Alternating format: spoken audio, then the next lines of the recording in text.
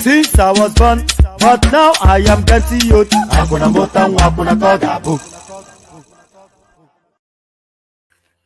Would you believe that the music stopping still catches me off guard? So good day to you. Good to have you here and good to be in your company. So exciting times.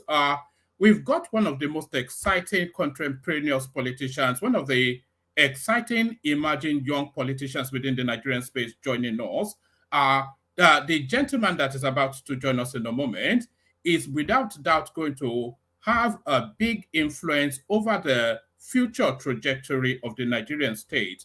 So these are one of the main actors that are going to shape the future of that country. So Segun Showunmi, of course, needs no introduction to anybody that calls himself a Nigerian. So he has now taken time off his busy schedule to come and spend time with us. So with delight, I'm going to bring on our guest, and then the conversation kicks on. Let me just bring him on, so you meet him. So here he is. Good to have you here. Good to see you. And thank you for doing this as well. I know you're extremely busy, of course, and I know it's late in the night wherever you are. So it's a real effort for you to join us. So I appreciate that. Yeah, good evening. How are you? It's nice to be here. Thank you for having me. It's great. So yes, I asked Otumba Showunmi, and he obliged to come on. So he is on now. So for the benefit of people who may not know the backdrop of your history, you studied political science at UNILAG, I believe, and then you Actual science, actually. Is it actual science? You are listed as political science all over social media. Don't mind them. It's actual science. All right. But you contended for the Ogun State governorship this last cycle of election, and by my reckoning, you were cheated. I did. By my reckoning, you were cheated. Yes, I did. Yes, I did. Yes, I did. So that's brilliant. And of course, as I've been telling people listening over the course of however long I've been telling them you're coming on, you are the bookmaker's favorite to emerge as the next chairman of the PDP. Yeah, I believe so. I truly believe so. It'll be difficult for someone else to beat me now. All right, we're going to get into that in more details. But there is something going on in Nigeria at the moment. So I'm going to play you a clip, and then I'll invite your response to it. So this person here on this clip is the everyday Nigerian. If you ever want to know who a Nigerian is, it is this lady. And this is what she has to say to the system. Watch this. Excellency, ibi ni bàbá ìjókòó sí tó sọ pé ẹ máa tẹ APC, ẹ máa tẹ APC, ẹ máa tẹ APC. It's one in the town. Excellency, ó ti ṣẹlẹ̀ báyìí. Tá mọ̀ pé Ọlọ́run àtúnṣìírí wọn. Ṣé mọ̀ pé àwọn tó ti kú, wọ́n ti tún kú báyìí. Ẹ wo gbogbo àwọn ọba Ìkọ̀lé local government tó jókòó. Ìgbà tó bá ti pa àwọn ọba, kí ni ti àwa ìpẹ́? Excellency, àwọn bòróró wọn ò tiẹ̀ já gbádùn bí. Ìpakúpa ló pa àwọn èèyàn wa. Bó dẹ̀ mọ́ ká ṣeé ṣe fún yín lórúkọ Jésù o. Ẹ wá báyìí a dúpẹ́ lọ́wọ́ yín. Ẹ má fi wá lẹ̀. Ọlọ́run ò ní fi yín lẹ̀. Ibi tí bàbá ìbáṣẹ́ dé. So, of course, the incident at Ekiti State, but tragic as it is, it's not unique or peculiar. It's a daily occurrence. It's only really because our two monarchs were killed in this instance that it was spiked up. So what's your take first on what is going on in Ekiti State and the seeming escalating security situation in the country and the alarm from the populace that the governance does not seem to have any grip of this? Well, thank you very much. I put a comment out there on this matter, and I have been speaking to some of the issues that are tangentially related to it for some time. And what I was saying today was that, one, any group of people that deviantly kidnap and assassinate Yoruba Obas must be doing so somewhat out of spite, because the paraphernalia of dressing of a king will have indicated that this is not that he's a king. And yes, I understand the challenges of the country with insecurity, but for you to be happy to kill two Yoruba kings, then it must be considered that they are premeditated, they are deliberate, and they are done to provoke the type of reaction that is dangerous for the country. For a very, very long time, I've always insisted that stop calling it by tribal names. Yes, there may be suspicion as to the preponderance of the tribe, of the people, but that for the benefit of the country and to safeguard our country from crisis, it's best to call it Marudas as against calling it the name of a tribe. And I've also insisted that a crime is a crime. If they commit a crime of murder, just mention their name or say some Marudas have committed a crime of murder. I feel very strongly that the ethnic coloration and ethnic identification of crime can lead to a situation in the country where you will deliver a fait accompli, in the sense that people will now start to see members of a particular tribe as a fait, as they stereotype them, they can gaslight them, and they can leave them open to violence. And when people start to attack a tribe, after some time, members of those tribes too may feel that they are under obligation either to protect themselves or what have you. And so I try to say, let's just save ourselves the need to begin to deal with tribal conflict. Rather, we should just call it criminality. Because I'm not sure there's anywhere members of any tribe, be they Yoruba, Hausa, Igbo, Fulani, whatever, come together to sit down and say the objective of our involvement or our relationship going forward is to be killing people. So I feel when people kill or do all of this criminality, they are doing it in their personal name, and that it is not good for us to call it by the name of tribe. That is the first one. The second one is that I've also been saying for some time that policing is at the height of solving, in criminalities and all these kinds of issues. And I've said that other countries in the world like Europe, America, Asia, and all that, when there's a crisis in the society, the first responders that get to the location are mostly the police or law enforcement agency. Why is it that in the case of Nigeria, it appears as if law enforcement agency have even lost all their goodwill, respect that people have for them, and as such, it is beginning to look like we are in serious trouble. The Northeast is not safe because of Boko Haram and what have you. The Northwest is not so safe because of related issues. The North Central is not safe because of farmer header crisis. And the Southwest, which was relatively safe before, is now the zone that people are now kidnapping children and killing kings. And I said in the write-up that, look, Mr. President, your primary responsibilities is securing the lives and properties of Nigerians. You can't continue this way. And I try to generally, without being too political, to set an agenda in such a way that what needs to be said will be said. But even at that, is tomorrow. That's my view on that very first one that you asked. All right. If I can hold you to that space for a moment, you said that it struck you as deliberate and orchestrated, and a lot of people, they chime with that sort of narrative. Some people actually are of the view that this is somewhat it has the echoes of how insurgency was used to frustrate the Goodluck Jonathan administration. So do you buy into that narrative? Do you think this is a politically motivated rinse and repeat of the template used under the Goodluck Jonathan to use insurgency in the absence of concrete evidence, we just must say that they are all conjectures and assumptions. And then we must also add that a situation has lasted for a long time, like insurgency and what have you, does not necessarily indict either the ruling party or the successor party of Bola Tinubu. Reason being that experience all over the world is that insurgencies are very difficult to quell.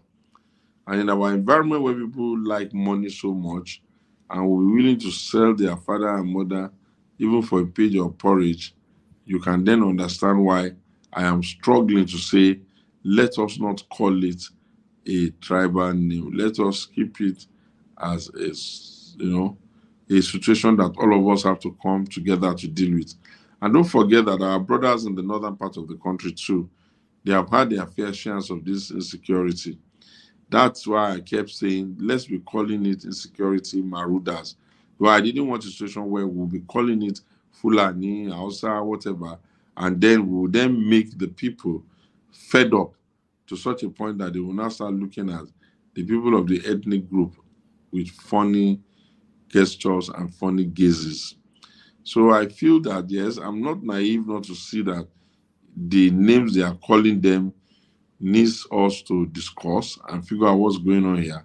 But I think that it is in the best interest of the country for us not to allow ourselves to get into a tribal, conflict or tribal reprisal attack. So I feel that by the grace of God, if we're able to recognize that we need better policing, a policing infrastructure that is filled of purpose, that does the work it needs to do, and is able to make everybody safe is what we all need. But to begin to cast aspersion to them now, given all what we know about policing the country, is, in my opinion, very premature, and it doesn't help the nation. All right. Let's take it then to your personal political journey. So, in the opening phase, of course, I hinted that you are the front runner for the PDP chairmanship. And by the way, there's a thing. When are you even going to have your neck, which you should have had at least 3 or 4? I think the last one was in 2019 or thereabout. But you are the front runner for the PDP chairmanship. And the only obstacle a lot of people feel you have to surmount is Bukola Saraki. But they say the only obstacle, Bukola Saraki, of course, a juggernaut within the Nigerian political space. So how are you going to navigate your opponent to sit on that seat? Well, I think that the issue of who can be chairman is a function of who has the best idea of what we need to do to prepare this party for the immediate future and even for the long term. And I think I'll be willing to debate Bukola Saraki on that. In any case, there are people who, when the cookie does not favor them, they are quick to jump ship and go to another party, which would then mean that we are trying to send another to check and see and make sure that the country and the party is given a reformed organization so that better quality people can have faith to come and contest and use the party platform. And we can have a movement of Nigerians to fall behind the party to try to charge. But with everything politics in Africa, especially Nigeria, if we do not work very hard and scream very hard and talk very hard, they are quick to always make it seem as if democracy is government of the rich and corrupt, for the rich and corrupt, by the rich and corrupt. And I feel that cannot be the way going forward. Also, I know him, and I know that he's a serious contestant of a presidential election. I don't expect that anybody will now say Bukola Saraki should manage the party so that we will now run the risk that in a few months' time, he will now come and say he wants to run president. That will mean that all the work of the people who are also saying, let us have a great country, let the conversation be good, let opposition be vibrant, let us would have been failed. Because, like I say often, almost like a broken record, the suffrage of democracy is that the political parties are the first safeguards. Because whatever the political party throw up by way of candidate, then the citizens are fit, accomplished, they are stuck with it because of this delicate nature of government and stabilization of nations.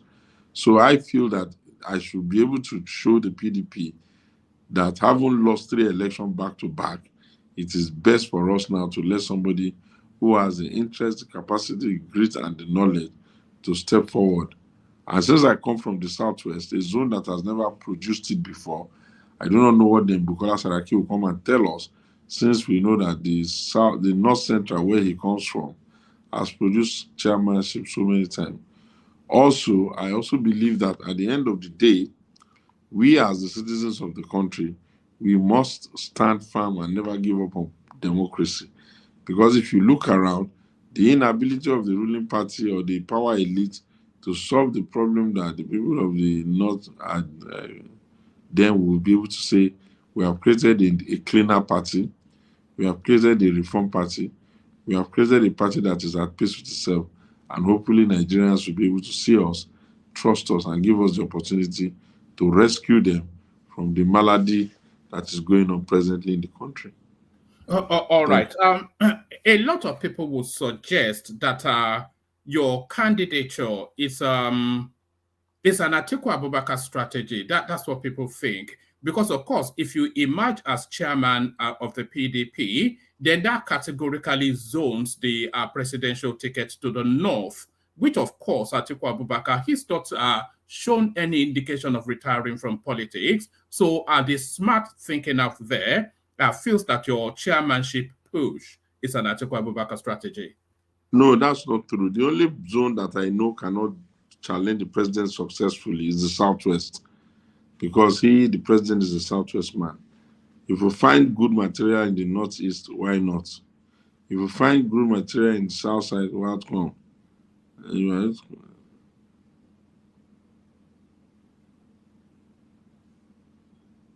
Oh, Anyway, long story short, I believe that if they allow us to engage the polity, we'll be able to determine for ourselves who is best to do it. And if you look at the energy I've been putting into this whole business, you will notice that I've been very vocal. I've been taking the fire to the opposition. I've been consulting, I've been going around, and a great number of our citizens want me. I've also even been doing things that are, human-like on behalf of the party. For instance, the party has not called its neck forever. Every effort to get them to call the neck has not yielded result. I've taken them to court at my cost and at my own energy to compel the court to say they must call the neck.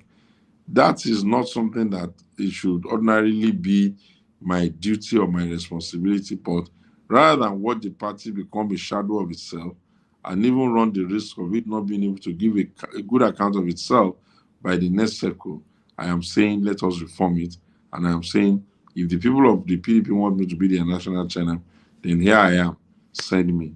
I've not seen anything that Bukola Saraki has done or said to indicate that he is even interested in the affairs of the party, how much more wanting to lead it. We have done it their way. It's now time for them to let us do it our own way. Thank you very much.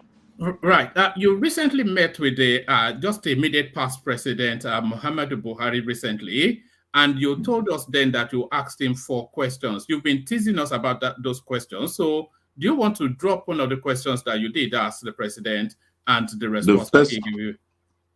No, the first question that I was asking him was that, sir, don't you think that we can't run a country where a section of our people, especially the Southeast, the Igbos, will be feeling so shortchanged without us coming together to find a solution to the problem? And I reminded him that when the June 12 happened and the Yorubas were also feeling shortchanged, everybody came together to help make that happen by getting Obasanjo. And that since the Igbos cannot win it on their own, maybe we might need to consider that and expand the space to make it happen. That's one.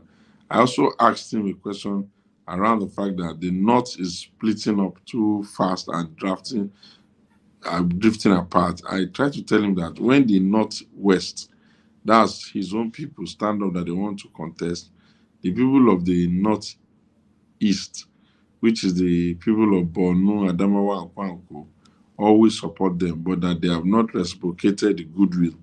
And I was trying to tell him that, do you think you want to wait until these people too now begin to say they are democratically opposed first to the North and then to the other country? The other question that I asked him, which was very germane in my opinion, was that I asked him that, look, sir, you have come in, you have gone out. Why is it that we are not able to solve the insurgency matter? Is there any reason why that has gone on and abated? These are the kinds of conversation and comment and questions I had for the former president. And luckily, I met him in good cheer. I met him at peace with himself. And I met a sage who is willing to carry the right path. So that's what I think. All right, brilliant. I'm going to bring on the panelists just so that they can put questions to you. I know you've had a long day, so we'll try not very to long day. Yes, I can tell that you've had a very long day. So we'll try not to hold you in situation for too long. But people have been looking for so long. They will shoot me if they don't get to speak with you. Let me bring them on. So condense your questions. Put it to Otumba Showunmi. And then let's just get as much as we can off before we let him go. So King Emeka joins us. Good to see you, Emeka. Bishop is here. Good to have you here, Bishop. Obina is here. Good to have you, Obina. Man of Prestige is here. Good to have you, Man of Prestige. World Peace is here. Good to have you, World Peace. Ekene joins us. Good to have you, Ekene. And Akin joins us. Kinzo, good to see you, Kinzo. and the star joins us. Good to see you, the star. So be concise. Put the questions directly to Otumba Showunmi. Don't labor it too much, just so we can get as many questions across to him. So unmute, introduce yourself, put your question to Otumba. Emekus, you're up first. Emeka. Yeah, good evening, Otumba. I greet you, sir. It's a pleasure to Good have evening. you on the show. My name is Emeka Munakwe. I stay in Canada, Ontario province, specifically. I do have a few questions, but first and foremost, right, I watched your recent interview with the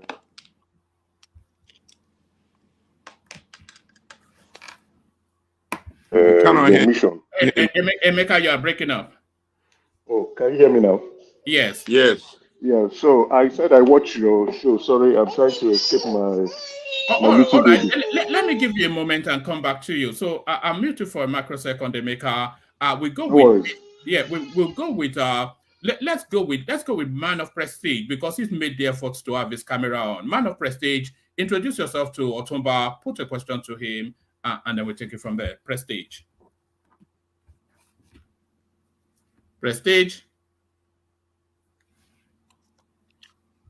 Yeah, good afternoon, Mr. Segun. Nice to see you on this platform. I'm based in Nigeria. I'm based in USA, California. It's an honor to have you. We are very grateful for you to appear on this great platform. With pleasure, we should speak to you in order to understand what's going on in Nigeria. Thank you very much for coming. Thank you. Do you have a question for him, Prestige?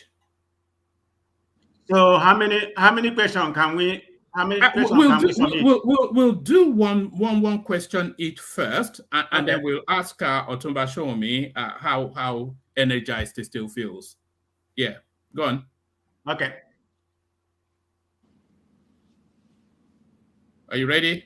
Yeah, I'm ready. Thank you. Yeah, Mr. Shegu. My first question is about what just the breaking news in Nigeria. I don't know if that emancipated yesterday or today. The news is that the EFCC is investigating some religious organization in Nigeria. They say they are the one behind it behind the terrorists and the money laundering. But my question is that why is the court? I don't know what kind of court, whether it's the Supreme Court or the Appellate Court, that is subjugating them. They don't want them to continue the investigation. Why are they doing that? And in reference to this, the question is too, why can't they wait until they conclude the investigation before they come out and tell us, so they can name names to accomplish what they are doing? Thank you very much. Well, the first thing I would say is that there's no reason why the law cannot take its course, and there's no reason why any judge will come and say people are putting him under pressure. Nigerian citizens are even under bigger pressure than any of the privileged ones. And therefore, on behalf of all of us, it is our prayer and desire that justice must be done, but also must be seen to be done. I think that once we're able to do that, we'll be good to go. It is not very easy to police a nation as large as Nigeria with a kind of population that is like ours, and also the type of border lines that we have. We have a lot of borders with some of these other West African countries, and some of them are not so easy to maintain. But long and short is that we are happy to offer opinion, but the fact remains that the courts has no excuse not to be able to do justice. If it is, there's no excuse. There's no excuse. And I believe that it is, I hope it is not the corruption that is endemic in our country that has also slipped to those areas where we are now beginning to see that no arm of government, no personality in government is considered fair enough, worth enough, and more enough to that. That's what I think on that. All right, Emeka, you're ready for us now, Emeka. I'm ready. My apologies, Otumba, for that slight or short interruption. Okay, I have two questions, but I'll collapse them into one. Currently, we've seen, or there have been two factions of the PDP, a faction that is loyal to Wike and another faction that is loyal to Atiku. At this moment, we do not understand that the political structure of the PDP, and so my question is, who is the current leader? I'm not talking about the chairman, but who is the current leader of the PDP, and why has the PDP not fulfilling its opposition role? Because we've seen PDP governors rushing to salute and show camaraderie with the president, and expressing their pleasure, as well as their affinity to the current president of the country. Then my second question, sorry about that. What advice would you give to young politicians who are trying to enter into the political environment of Nigeria, and how can they accelerate their career to the very top, just like what you are doing, sir? Okay, thank you very much. Let me start with the second one first. For you to belong to a political party, you need to join. Once you join, you need to reach out to people and play active role where you have joined. For people that have even been exposed, like your good self, you'll be astonished that once you go and join a political party, the PDP, for example, you'll be astonished on how quickly the people at the lower rung of the ladder will rely on you to solve a lot of their problem. So there's no quick fix to it. It's just go back and join. Join to such a point that the people are saying, okay, come and sit down. That's that. In terms of the governors that are not providing opposition duty, I've complained about it a lot on the inside. But we have to know that purity is not the same thing as pragmatism. If you are doing purity, you may have yourself to blame. But I think for some reason or the other, they all convince themselves that the president will interfere in the Supreme Court case or cases. And because they didn't want that, they felt that the best thing they could do is this.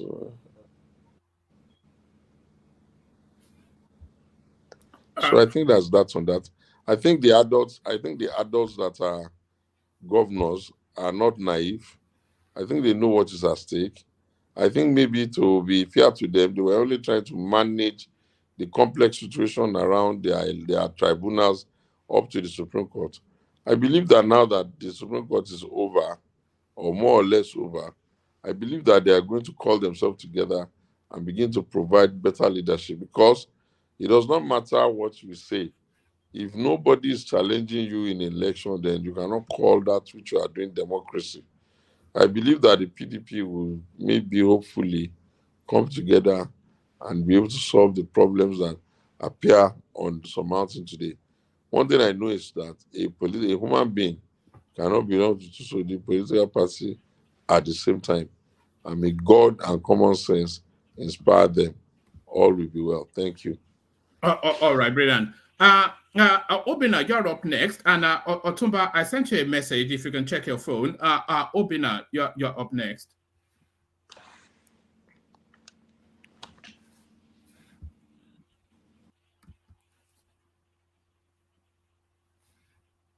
Can you hear me? Good day.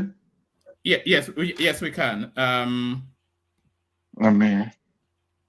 Yeah, we can hear you, Obina. All right. Thank you so much. And Otumba, good evening. Thank you. Thank you for all the awesome job you've been doing. This is Obina. We don't have him for a moment. I think he's actually using his phone to connect with us. Okay. So I sent him a message. I think it's just checking it. Okay. But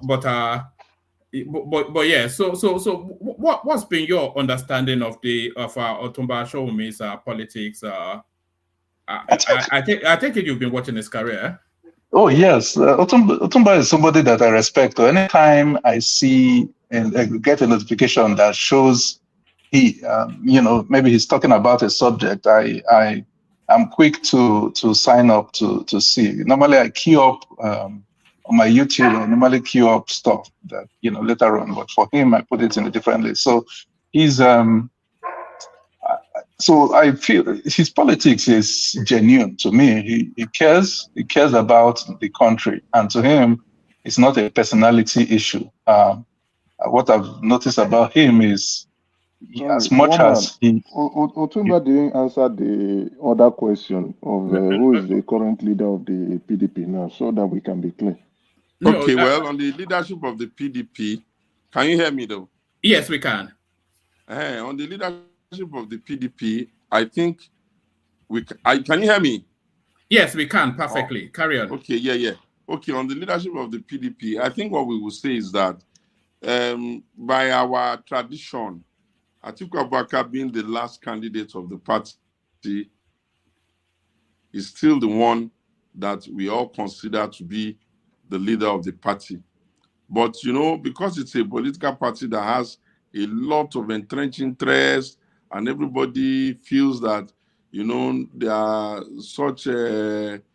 so big that no one can, you know, tell them this is the way or that is the way. We have the NWC as a strategic organ that has the work of being also in charge. All of that makes it easy for us to say, yes,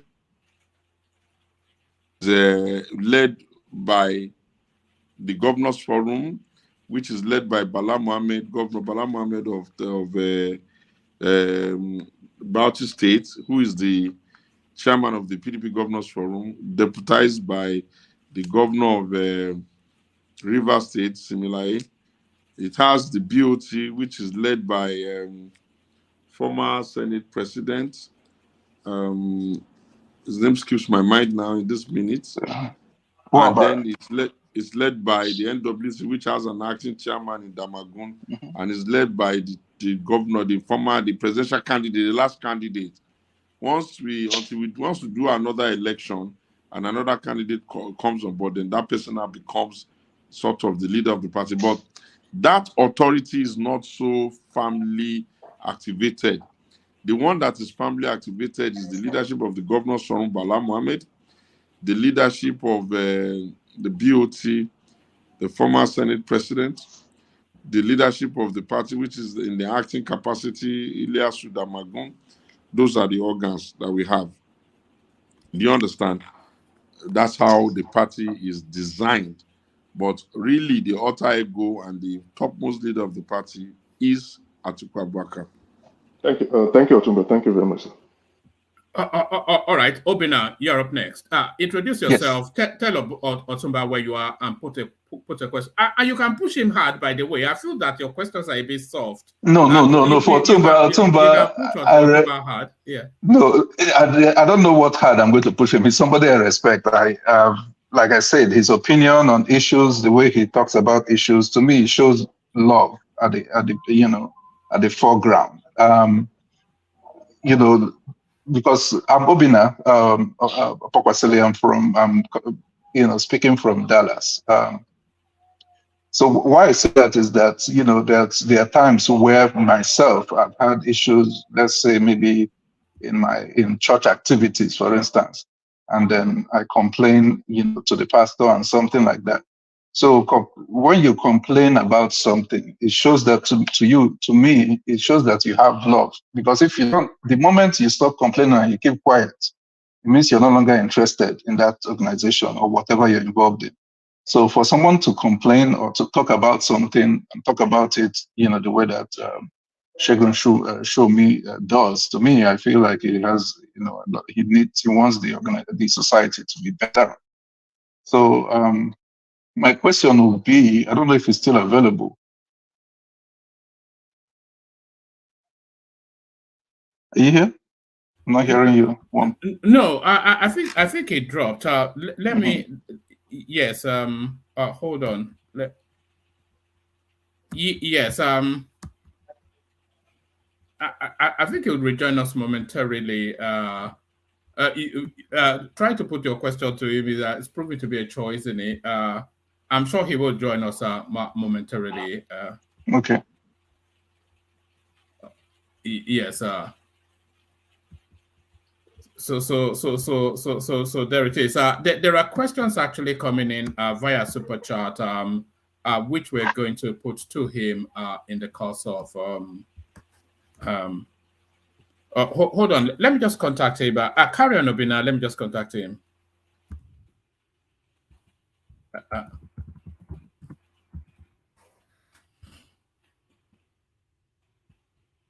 Oh, yes, it's back with us. Yes, sorry. Obinas, you Forgive the were. fact that, you guys have to Okay. understand that I'm in Nigeria and signals can be somehow, right? Yes. That's Forgive fine. me, but please do not hesitate. I've taken time to answer these questions.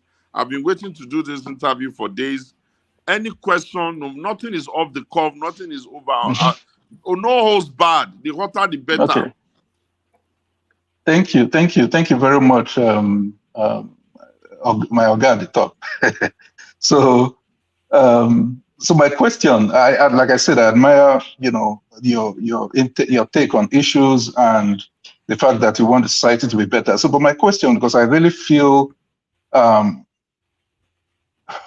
I don't know what I would say. Like I was looking forward to the 2023 elections because the reason was it's different from every other election that I've held, and maybe people were marrying it with what happened during the Shagari time, first coming, and I wasn't there then, and this is one time I wanted to experience it, but it turned out the way it turned out, and to me, I don't feel like it was the right results that came out.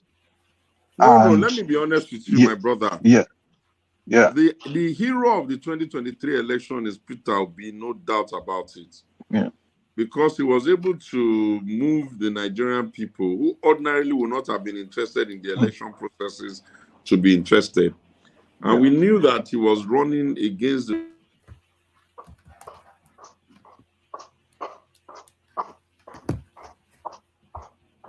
all right. Give a good account of him. I think it's bad. I'm here. He gave a very, very good account of himself. He was able to get now 6.2 million votes and all that. What marred the 2023 election is just that INEC had given all of us the impression that we're going to have a magical opinion, experience, beg your pardon, where we would have been seeing the result from the polling unit straight to the server, and that everybody would have been able to observe it from the comfort of their homes. And for some reason or the other, everybody was looking forward to that particular event. And because it did not happen, it brought a lot of issues to the integrity of the process. Also, the fact that the people that seem to be supporters of Peter Obi were mostly gaslighted and attacked and all that. So the shenanigan there, occasioned by human error and politics, was there. And on the part of the PDP, we were bogged down by internal acrimonies and fighting the Wiki and the G5 versus the establishment. That was the challenge we had to deal with. But, politics is not a pretty conversation. It's quite noisy and it's quite problematic. But the only way going forward we can ensure that the wishes of the Nigerian people are really respected is via turnout. The turnout was too low. Once the people don't turn out the way they're supposed to turn out, then the room for manipulation and shenanigans is always very high. But if we are we blaming the turnout? Are we blaming the turnout on the government? No, it's not. So I wanted to. Yeah, there are a lot of things he mentioned from there. Number, I know. Yes, the way the election went. But my issue is, no matter how much we amend, how do we make sure that INEC does the right thing? Because I remember I saw Dino Malaya complain a bit about this. This man kept on promising that he will review it, but he never did. Now we go out of the election. I remember governors like Oshomole, what's his name from Ekiti, and most of the governors under APC came in through the courts. So what's going on with our court system now that, okay, if the election is wrong, we go to another place that is also wrong? Like, it looks like everything is breaking down. With due respect. Yeah. See, let us be careful that we do not carry our expectation to be the whole truth and the gospel truth. Election petitions are very difficult to prove. One, the time allocated for you to call witnesses is so small. And two, the umpire, which is INEC, usually comes to court supporting whom they have declared. You understand? I So understand, yes, perhaps they will because they tell us are, that they'll tell us they'll be neutral before we go to election. But once we do an yeah, election and they support and when they declare a result, instead of them to come to the court as neutral parties, they come to court as though they are to defend what they've done. That yeah, affects it. Then, if you look at the way the 2022 Electoral Act as amended is written, it was a brand new act. Some of mhm, the things that would have given us judgments in the former time via technicalities and all that, you know what I mean? Those yes, things were no longer there. For instance, what constitutes a pre-election issue before now no longer constitutes a pre-election issue. Do you understand? Because of the doctrine of medus inter yeah, lopa. Do you understand? And so it means that yeah, even if you know that yes, in another party they didn't do primaries, formally that kind of thing can be the basis for that conversation. But by the new electoral act, they have said you cannot come out of your party and be prognosing into the affairs of another party. That's that. The other issue that could have been very strong is the issue of maybe they didn't comply with the guidelines.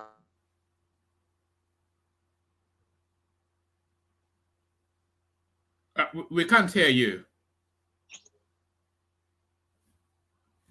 We can't hear you. Otoba Showunmi, we can't hear you.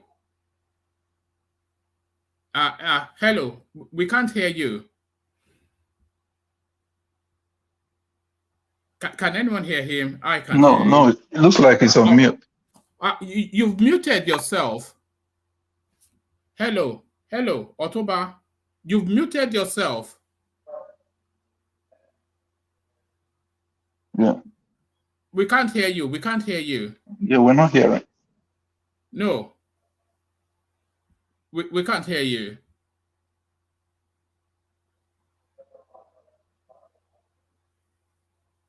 Did you mute yourself?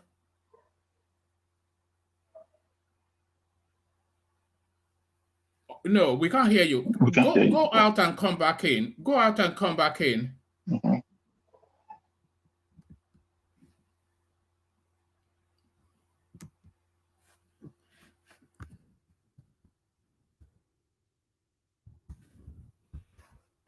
All right. Check your phone. Okay, there it is. It's going very well, isn't it? All right.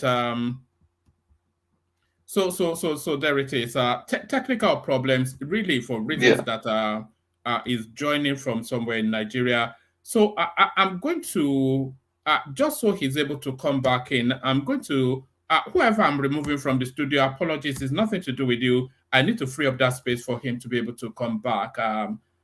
So we are waiting our guests to reconnect. Yes. I almost certainly I'll have to get him to commit to coming back again. One man, how are you? Yeah, I'm good. You have to kick the people in the background to out. He can't come in. No, is out. Is it now? I had to Can you Is remove it hear him. now? me now? Can you hear me? We can hear you now. You were probably giving us your Yeah. best speech so far, but yeah. No, forgive me. It's signal now. You know how Nigeria be now. Now, so like I was saying, the law says that INEC has discretionary powers when it comes to how it's going to transmit results. And since that was expressly written in the Electoral Act, there was no way we could now compel them to do something that they were not compelled to do. Then, in the issue of the case we took to America, the challenge with that is that we were a little bit late in bringing it up. The case had already been done at the tribunal level, and we were taking it to the Supreme Court. And the Supreme Court is not a court that can, in the strictest of sense, take in new evidence. Because if they were to take in new evidence, are they going to start the trial all over again? So there was a little bit of complication. What made it so difficult for people to accept is that for the first time, we were Peter Obi's effort made young people and people who hitherto will not take too much interest in the election to become interested. And because they were young, they were energetic, sometimes a bit naive, they put a lot of energy behind it. But you know, when you go to court, you must have to know that the case must be proven beyond reasonable doubt. And unfortunately, on this particular occasion, they claim we could not, all of us, both Obi and PDP, could not prove it. Now, when I reviewed everything comprehensively, I came to the conclusion that the only way to beat them, whether INEC is serious or not, whether the judiciary is serious or not, is to make sure that the voter turnout is so overwhelming, just the same way they were able to beat us in 2015 with Jonathan. There is a way voter turnout will be so compelling, overbearing, that you won't even be able to rig. You can only rig where you are popular. Then also, there is a way you would also turn up that, in fact, it will be like a tsunami.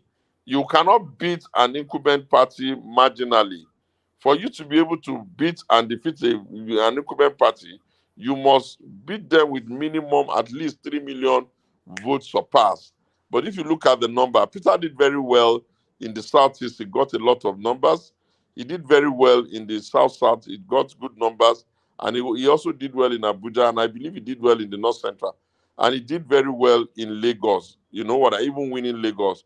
So I feel that if we stick to it, and we review that election is not just, you can't win election from one zone.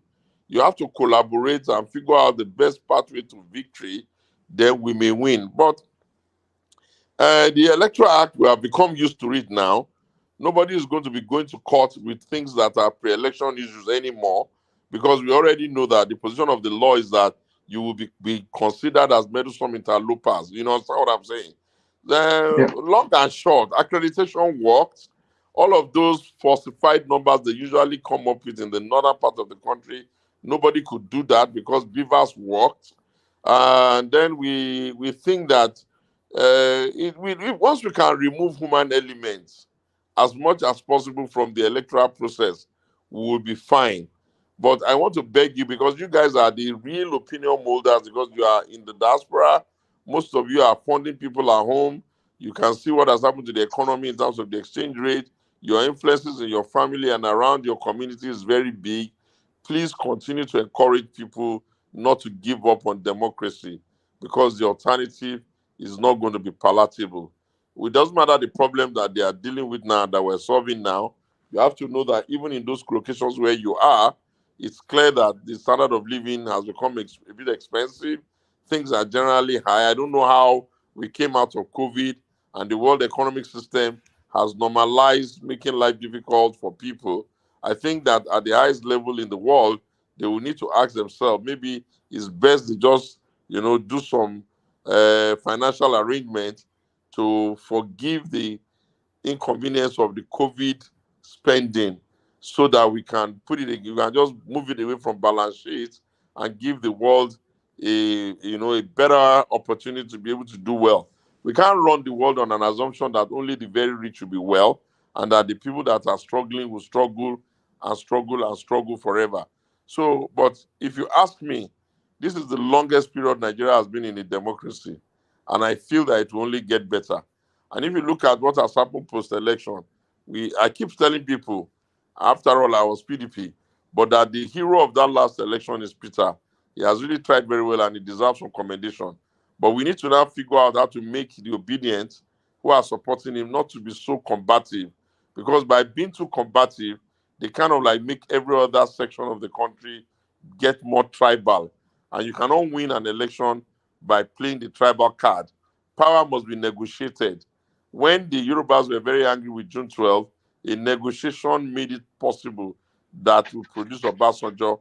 And I feel that we're closer to getting a negotiation that will produce a president of Southeastern origin. But we need the help of everybody. And those of you that have big voices, you can have what you call dissent, which means you can disagree without necessarily being too toxic. Because when you are toxic and you abuse stakeholders in other people's places, you never know how it affects or how it offends their own citizen. People from other locations too should not do the same to you. We generally need to lower the temperature so that we can give our country its best chance. And the only way we can do that is democracy. In a democracy, at least we know when we are going to be called upon to come and vote out the person or do a referendum on him. But if we don't manage ourselves well and we don't manage the generality of the citizens and our diversity very well, what are we going to do with our country? The world is a big place, but I don't think there's any country in the world that can accommodate 220 million Nigerians if we destabilize our country.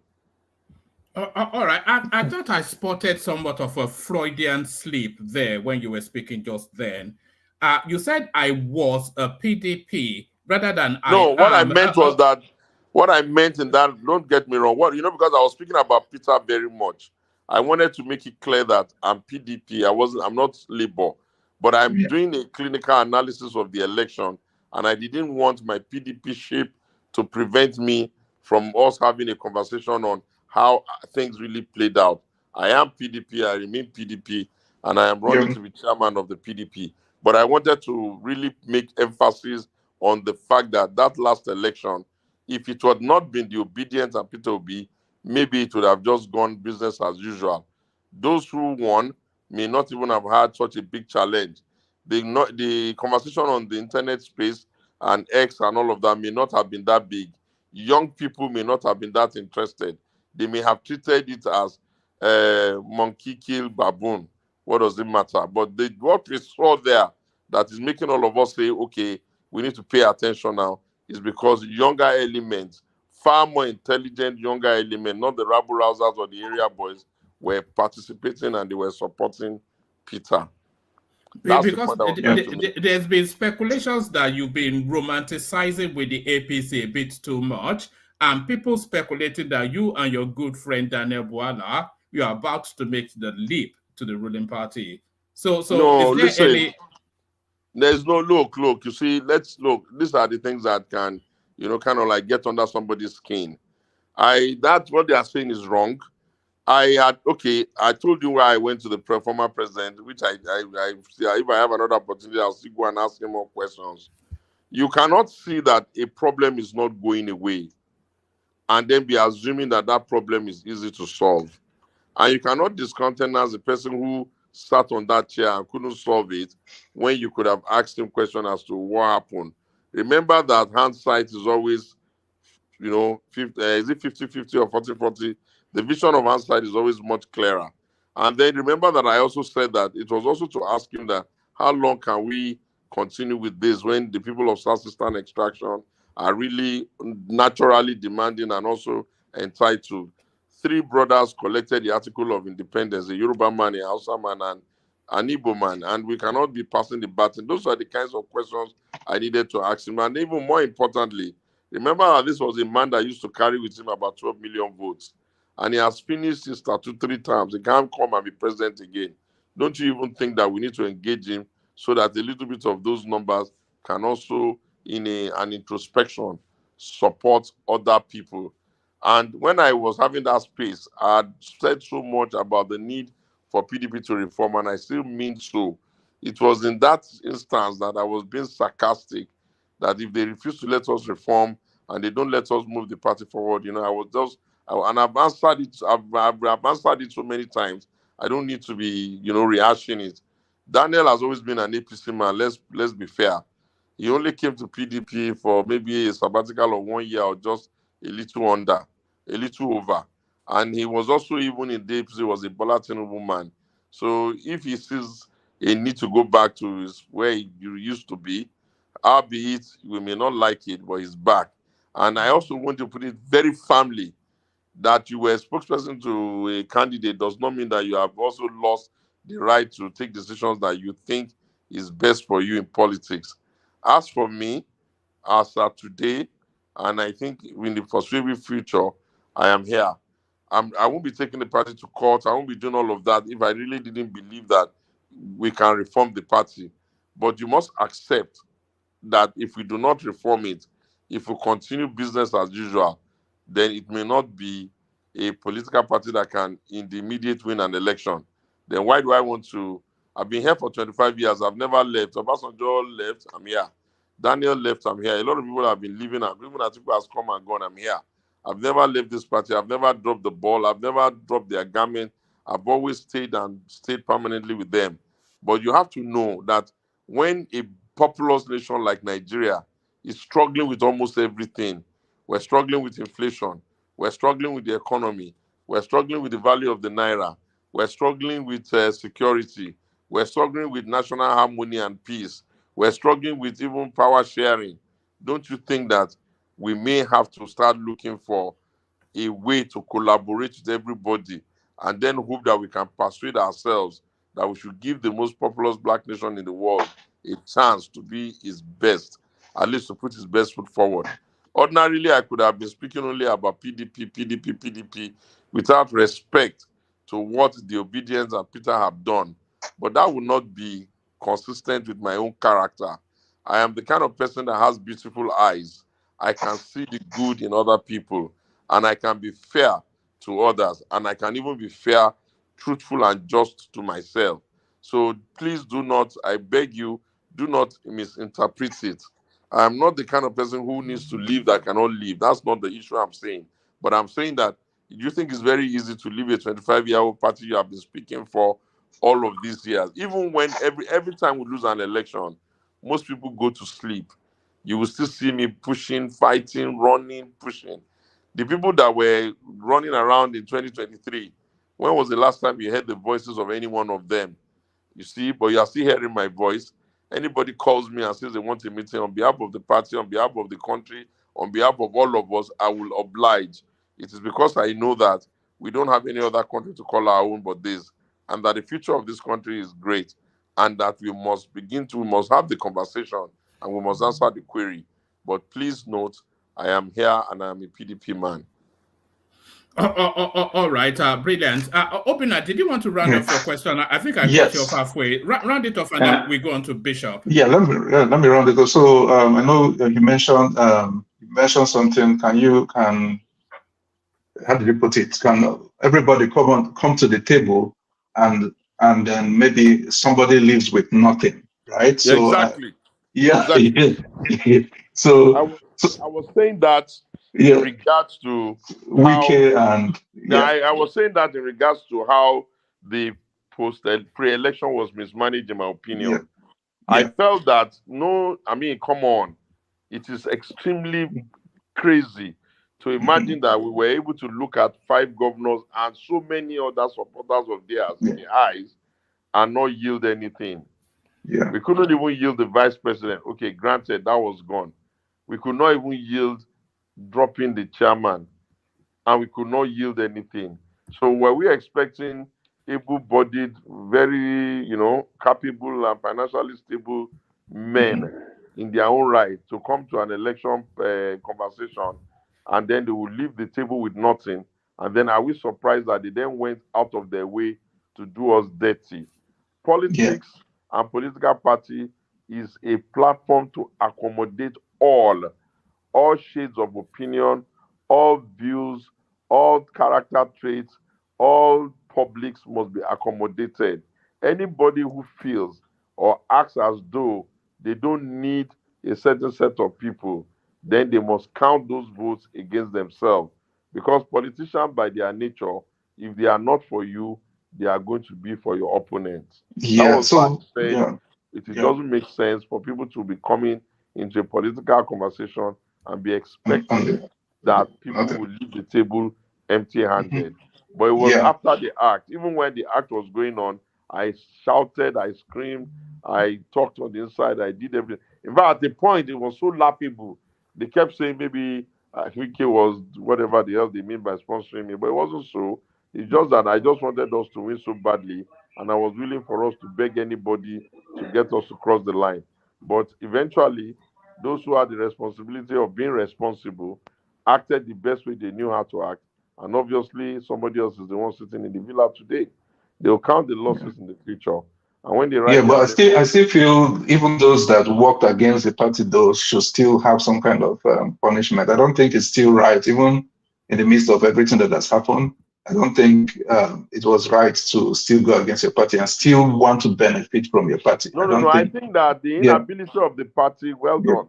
Thank you very much for that. I think that the inability of the party to instill discipline and to say a line will not be crossed by the party is part of the reason why I'm taking the NWC and the party to court, because I feel that we must ensure that for the stability of a political party must run according to its own laws that it has self, given itself, the Electoral Act and the Constitution, and that they must, of a necessity, understand that politics is now too serious to be left only in the hands of politicians.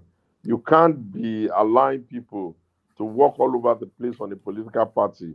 No consequence, no reprimand, no discipline, no suspension, no expulsion, not even a letter of admonition. I don't believe that that's how to run a political party. Nobody can be in two continents at the same time. You can't be in London and be in Nigeria, one leg in, how are you going to do it? You can't even be in Nigeria and Benin Republic at the same time. You will have to choose. You can't serve two masters at the same time. You will have to choose. But for you to be able to do that, the instrument to do it is not with me.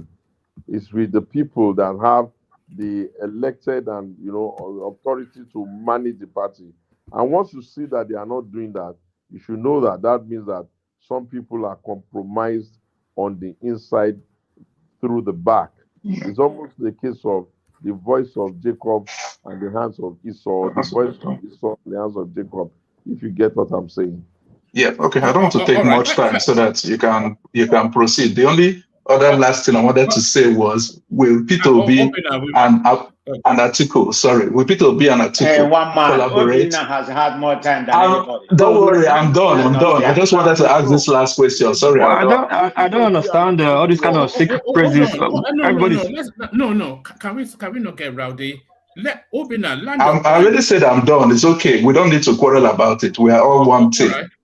That's fine. Yeah. Obina, people are pushing back, so let me push you. That's fine. Let me say this. We go on to Bishop, but can as many people as can have their cameras on have it on? It'll be nice for Otumba to be able to actually see who is speaking with. I'm not going to compel it, but if you can have your camera, please have it on. Bishop, my own camera is on, and yes, you can see Otumba now, so he wants to see you. So Bishop, you're up next. Yeah, can you hear me? We can. Carry on. Yeah. Where is Bishop? Say that again. I'm trying to look for your face now. Yes, it wants you to have your camera on. Yeah, unfortunately, I cannot. I'm at work. All right, Bishop, just ask the question, though. Okay, yes, I will. Thank you very much. Thank you so very much. Good evening. Today, I'm Bishop. Somewhere in the diaspora. Always. I cannot hear you. Okay. They say I'm Bishop. Somewhere in the diaspora, always on the move. But I'm an man. Oh, very good, Bishop. Very good. Thank you so very much. So I was going to ask your assessment. Thank you very much for coming on, Segun Showunmi. We're very glad to have you. I was going to ask earlier on what's your objective assessment of the election. But basically, you've dealt with that extensively. Except that you were just short of saying that the exit of Peter Obi majorly gave the victory to APC. And if they have been able to manage that front, both with Peter Obi and the wicked crew, probably will be talking a different thing now. So basically, the election was clear enough, except that the internal ranking were not well managed in the PDP, and that gave victory away. But you just said that you just keep the ball. But the next question I was going to ask, I was going to put to you today. Living politics and election after the general elections, and coming around, rallying around to see how we can build a nation that we all be proud of.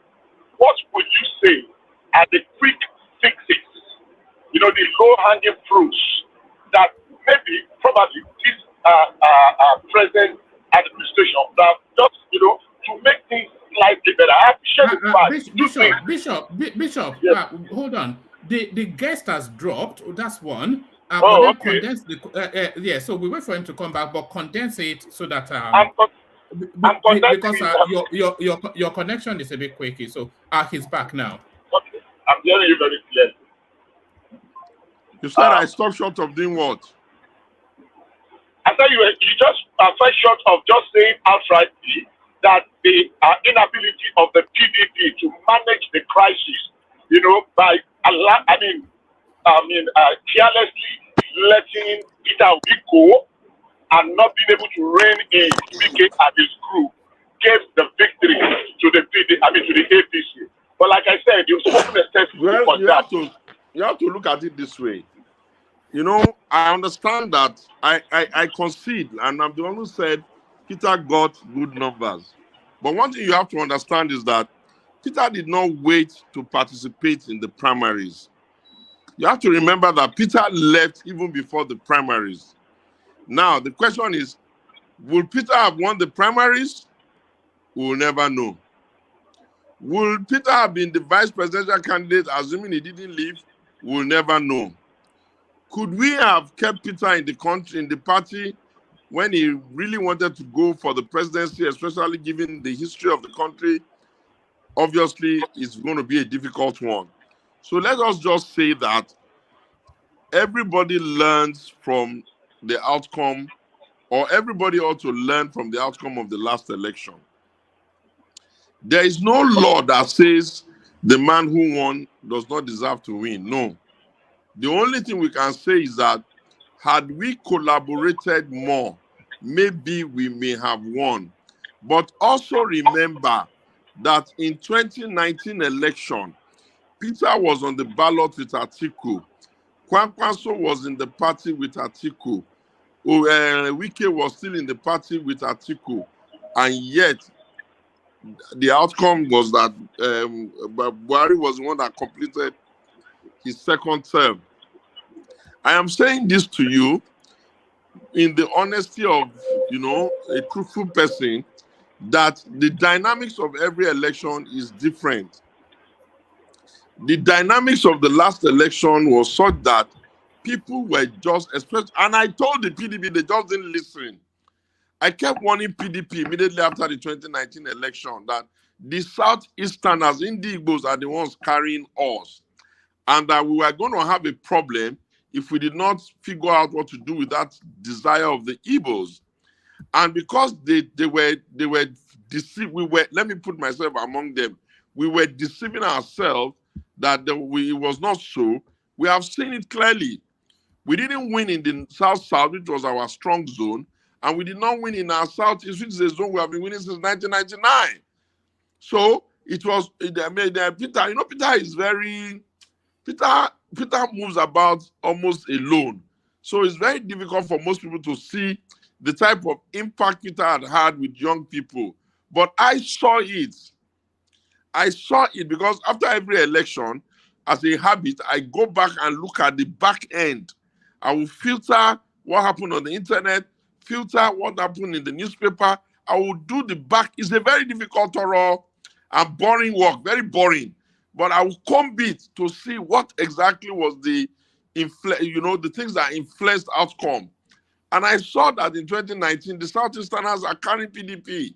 And I screamed it, but they didn't listen. And when they said they wanted to go south in Nigeria, I knew that we cannot say the Southwest is the one that is crying. Didn't we give Obasanjo? We could not say the South-South is crying. Didn't we give Jonathan? And I was on television. I was on Arise after they did the Asaba Accord. And I was very clear. I said, gentlemen, the only burden PDP has in the South is Southeast. And I still maintain it. The only burden the PDP has in the South is Southeast. In the northern area, we have a burden of the North Central now. We have given Northwest tickets, Yaradua. We have given Northeast tickets, Atiku, but we have never given North Central. So if we are talking about just strictly looking at where haven't we placed the ticket, the PDP will say it has never given ticket to the Southeast, who has been giving them numbers, and the North Central does not have that power because they have always been a swing state. Do you understand? But there are many things that determine how election goes. So I would just say that we tried the 2019 election with everybody on board and we did not win. 2023 has gone the way it has gone. We have seen all the marginal numbers we got. You'll be shocked. Some of the people that voted for Peter Obi may not have voted for PDP, even if Peter did not leave. Some of the people that voted, you know what I'm saying? The circles may not exactly be perfectly consumed by each other. There may be some intersection, I'm not arguing, but there may also be some dramatically opposed people. Elections are not 1+1 like that. We can plan for the future now that we can no longer ignore Peter Obi's strength. But Peter too must understand you cannot win an election if you do not have the platform that can make sure that you have agents in all the 186,000 polling units in the country. And that the PDP will always be a party. I mean, they have more governors than you. They have more senators than you. They have more reps than you. The people that are in Obidients, don't make it hard for Peter to take a pragmatic decision. A pragmatic decision for Peter must also include, but not necessarily be limited to, the idea that he may come to PDP. Remember how I said it? It must include, but not be limited to. But most importantly, if it is the desire to make Peter president and get the president of Southeastern Extraction, then collaboration must happen. We must have to beg the supporters of Peter on the internet, be less angry, have dissent, put positions on the table without this, we no go agree, and it doesn't help, because tribalism, religious sentiments are some of the things that influences how people behave on election day. And there's also the temporary loyalty purchase, which is the money that the electorates are selling their votes for. Do you understand? So that's that. And Atiku can win for us too, because there's always large numbers in the north anyway. But the question is, can we go back in 2027 with the team we went back in 2019 with, which is now going to be far bigger, far better, and far more determined, which is that, can we combine Atiku and Peter Obi, or are we combining Atiku with somebody else, or are we combining Peter Obi with somebody else? But above all, I think what we should be looking for, even before we look for the candidates, is that we should first of all build the vehicle that will carry us. When we have built the vehicle, the person that can naturally own that vehicle will emerge. But if we start this 2027 effort from looking for the candidate, we may fail, because we are dealing with people who are not by any means small level politicians. They have enough assets of their own. The media infrastructure they have is quite humongous. The number of governors they have is respectable. The number of senators and reps they have is quite also respectable. We may think that their numbers are going to dip so much, but sometimes you will just see that people will just say, let him go and finish his tenure and let us go and move the power to the north. So we must be very careful, we must be very moderate, and we must be willing to accommodate ourselves. That's what I will say on that. All right, Joel of Nashville, you're up next. But before we come to you, Joel, let me ask you a snapshot question. One man, what do you mean? One man, I've not asked my question. I thought you what had. No, I have not. Okay, carry on. Good. So I said, unfortunately, you did not hear that, but that was when your line dropped off. So my question is this: away from politics and election or electioneering, now to governance. What do you think, or what would you see as the low-hanging fruit? And I like two statements you made earlier on about how the world is in kind of a throes now, a kind of a fix economically, and cost of living, which is a global thing. And that's a fact. That's a very strong fact. And I also commend your first statement when you came in the address of the killing of the monarch. So what are the low-hanging fruits that can move us away from election and politics into governance, when all hands will come on deck to do the needful? Because the level, the toxicity, yes, I think that exists. Bishop, I think is ready to take on the question. I'll land the question. Bishop, yes. Let me start by saying that one of the greatest mistakes of the man that is in charge, Mr. Ashwad Bola Ahmed Tinubu, was that he started formulating his cabinet in a skewed manner. You see, this country that we call Nigeria has about 256 languages. That means that there are the number of ethnic groups we have here. When you are forming government, when the world is the way the world is, you need to form that government in a manner that is balanced. It is done by happenstance. We created the federal character. The whole essence of federal character is that at every point in time, the directing principle of politics and governance in our country must include everybody. So what would have been a low-hanging fruit for him was to have gone out of his way to make sure that he balanced the cabinet. But if you look at it and you are fair, the cabinet is quite skewed in the direction of his own tribe. And that then meant that other people started feeling everything he does now, instead of them to give it a chance that maybe they are reformative effort, they are looking at it from the angle of some kind of urbanization or whatever they call it. That's that. Now, where we are now, what I think he needs to do is that he needs to truly go out of his way to get other people, like a cross-party people to come and support and bring their own ideas. And more importantly, he needs to invest very heavily in a reimaging and a reorientation of the country. A nation is as good or as successful or as productive as the citizens are willing to give their country a chance. The number of times you just go all over the news media, internet, whatever, and you see the way Nigerians are just the ones that are lashing out at their country, wishing their country bad, so angry with the system, does not engender anything great. People who are supposed to visit our country and participate in our country, they cannot be hearing from our own mouth that our country is useless, our country is this, our country is that. For us to be able to do that, you need a comprehensive reimaging. That means remarketing of the country to the citizens and to the world, and a reorientation. That means you are going to come up with the process of trying to make sure there are serious attitudinal change, and you have to be a country of consequence. People cannot be waking up every day, be hearing that this one stole billion, that one stole trillion, that one stole brilliant, and nothing is happening. People must know that when you are not doing well for the country has the character, the ability, and the resolve to be able to punish you according to the laws of the land. We need to fix this criminality that is now being called insurgency. I cannot imagine that in this our own short lifetime, we are witnessing in Nigeria where fellow Nigerians are now the one who are now beginning to, kill themselves, kidnap themselves, and even convert kidnapping into a business.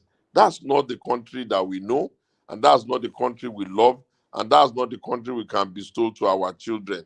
So I believe that all of these things are the things we must call our low-hanging fruit.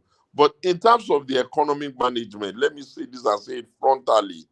We cannot be running Nigeria on an assumption of PPP alone, giving the impression that all these neoliberal policies that is looking to give us GDP numbers and tell us that somebody at Aliko Dangote has made X amount billion and all that, when the mass of our people are not able to participate in the economic process.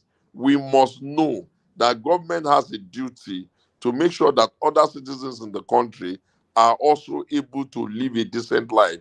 And to do that, government must normalize budgeting for the poor. We must budget by asking ourselves, what would the poor eat? Where would the poor live? What would the poor work? Where would the poor use for his health? When we begin to think in that direction, you will see that our investment will be going to sustainable development goals.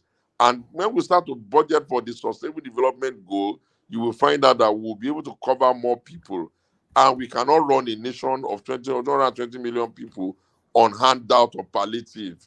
I have said it and I'm repeating it, especially when the palliative is even being given to people that we already know are corrupt, and they are using the opportunity of the palliative only to steal more money, and the objective of giving it to the people is not even happening there. So we must move away from that. We must reflect our economy by making sure that people can have a living wage. If the civil servant or the people that are in public service have a living wage, the private sector will have no choice but to put a living wage, and the other people will follow through. And once we are able to participate in buying and selling, eating, buying of food and all of the things we produce here, which basically is what we even spend our money on, you will find out that our country economy will have what you call robust resilience. But as things stands now, we're giving our money to those who are taking it to chase the dollar so that they can hold the money in foreign currency. We will need a comprehensive review of our laws. It was a very big mistake for us not to have seen through the question of making sure that when they did that currency change, we could have stuck through with it. Because by that currency change, all of our monies that are in private hands, not operating within the banking sector, monies that you know who have hoarded, would have been lost. And by the loss of that money, the money that would have been chasing forex in the black market would have been reduced. But you see, you left the currency that was considered too much in circulation. You printed new one and left them in circulation. And then you allowed the both monies to be flowing at the same time. And then you removed subsidy, which meant that you were getting in more money. And you were giving more money to governors at the subnational level and local government via our arrangement of federal allocation. And those ones did not have better salaries to pay for their workers. So most of the money, without you asking me to produce magic or evidence, they were just taking it and chasing dollar in the black market. And that then meant that the dollar was going up and the naira was falling down. So these are some of the issues. But, you know, every government has the immediate start as the opportunity to define how its government will go. Unfortunately, once you lose the opportunity of that early start, you know, the low-hanging fruit, to use your adjective, you are going to keep struggling. But obviously, we cannot be a nation of politicking all the time. We cannot be a nation that will be wishing ourselves bad. So sometimes we will have to be helping them with some ideas, and let us hope they will be open to take it. The human resource of Nigeria, both at home and in diaspora, is more than enough to solve any problem that exists in this world, at least for the Nigerian. That's my take on that. All right, brilliant. So let me ask you that and thank you, Bishop, by the way. Let me ask you that snapshot question, and then follow then by a Joel of Nashville. The voting patterns, the politics patterns of the Nigerian space tells us that no Southerner, nobody from the South, can replace Tinubu in 2027. So are we then are we to conclude then that if power is ever going to be wrestled from Tinubu in 2027, then it has to be a Northerner, and by extension, are we also concluding then that the Obi phenomenon was a one-shot deal? If you say that, I tell you with every sense of responsibility, you are only deluding yourself. Post-election, Peter has been putting his leg where he needs to put his leg. He has been moving around as he should. In fact, I dare say Peter has been moving around more than any other political candidate, more than any other presidential candidate. And you will be shocked that more and more of Peter's message is percolating and seeping to the people. You know, when the system, when Buhari did not do as well as people expected, and Bola Tinubu is not doing as well as people expect, you may be astonished as to the number of people who are just looking for a new order. What needs to happen with Peter, we know, but he will have to bring himself to the table for us to, you know, collaborate with him. And that cannot be easy if his people are just going to be abusing everybody. Peter won 3 zones, in my opinion. I believe that Peter won the South-South. I believe that Peter won the Southeast. And I even believe in my heart of heart that Peter won the North-Central. Now, if people turn out more, for instance, and Peter still holds his Southeast numbers, and I don't see any reason why Peter will not even hold his South-South numbers, because come off it, it's a question of 6.5 a dozen. And we are able to work a little bit more, for instance, on the North-Central. That's a, you know, bulgy Christian vote. You are killing people in Benue. What do you expect? You think they're going to be happy with that party? And then Peter is able to trim some numbers in some other locations in the North. And he has a bit of time to be able to make sure that the governorship candidates that are going to fly underneath his ticket are more committed. You'll be shocked that Peter will beat them. Even for them to prevent Peter at this time, so they took them a lot of energy. Yes, I know that we can say an easier route is to go to the north, but let me explain and explain it clearly. You cannot just make an assumption that because you are a northerner, the northern numbers will follow you. After all, in the 2023 election, the northern numbers did not follow you remarkably like that. So why do you think that by doing nothing, by not you will get the northern numbers? What makes you think that the northerners that are in APC are not going to say, look, oh, let Bola Tinubu just finish his own so that power can come to the north? Do you understand? This is what we call scenario planning. Nothing is cast in iron. But if you rule Peter out, then I beg to say that you are very naive about the political play in Nigeria. I'm on ground. I've been here forever. And I play the politics very well. And you can see me, I go to Buhari, I go to that. You don't just get access to those people by being flippant and stupid. You must have some content that will make them open the door and have meetings with you. And I can tell you there for free. What Peter must be really respected now. People may be assuming that, okay, he won't get the Southwest. Wait until that election comes. When the poverty gets to the level that people are seeing, insecurity gets to this level, people will just say, they may just say, let us even try this one that is even going everywhere. And you know, nobody can accuse Peter of corruption like that now. So what are you going to say, Peter? What would you say Peter has done? Is it because he's saying that let us not waste money? You'll be astonished. So don't rule out Peter. Oh. I'm not saying he's going to win. Oh, before people say Segun Peter is going to win, that's not what I'm saying. Oh, but I'm saying that you can never rule him out. Never ever. Don't you dare. You'll be shocked that you can't rule him out. You can't. Peter is doing everything he needs to do. Where are the others? But the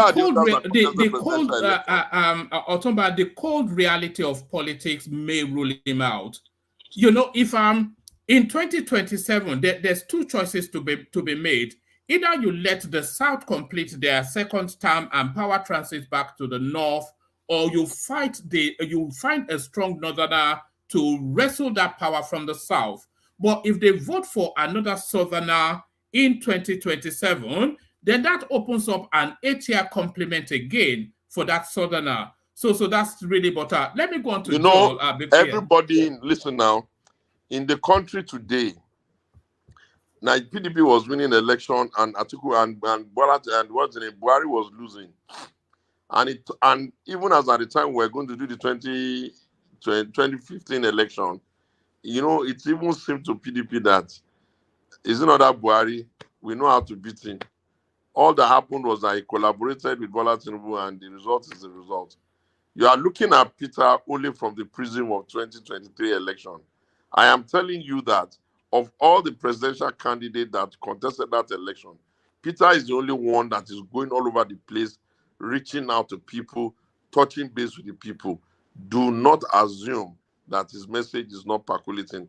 I'm not saying I'm casting it in iron.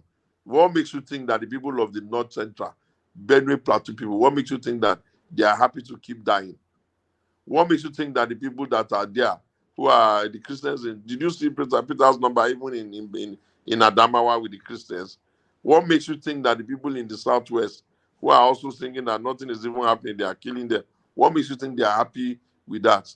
And what makes you think that the people that are in the North are happy with an absentee landlord who they don't see every time? Look, you are asking me questions. I'm answering you because I feel we are all equal. All of you are very distinguished men, and you are taking time out of your schedule. And I'm not playing to the gallery. I know what to do when the time of politics starts. We're doing analysis now, and I'm giving you honest answers as I see it. I'm not trying to spoon feed you. I'm not trying to blindside you. I'm not trying to tell you what I don't even believe. I'm telling you those things that how can you ignore Peter? Do you know how many visitation Peter has done between that last time and now? Do you know how many nursing school Peter has given money to between that last time and now? Do you know how many condolences he has done between that last time and now? Why do you think that these things don't matter? Well, anyway, I'm a practical politician. I'm on the field. So I can tell you that I will not ignore him and I will not underrate him. But if you think that it's so easy like that, I wish all of us luck. All right, brilliant. Thank you. John of Nashville, you're up next. Thank you, Baba Shegu, I rather call you Odogu Shegu. You've spoken so well. Thank you for coming to the show and educating many of us. Most of the things you said is well noted. We've been saying some of these things on this show. And just an FYI, and those of us who have our faces open, most of us, about 90% of us are obedient, and the rest are Abadorians. I always tell them that if you are proud of what you've done for this country, you shouldn't be afraid to show your face. But what we normally have here is people who come and they hide their face, except for, of course, the presenter. But welcome and thank you for coming to the show.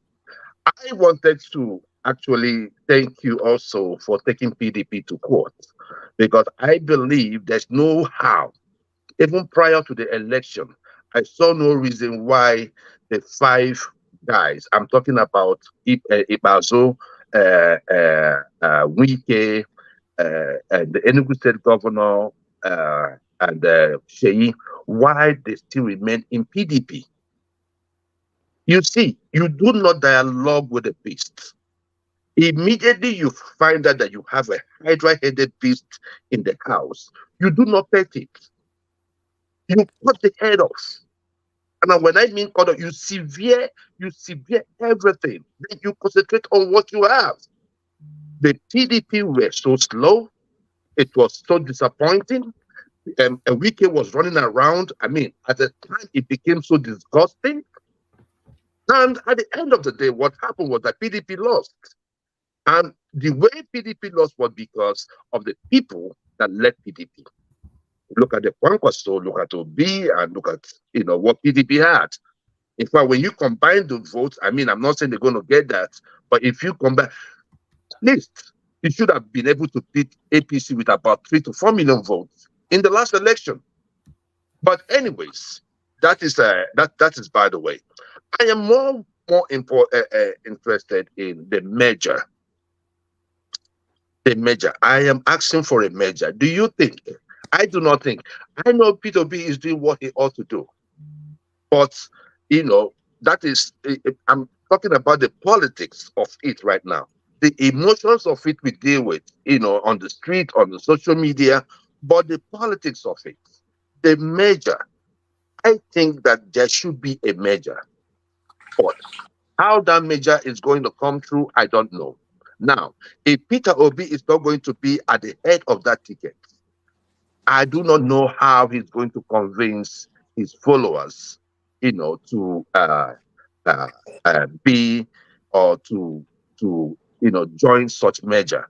But I think that if Peter Obi comes out and with another promising PDP governor from the north, I believe that they can pull this through. What do you think about that, sir? Thank you. Well, I say this I've been saying it to the PDP for a very long time, that look, in 1999, it was Alex Ekweme that challenged Obasanjo for the presidential ticket of PDP. And Alex did not make it. Obasanjo made it. And these Southeasterners, Ndigo, my people, they have been so loyal, so total about their support to the PDP up until 2023. And it is not really Peter per se. What changed was that, how then did the PDP now hear that people are saying they want to go south, haven't given it to a Yoruba man, haven't given it to a South man? It became a little bit offensive to the Igbos that, okay, you guys, are you saying that now that it's even so obvious that it is now the time for you to give us, you couldn't give us, then let us go and bear our own cross. Yeah. And Peter shocked everybody, even by the Igbo vote in Lagos.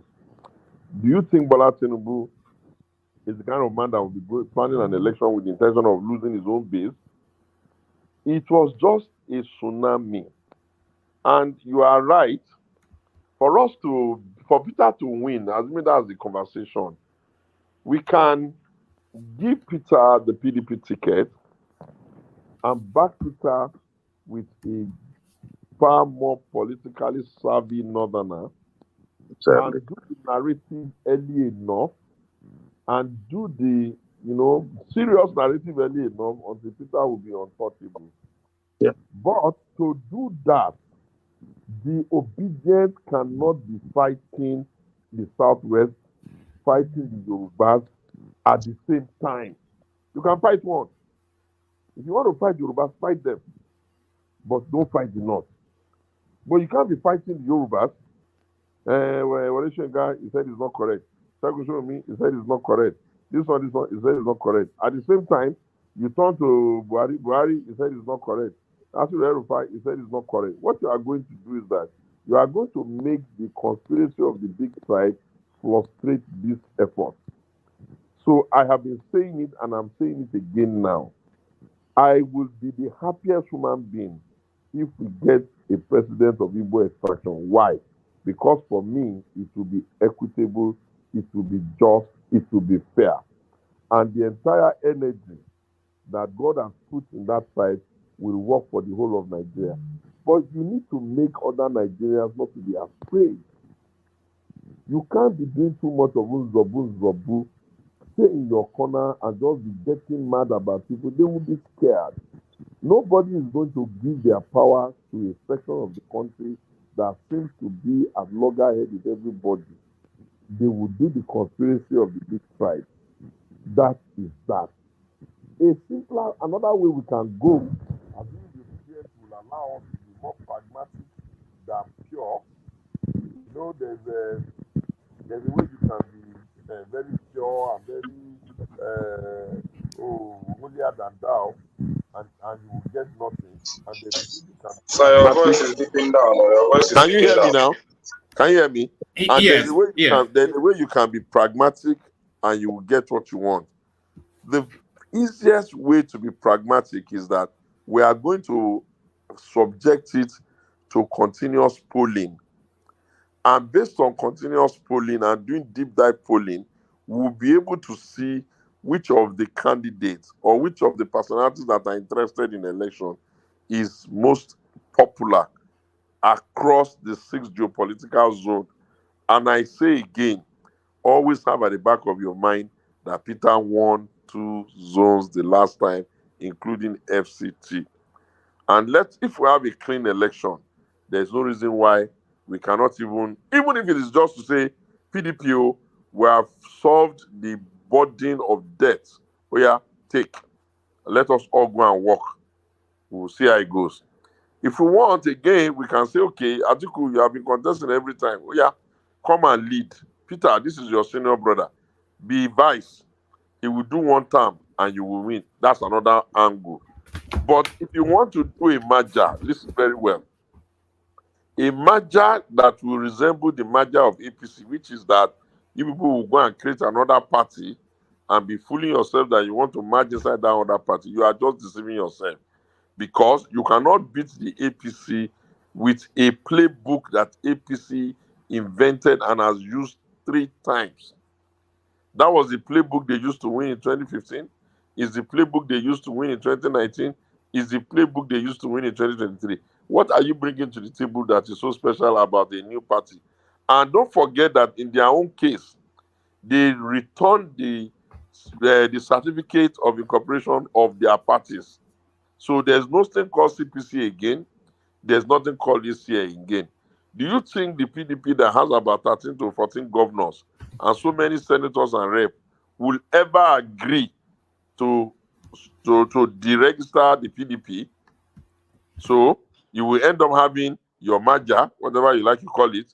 You will have PDP, you will have APC, you will still have ABGA, you will still have Labour.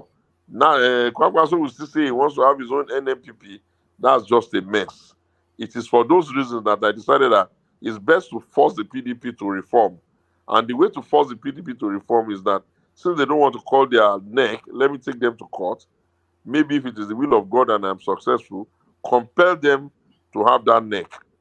It is because of that I was even insisting that when young people say, come and be chairman, I say, okay, let's see whether people will support me. Let me go and be chairman. Because when you want to reform a party, the person that is coming to lead that reformation must truly believe in the reformation. And I don't believe that a Southwest man, a Yoruba man, can be crazy enough to think that he will beat Bola Tinubu. So the Yorubas are already eliminated from presidential tickets. If it becomes a game of numbers, then we can let all the others go and struggle. But I think that if we want to win, we must understand that you cannot have the children of Nnamdi Azikiwe participating in the Nigerian political space and be accepting the idea that Yoruba can win, Hausa can win, but Igbo cannot win. I don't agree. I don't believe that. And Obasanjo could not have won that election by himself. It was this dialogue process and collaboration that got that numbers for him.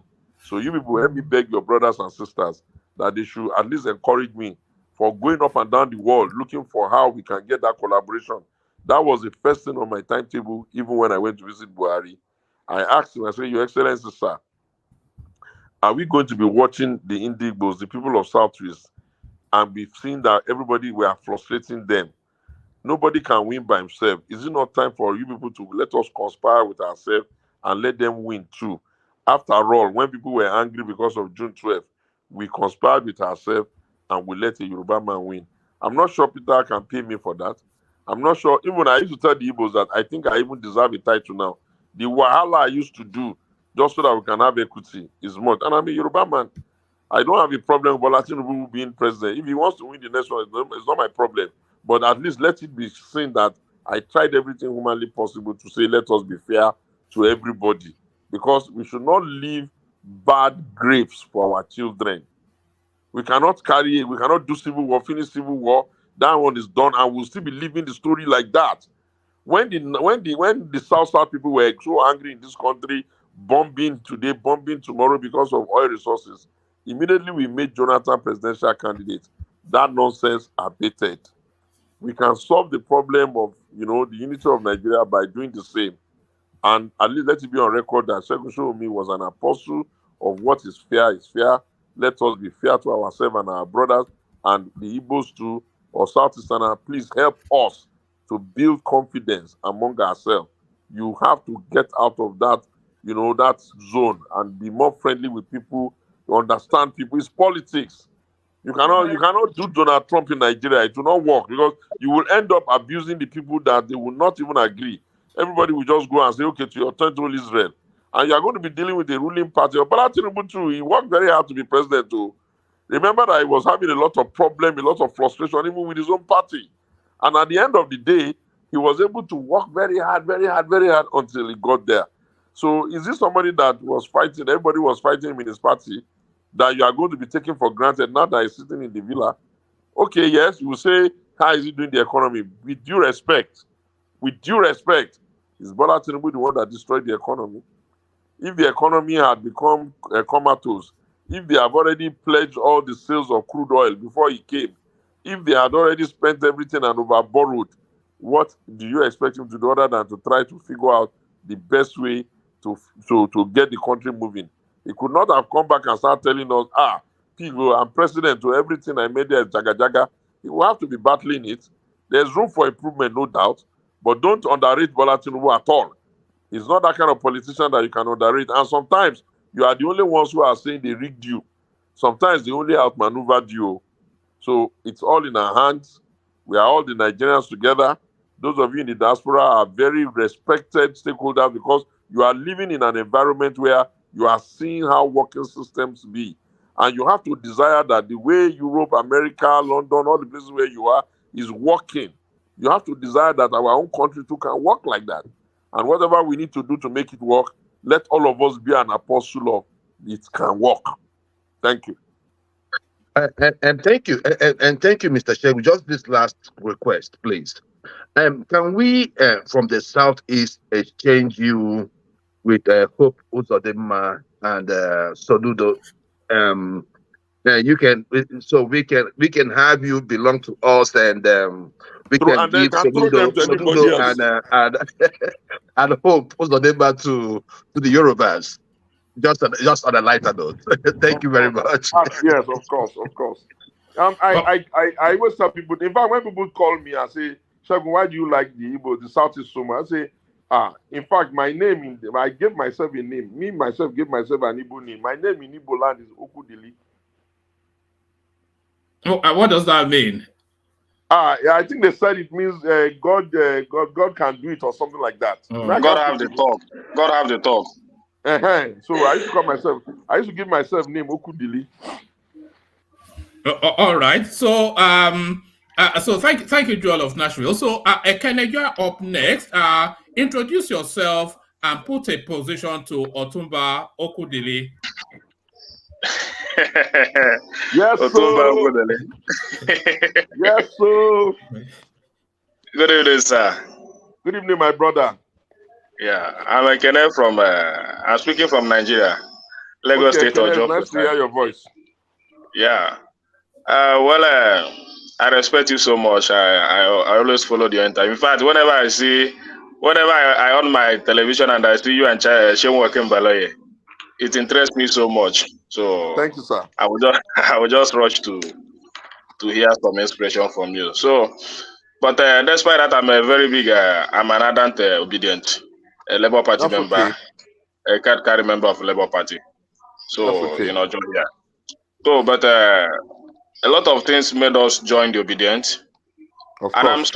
I'm sorry the way you spoke about the Obidient in your last intercession with Shewokim Balaye, the way they attacked you when you visited Obi and all that. I saw your aggression when you are responding to that. So I'm sorry about that on behalf of the Obidient. That's okay, Even my me, brother. They are my people. That's done. It's gone. I'm very happy that you even made that move. But it's not everybody that will understand it. When I saw that picture on the internet, I was happy to see that that picture. So you shouldn't take because of some people that didn't understand it. You should take at least people like us that understand that move. Just use our whole body and just understand that some people are even happy about the move. And Okay. particularly me, I'm happy about Thank that you. move. Thank you. So my many things made us join the Obedient. Just you have mentioned one of them, especially we from the Southeasterners. It's quite very true that a lot of us want a Southeastern president, but not just Southeastern president. We I should know. just, You are yeah, not we looking have for. You some, are not looking for Obus or Dima now. yeah, we just understand it like that. We don't need it. Even if PDP should know that when they want to give ticket and they want to play politics to give somebody like a Hopus or Soludo or anybody, just know that you lose the election. You will still lose that election in the Southeast, and that is the situation on the ground. Nobody needs to tell PDP that. So we I are know not just that. looking for. We are not looking for just Southeastern president. We know who will represent us well as an Igbo people when he goes there in the federal. So that is why we choose Obi. So Very good. having said that, don't you think that the presence or the continuous contesting of Atiku in every election cycle is a problem to the PDP? Because Atiku can be beaten. The Constitution of the Federal Republic of Nigeria already guarantees people the right to contest. Do you understand? Even this one that we're shouting Obi now, you'll be shocked that if Peter Obi goes to another party or maybe he use Labour tomorrow, you'll be shocked how many Igbo people will even go and buy the form. They are not going to leave the ticket for him like that. Peter has emboldened a lot of people. A lot of people now feel that they can run president because of Peter. And you know that nobody should say the Igbos can't come up with the money. They can. I know that for myself. So it is like that. Yeah, if Atiku says he's not doing again, he's the only one that can take that decision. But if he says he's doing, he can also be beaten in a primary. After all, they beat him they used to beat him they beaten him a few times in general election. And they beat him in the primary of APC in 2015, 2014.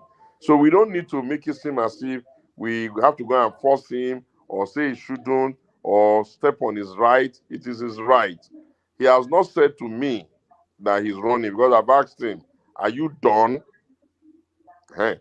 And I said, I don't want the answer now. Take your time and come and let us talk about it. Whatever I say, I mean it. So I know that it's not, even Atiku himself knows that the ticket is not as easy as that anymore. It's not. It's not. People, the society, people are getting older every day. People are getting wiser. People are getting more determined. The generation of people that have been in charge of the country since 1960, they are beginning to piss people off.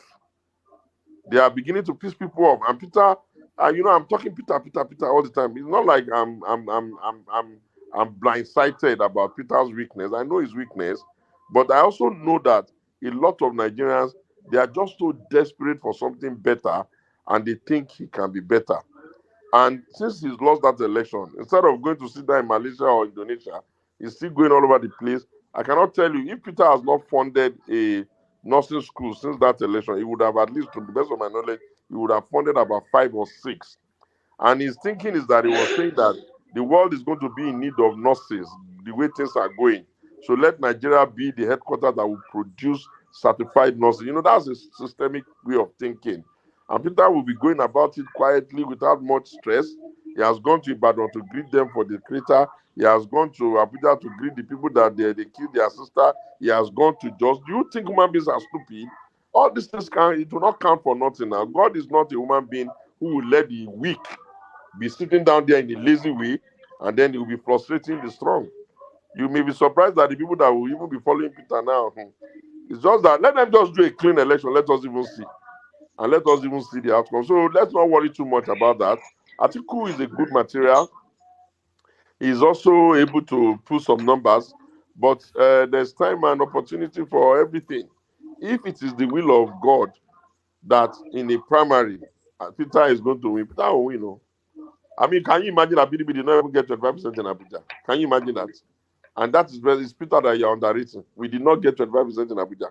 While Peter was getting 500 and something in Lagos, how many did we get? Do you understand what I'm trying to say?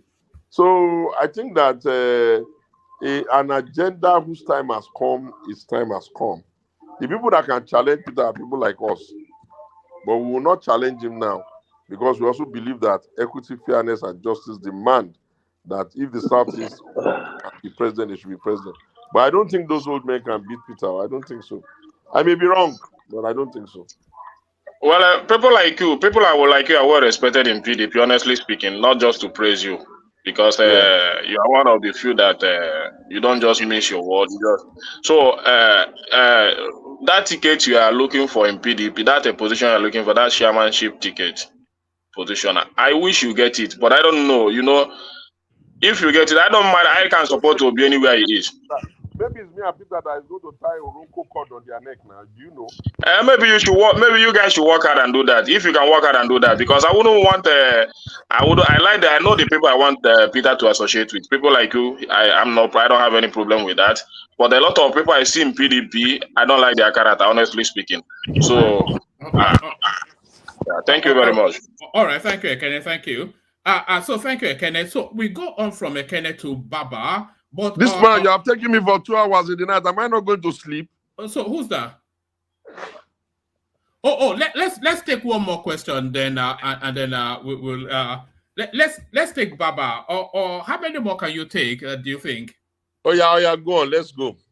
Oh, okay. Let's clear the screen and then we'll let you go. But you can see, Otuba has had a very long day. I was actually asking him off the screen if he wanted to reschedule it, but he wants to go through. So bear that in mind. So don't go long-ended. Just ask him, condense the questions, put it to him, and then we move on. Baba, then Larry. Baba. Yes, thank you, woman. A very good evening to you, Chief Showunmi. My friends call me Baba, and I'm joining from USA. Thank you, sir. I've been following your trajectory, your political progress, and I think one thing that makes you attractive as a politician is being in one political party since the dispensation of this Fourth Republic. That is an ID. Very rarely you can find a politician in Nigeria holding at the moment. So I always consider you as the last man standing for PDP. Thank you, sir. I will make a comment before I ask my questions. Baba, let me push you a little bit to go to the question, just so that we can get more people in before we let fair enough. Since I have 3-pronged questions, but the most important one, you've addressed or people have asked some poignant questions, which I think I'm okay. It's time will tell, actually, about how you feel or the responses you gave here this evening. It's about financing of political parties. That is the most important thing we are not addressing. We've been eaten up by political rhetorics, violence, and all the likes. I remember when we go back to the Third Republic, IBB created two political parties, NRC and SDP, just to forestall the corruption endemic in our political body. He built offices. Almost all the local government had two offices, which people have converted now to either police station or for one thing or the other. And I think that served the purpose, though it did not effectively curb corruption, because I know even in the presidential primaries of that era, there were plain loads of money being carted here and there within the country. Sorry, Baba, if I can push you a little bit. Yeah. What was the question? Yeah, the question is, don't we, is it not high time we did have a formula of how the people have to fund political parties to kind of push back the deep pockets? Okay. In controlling Thank you very parties. much, Baba. Yeah. Thank you. I have said to the PDP in very clear language that there are three major things that are primus inter pares on my mind. The first is that a political party must have a membership register that has integrity. People that are members of a political club, a club, a social club, they know their members. How can you be a political party quarreling about INEC, but you cannot even have a political register that has integrity to such a point that you can go into your database and see your members immediately, where they are, who they are, and how they are. Now, the second thing I have said to them is that a political party must have an ideological differentiating point that allow the society to even know what is the difference between PDP and other parties. What do your party stand for? What makes you different from APC? I said we must rewrite it and we must remarket it to the people so that when people want to take it, I mean, if you are a Roman Catholic and you are an Anglican, they are two different things, even though they are both Christians. There must be something that differentiates you. Then the third one I said is that you cannot run a political party on an assumption that people will not pay membership fees. If they don't pay membership, if they don't pay, membership fees, maybe yearly, monthly, whatever we agree, you don't even have money except you are waiting for handout and donation. You cannot, if a football club can be making money from his stadium takings, his merchandising, his members, his tickets, the political party can also be designed in such a way that it can generate some money from his merchandising and so many other things. And that is not a big deal. But even more importantly, these people are just wasting resources underneath the guise of running political parties. I do not believe that a political party.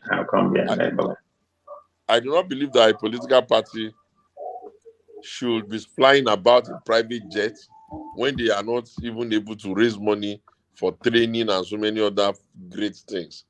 There are also donor agencies that can support political parties if they are planned and prepared very well. So I think that there is no big deal to a political party raising money. I think the big deal is that they have found cheap ways of getting money through very expensive tickets and through looking for their members that are governors and this to come and start donating money and invariably hijacking the party.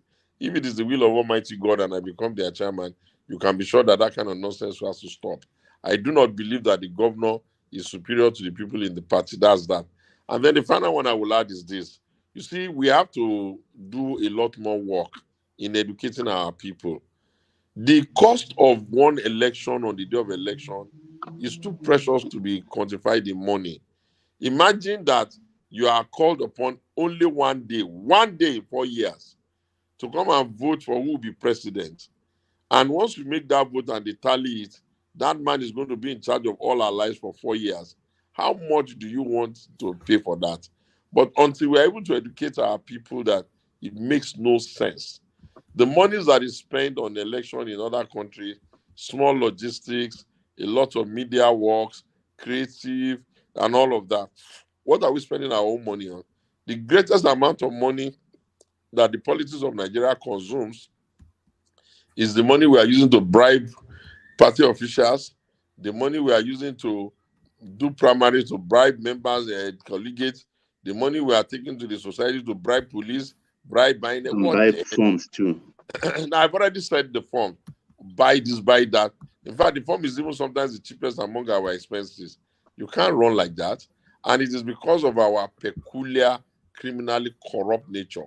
And we have never created a country of consequence. If we had created a country of consequence, this thing would have started beating. I mean, imagine that since all these days I've been doing politics in this republic, 24 going 25, 25 going 26 years.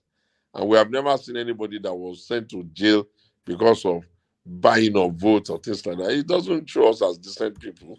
We sweep everything under the carpet and we expect that it will go away. So that's what I would say. But I think that our best work, our best effort is to continue to sensitize the society, our friends, our relatives, our brothers, our village members, so that when we are able to build a large army of people who get it, then we'll be solving the problem.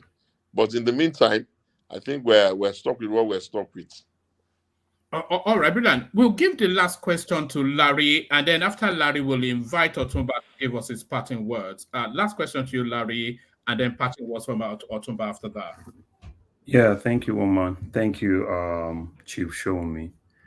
I'll be taking you back to, my name is Larry. I'm actually calling in from somewhere in the US. So I'll be taking you back to Ogun State. And Okay. this happened to be more related to the polarization of PDP in Ogun State. Okay. In 2019, PDP was basically polarized, and which actually led to several court cases. In 2023, the same thing happened, and kind of like you yourself and Ladi Adebutu. Ladi Adebutu, and which has actually, taken people from Ogun State the opportunity to have a viable opposition that can wrestle power from.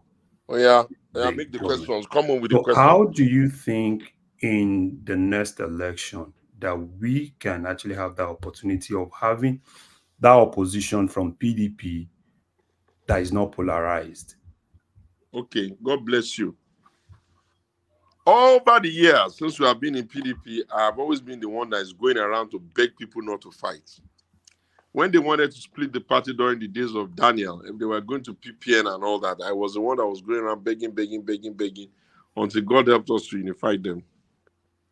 What happened in 2023 was that we had planned that we should have a free, a fair, and a credible Congress. Unfortunately, those of them at the national, in connivance with the humongous resources available there, they ended up doctoring the delegate list. So when they doctored the delegate list, Honorable Jimmy Lawal, Chief Jimmy Lawal Olutu now, got angry and took them to court. I've been a little bit more aware of how party politics and its management are done. I ran a parallel. So we now began to drag it among ourselves. We were going to court. I took him to court. He was saying whatever. I was saying what I could. Eventually, I won him at the Court of Appeal, then went to the Supreme Court for a declarative order. The Supreme Court was so busy, they did not institute or list that case until it was late. And when they did not institute that case, I was on air talking about election-related issues. And Honorable Adebutu phoned in. I guess somebody must have told him. And he said, my brother, okay, please, I'm sorry, let us come together. I make bold to say that I demonstrated the best quality of a politician by agreeing. If it was, what did they do to the others that they are doing anti-party? I still did not do anti-party. I made sure that I brought us together and we went into that election. We worked very hard. It was in my federal constituency that we got the largest margin of lead against the opposition. Even in the zone area, they were only winning with small numbers. I won in my area with more than 5,000 votes. At the end of the day, the election, I feel we won the election, but we were rigged. And even if we had not fought, we could still have had ourselves in that situation. And a lot of people who decamped and started doing anti-party, I never joined them. Up to today, I'm still supporting them. You know what I mean? The only way we can avoid this nonsense is for us to make sure that we play by the rules. Anybody who goes to a football match knows that there's a referee who will blow the whistle. If they finish playing the match, no matter how you support your team, if your team does not win, your team does not win. But if you are going to be cheating people, you are going to be over, interfering. You are going to be playing to the gallery of somebody's father is rich, somebody's mother is rich. You will run the risk that those who can not take it will fight. And if they cannot fight, they will do anti-party. So to cure any political party from that, either PDP, APC, or any other party in the world, the best thing is to make sure that you live according to the rules. Political party is a creation of the law to accommodate everybody that is interested and willing to be members, so that they can participate either as voters, supporters, or as candidates. No political party has the right to cheat its members of their right to contest. If you contest and you don't win, and it is free and it is fair and it is credible, if you are a honorable man, you will know that you were fairly beaten, or at least the people did not give you now. The world is not going to come to an end there. But don't ever expect people to accept cheating.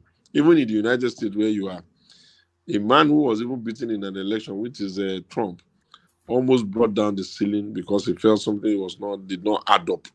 So that is the nature of election. We'll continue to beg and we'll continue to improve. So far, so good. There's no problem in Ogun PDP now.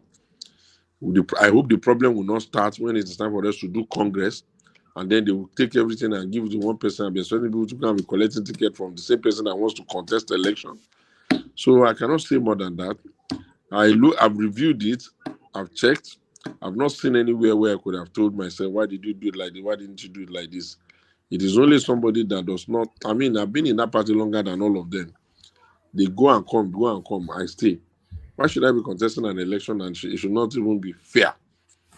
If you want to beat us, beat us. If you want to bribe them, bribe them. But don't doctor the list to such a point that it will annoy us. That's what happened there. And I pray it doesn't happen again. PDP was particularly guilty this last time because the crisis was everywhere. It was in Kano, it was everywhere. Because those who were, those who wanted to win in 2023 over-assumed that the northern numbers would just follow them because Buhari was not on the ballot. And yet, the numbers did not follow them in any particular remarkable way. Bola Tinubu, who is a Yoruba man, on paper should not be able to win an Atiku, who is a Fulani man, because of the way their population based on marriage, children, and all of that is. And yet, he won. Peter Obi, who was coming out for the first time, on paper, should not be able to do so well to the extent that he gave everybody a bloody nose in Abuja and even gave Bola Tinubu a bloody nose in Lagos and get 6.2 million votes on the first outing. So politics is politics. We'll continue to work. We'll continue to pray. We'll continue to do our best. Thank you very much. All right. Thank you very much, Otumba Showunmi. We would have kept you for a couple more hours, but I think that would be pushing it too hard. We're going to let you go, but we're letting you go only on the condition that you promise to come and join us again. A real delightful conversation with you. Thank you very much, my friends, our members. The politics of Nigeria now, because of where we are, cannot afford that those of you that are sensible, those of you that are educated, those of you that are exposed, those of you that have seen life, those of you that have seen working system, those of you that are lovers of this country, those of you whose ancestors were born here cannot be bystanders. You must have to find a way to help, to participate, to contribute in your little way so that we can together create the most beautiful nation that God is about to unveil. And when we come, one of the reasons why I answer questions is that I want the people to know me so that they are not going to be saying, oh, they are just bringing that man, we don't even know him. I've answered a lot of questions and I will always answer. Anytime you call me, I will answer. If it's only one person on the Zoom, I will say answer. It is because I believe that if we don't have this dialogue, we will not even be able to come together to build a beautiful future. Thank you very much. I'm most grateful for your time. I thank you for having the opportunity. I thank you for your beautiful question. I thank you for also taking time out of your extremely busy schedule to be part of this space. And I thank the moderator. God bless you all. May God bless the Federal Republic of Nigeria. May peace profound be in our country. May all the challenges of insecurity, violence, and the bad economy, may it get a turnaround. We can pray, but we must also work. Thank you very much. Correct. All right, brilliant, excellent. Thank you for joining us. So that's the excellent Segun Showunmi, who we could have spent a whole day with, of course, but we cannot hold him to hostage. It's had a very busy day. But he will join us again. I will do all if I have to dobale, I will dobale to make him come back, but he will be back. So thank you for your time and have a good rest of the day. So excellent. So that was our excellent guest, Segun Showunmi. So we're going to have a micro musical intermission, and then we'll gather together to see just exactly what we made of that interaction with the incoming chairman of the PDP. Does he get your vote just from that engagement you've had with him? So we have a 3-minute musical interlude to recalibrate, and then we'll dissect what just happened. So let's do that. I'm just rabbiting on because I'm looking for my musical. Let me play you a little bit of that Pretty Girl.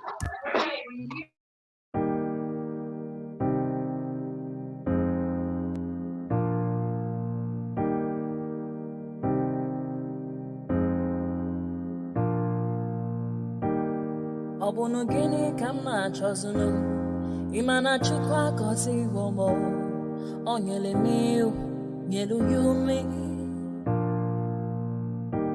What am I looking for? See my God, he don't bless me, yo. He give me you. Obono kife la chasha so, obono kife mi chasha me. My baby, you know, say you go love for me. Hey, yeah. I do go. I could go. When I call your name, Shakara for me. Oh, Roma. I will be your Romeo. You go be my Julie.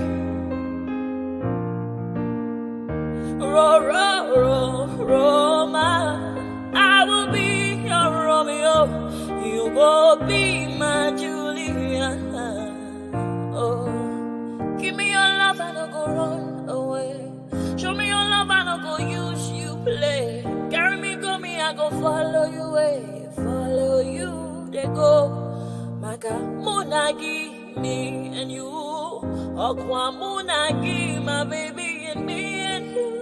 Me and you, Aqua Monagi, my baby. Obuzi kife la chasha so, Obuni kife la chasha me. My baby, you know, say you go love me. I do go. I could go. When I call your name, Shakara for me. Oh, Roma, I will be your Romeo. You go be my Julie. Yeah, Roma, I will be your Romeo. So that's the excellent Eileen. She's an upcoming artist that the platform is putting.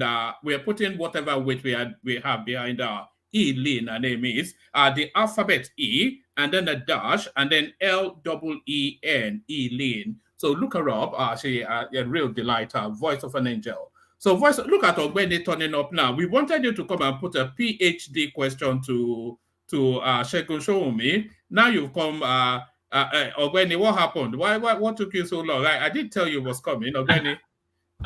No, I didn't join on time, and by the time I got here, the whole platform was filled up. All right. What did you make of his performance? It was quite tired, but I thought he took the session on quite well. Mr. Segun is an orator. Is an orator, eh? He's an orator. Is it a classic political performance, or was there sincerity behind it? You know, but one of the things I cherish in him, which Baba also identified, is his consistency. The guy has been consistent, particularly about this Southeast candidacy for the presidency. If you do just a quick check, you realize he has been talking about this thing for some years now. I saw his this thing about 6 or 7 years ago.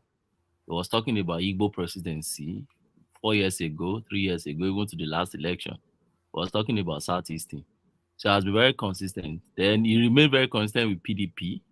Over time, he has never changed the political party, even when other candidates everywhere keep changing, their party here and there.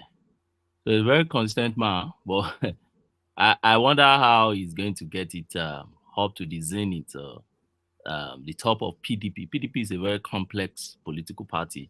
Who is to stop him? He only has to surmount Saraki now. Saraki's ambition is the presidency, not the chairmanship of the party. They still have a lot of people in PDP. People that don't like things done the right way will not work. Yeah.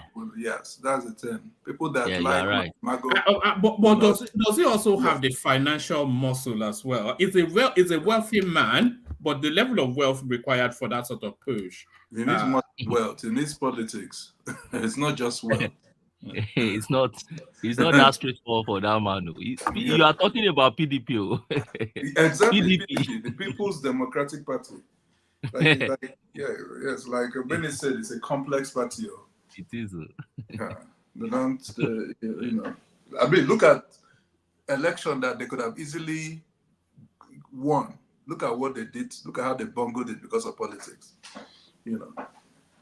Sorry, was he not supporting Atiku in the last election?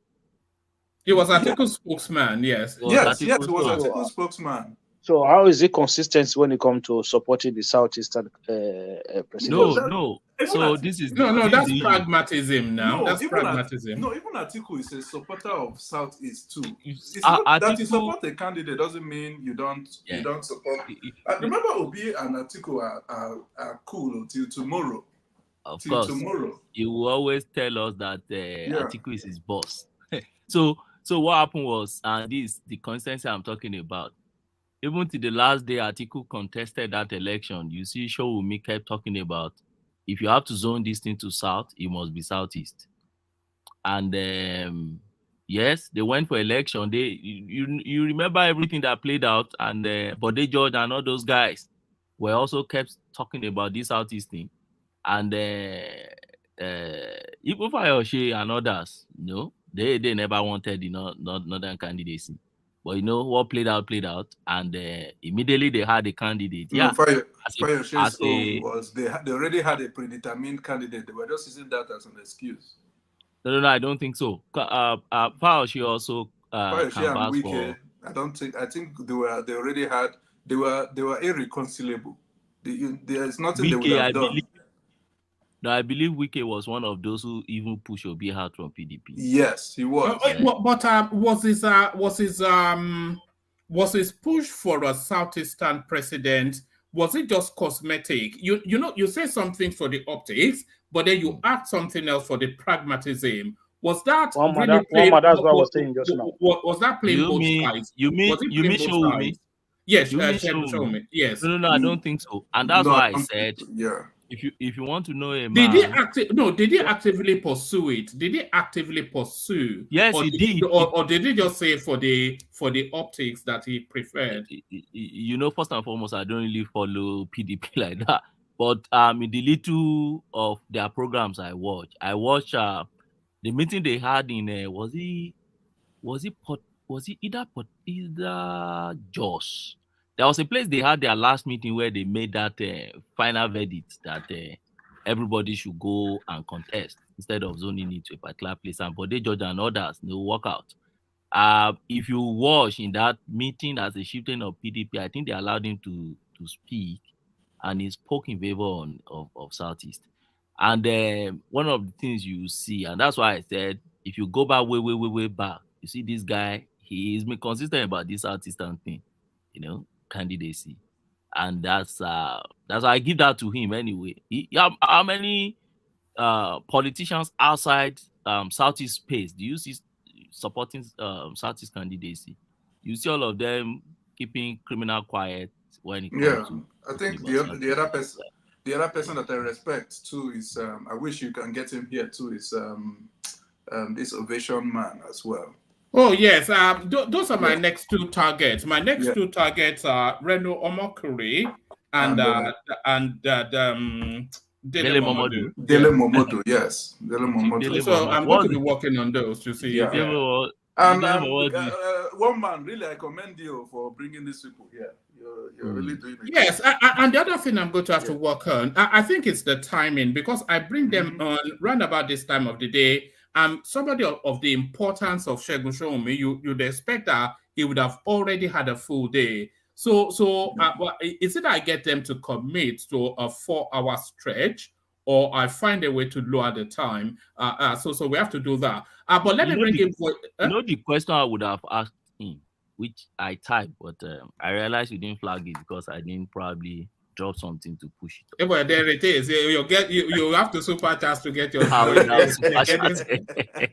carry on. I knew that. The question I wanted to ask Mr. Shegun, I hope he will return here sometime. Nigeria people, man. I hope he will return here sometime soon. I pray God spare his life and he will live long, and then see the better Nigeria that he craved. He told us he craved for. All right, ask that question, and then everybody else that didn't get the chance to ask him a question, ask your questions, and I will document those questions and I'll pass them on to him and see if he's either able to come on to respond to them or give a written response. So what would we have asked him?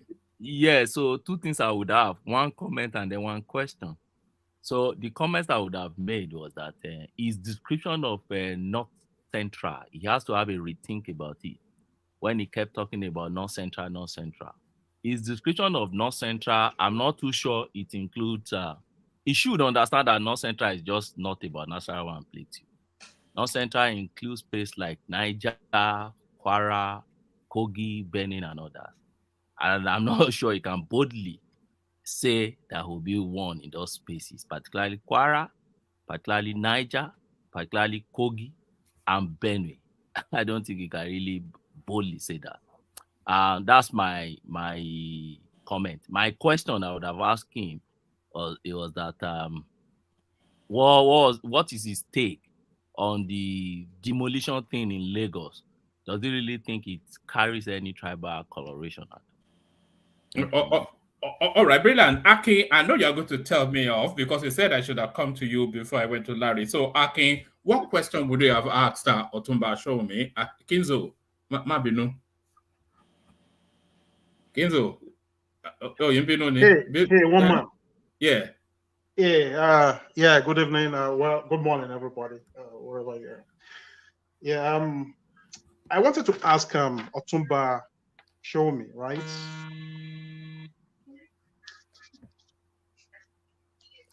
Sorry about that. Yeah, I wanted to ask Otumba Showunmi a couple of questions, but most importantly, I wanted to ask.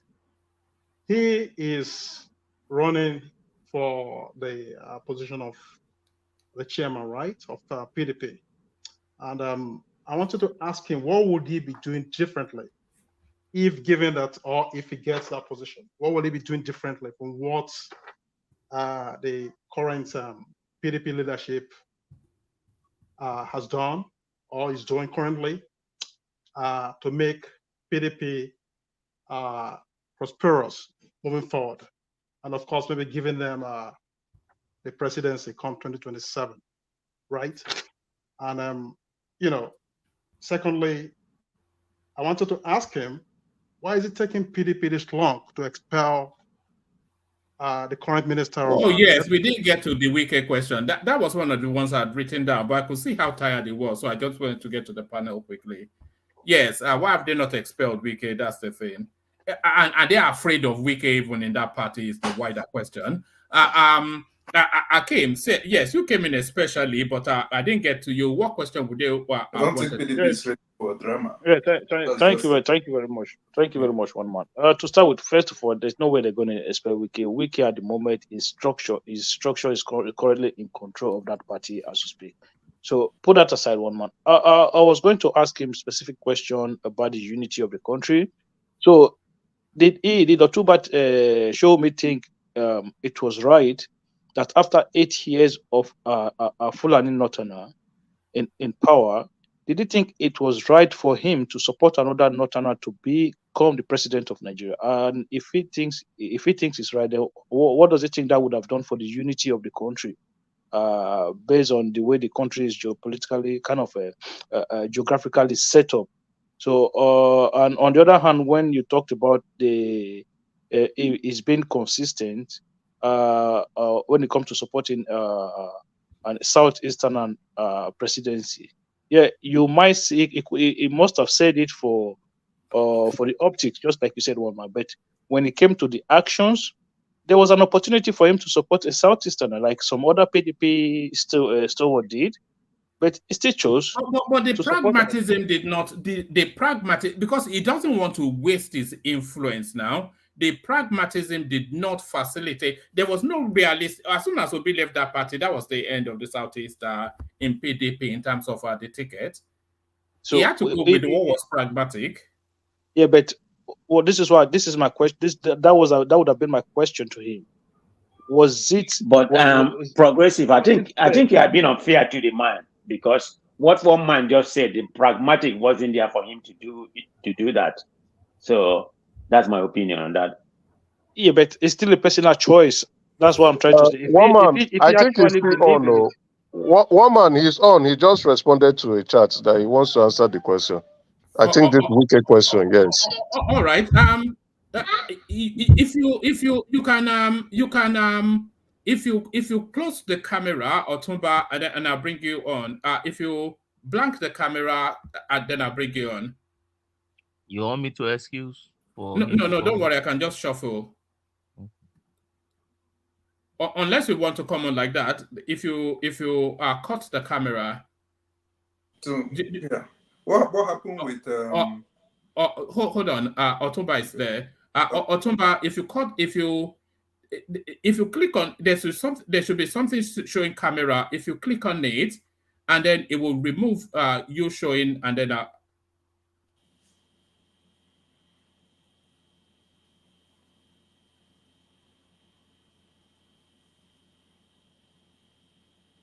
yeah, just so you can have a more relaxed conversation with us, because sometimes when the camera is on, there's a bit of pressure on the conversation.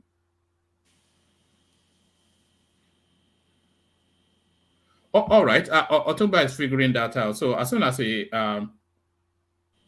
so there's a camera. Yes, there it is. So I'm going to let me shuffle somebody for Otumba, and then we can just carry on now that he's in a more relaxed. Yeah, and one man, you can put me at the backstage when you leave. Then you bring me back. God bless you for that. Well done. You did save me making a difficult decision. Yes, good to have you back, Otumba. So you wanted to take on that wicked question. A lot of people say it's a bit like that thing in Sound of Music. What do you do with a question like wicked? So what do you do with a question like wicked, Otumba?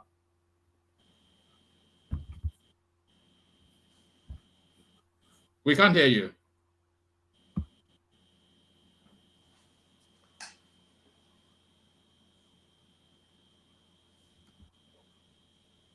I think he needs to unmute his mic. Yes, mute and unmute on mic. We can't hear you. And I say something now. Oh, okay, go out and come back in. That worked the last time. So go out and then come back in.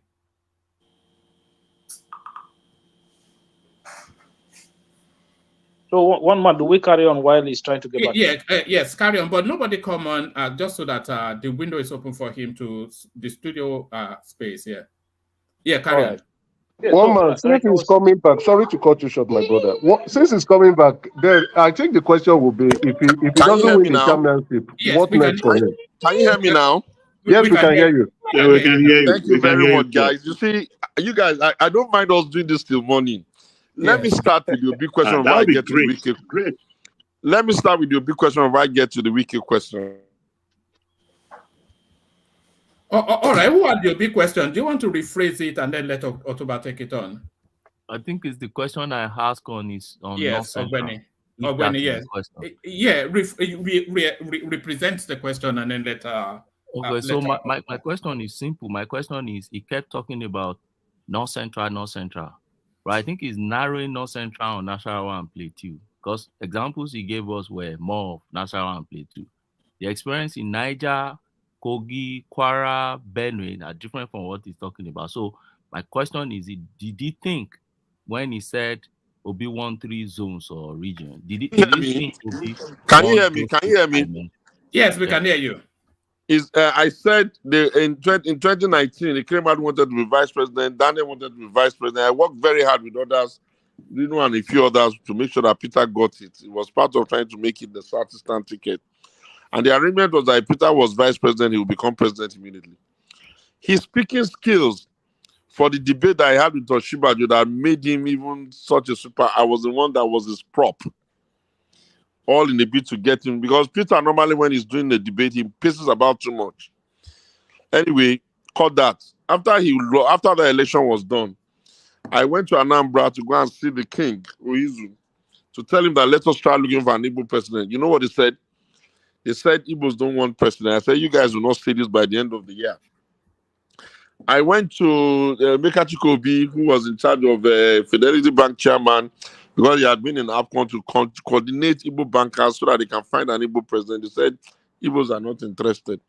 I went around the whole of the Southeast State on my own by my cost. Do you know how many times I went to Peter Obi before I even agreed to run president?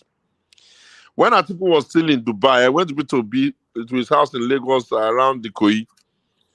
He said, he cannot do this. I said, look, my friend, we are going to have problem in this country if we don't start doing this thing now. How long are we going to be telling the Igbos that nobody is good enough for president? Do you realize that Peter Atiku says that Peter did not tell him that he was going to run president? When it was time to buy the form, I know the amount of pressure I put on him to just go and buy the form. At that time, he had lost the election of Valentine Ozugbo in Anambra and he was feeling very bad. They had burnt next. I begged and gave him. I said, Peter, I know the numbers that you have. You can't see it yet. Eventually, he said, who will tell Atiku? I said, I'm going to tell him today. I was one way to tell Atiku that Peter is buying form tomorrow. The arrangement was that Peter, buy this one, let's go to the primary. If you don't win primary, everybody will see how popular you are. They'll be begging you vice president. Hello? When Peter was going to go to Labour Party, he didn't even have the decency to tell me that I'm going to go to Labour Party. I phoned him, saying, I got check. I left him. Am I supposed to get up and start following him to a party that I know that cannot even win anything? Anyway, that's that. Since Peter has lost the election, I'm one of the first big person in PDP, with due respect, that has even sat down with him. Peter has done ABGA. Peter has done PDP. Peter has done Labour. Peter was in the coordinating ministry of Jonathan when they were running Nigeria, running all the challenges of making the country so ugly and so unliked. I did not look at that with him. I still supported him and I'm still supporting him. Now he has done his best and he has done well. I've told him, you've done very well. Now let us be strategic about the next play. For his sake, I've gone to Buhari. For his sake, I've been run up and down. I don't need to be more Igbo than the Igbos, so please. But if anybody says maybe I'm playing to the gallery, what gallery am I playing to? It's Bola Tinubu, my brother, not the president now. So I tell you with every sense of responsibility, I'm not playing to no gallery. The only thing I don't do is that I don't allow people to jump ship and be carrying me along with them without discussing. I could never have done that obedient movement to them. I know where I come from. I come from the southwestern state of Ogun. It's a very tall order. How did they do in that state? They didn't do well now. They couldn't have done well because it was not well planned. It was not well seen. You can't run an election without having agents in every polling unit. What time do you have to even do that? Can one individual fund an election with all of the behemoth of the money? That's the pragmatism that you were talking about, moderator. And I thank you for putting in a word for me when I was not there. So I'm committed to a Nigeria that works for all of us, because I know that if we can allow an Igbo man to be president, we'll get out of this conversation of the president must come from here or come from there or come from here. And I believe so because I believe that 3 brothers got the article of independence, Obafemi, Awolowo, Nnamdi Azikiwe, and Azikiwe. And I feel that it's not really equitable for us to be saying that we cannot find a reason or a way. Can anybody even win an election by themselves? It's not collaboration. So that's that. And even now that Peter has finished, me and him have had some very far-reaching conversation on what I think should be the future. And I know what he told me and I know what I heard. So I've attended your Zoom to talk to you. I'm not pleading with Obidients to do the right thing. If they don't do the right thing, we'll get the result again. You come back for a shot, and then at the end of the day, you start to get angry and be abusing people. What would that do to anybody? So please, let it be on record. I have been supporting. Look, that conversation, that man that said, I got up in a place and I gave a very, very powerful speech telling them that this thing that I'm going to do, I'm going to regret it. The only thing I don't do is that. Very, very powerful speech. I listed it out for them. I gave it out very well. When they did the Asaba Accord, even before when Okonwa, they were still governor, they went there to go and do Asaba Accord to say they are doing on Southern Nigeria. I flew to television the next day on Arise to go and tell them the only Southern debt that PDP has is Igbo. Let nobody come and start deceiving us that they want to do Southern agenda and they are thinking of South. We have given Jonathan. We have given Obasanjo. If we're going to give anybody, it's Igbo. How else can I do it? Am I the one that's going to give it to him all by myself? Anyway, that's that. If you don't tell me thank you, I will tell myself thank you. If you people want to be tribal, me too, I will carry my bag and start being tribal now. We'll tell you thank you. Thank you. That's that. Do you think Tinubu won that election? Nah, let me first of all answer the P2B question before I tell you about why Tinubu won that election. Right. Now, on the wiki one, you see, it's very painful when you are the one that is bobbing the hair of a king. You know, most people will see the king with the crown, so they won't know that the king has a horn in the middle of his head. But you, as the barber, it's not your duty to be coming outside to be shouting, the king has a horn, the king has a horn. That's not how it's done. I asked them when this challenge was starting, the Wike wanted to be presidential candidate, Atiku was running. The anger, the abuses was too much. I told Atiku, I said, let me go and beg this man. I went to meet Bello Aduke, former Attorney General. I begged him. He said, no, this thing you are saying, you can only go and say it to him. I said, oh, yeah, let's go. One day he carried me there. I begged Wike.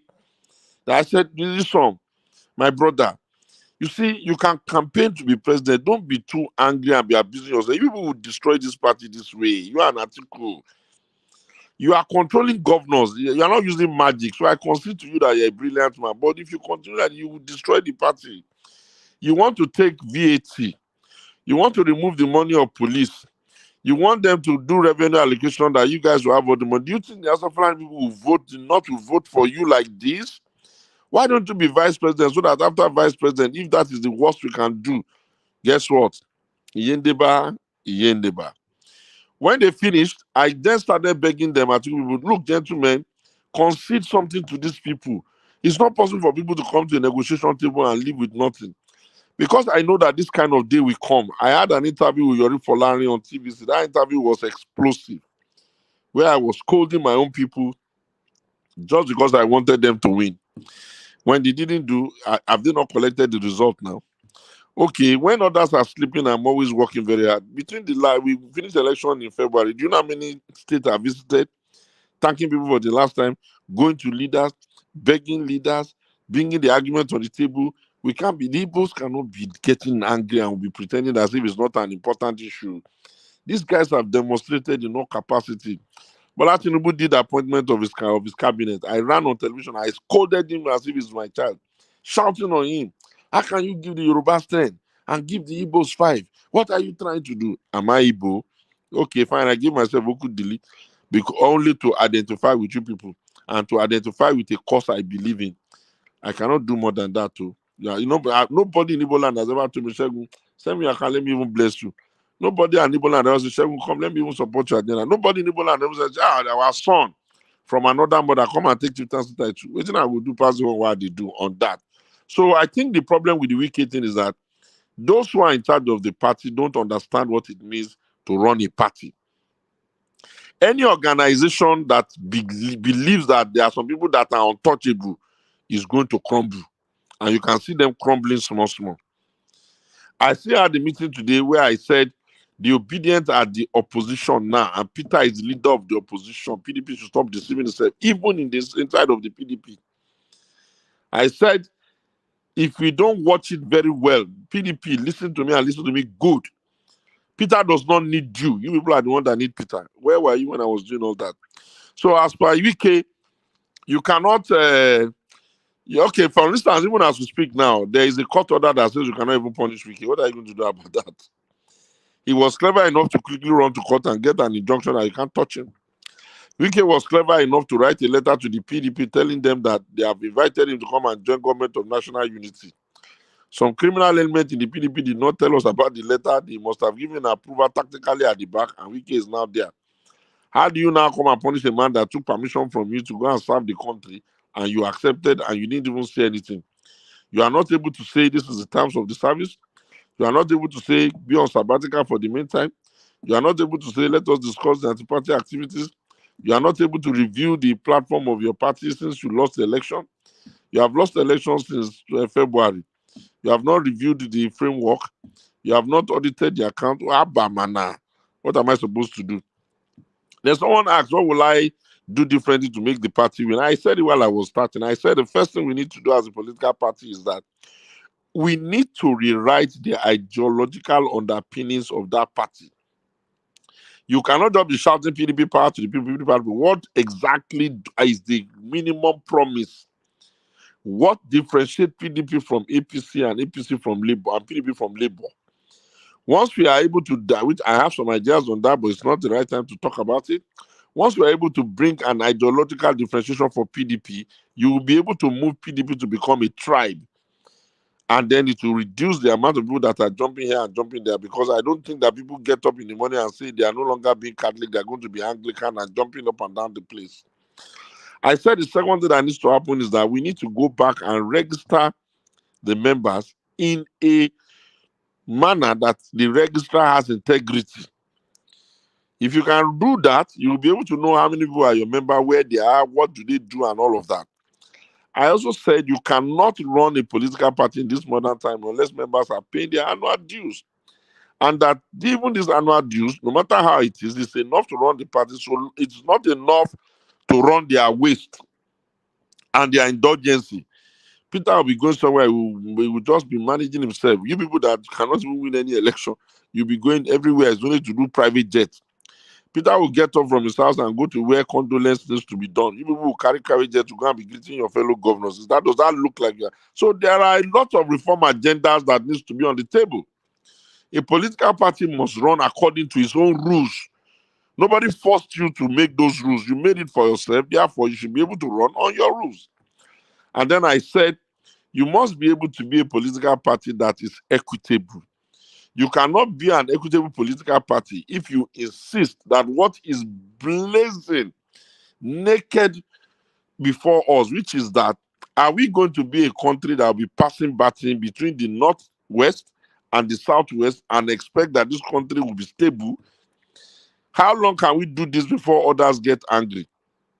And when I said Peter did well in the south, in the north central, I was not referring to Kogi, Niger, and Kwara. I was referring to Nasarawa, Plateau, and Benue, and a lot of southern Kaduna and some of those areas where you have big Christian votes.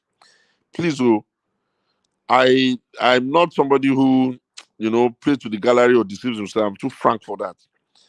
I am not saying Peter did well because I was with Peter. No. I am saying Peter did well, whether I was with him or I was not with him. The result is that Peter did well. If you look at the number of places where they were beating people, bullying people, especially some locations in Lagos and some locations, if you remove those things away from the place, you will know that Peter's numbers will increase. Now Peter won everywhere in the north, in the south, and he got to Rivers. You saw the way they were bullying, shouting. If you remove that little brigandage that happened in Rivers and you added Peter's numbers back, it will go past the number of PDP definitely. Now, somebody will ask me, did Bola Tinubu win that election? Of course he did. Bola won the southwestern vote. Bola won the northwest vote.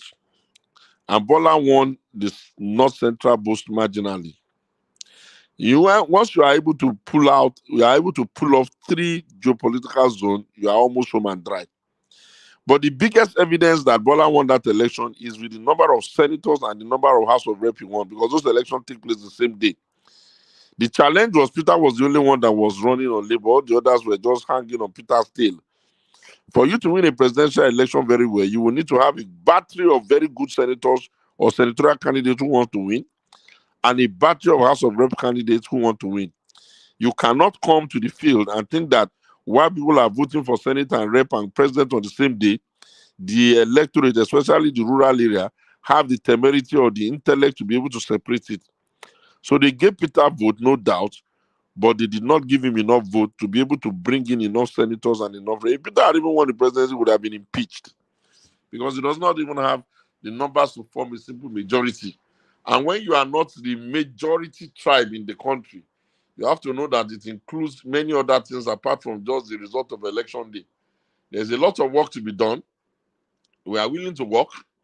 We are willing to help him, but nobody should expect me to get up tomorrow morning. If Peter wake up tomorrow morning and says he's going to go and decamp to Abga, then he will now expect somebody like me that has spent 25 years still nursing PDP. I will now leave PDP.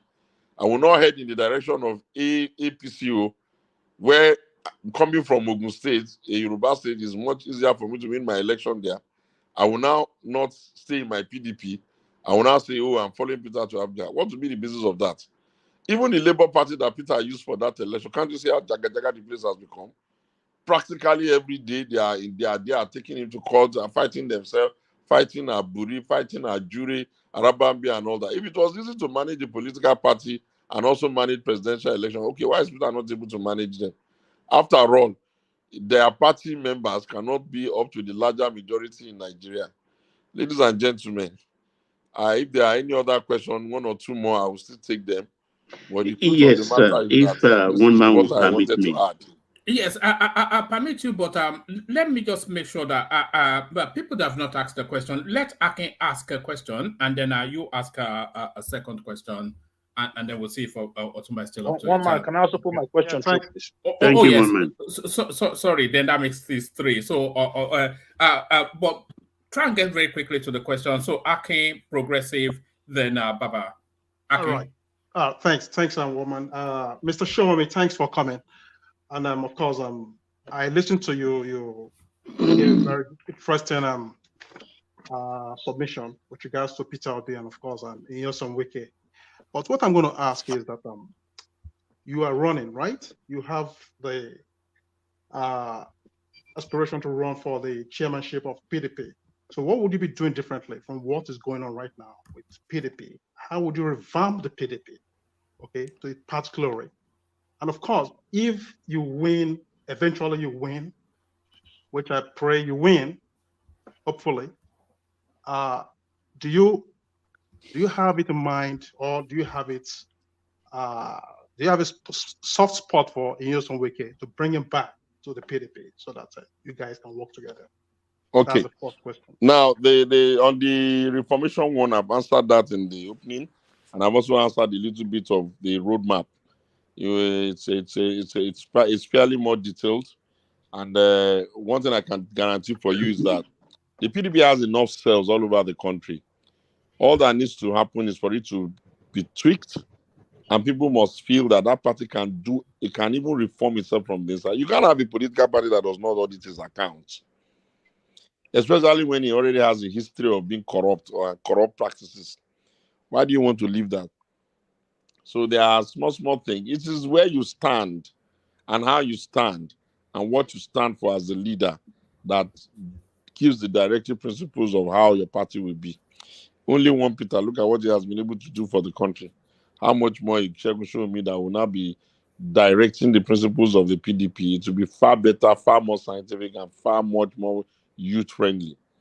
In terms of, do I have a soft spot for you on Wike? You know, I always tell people, Wike has a very difficult situation. He has put himself in an extremely difficult situation. He may not even see it yet.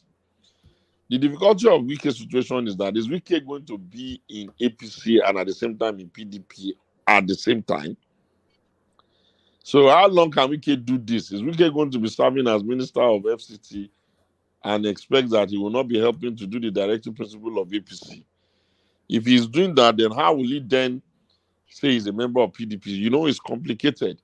But, you know, people are not as decent as you want them to be. Ideally, what I expect Wike to do is to excuse himself for the meantime, almost as a professor who is on sabbatical, so that for the meantime, until he's done, he will just say that we have frozen his membership till any time he wants to come in the future, in case that opportunity will still arise. That's one. Number two, nature harbors not, nature does not allow a vacuum. It is even disgraceful that we have reduced the suffrage, that means the choosing right of the people in a state, to the sole prerogative of a governor in second term. Why the hell did we get ourselves in a situation where a governor in second term will single-handedly pick candidates and be insisting that he wants to teleguide the candidate? That's what you are seeing playing out in Rivers.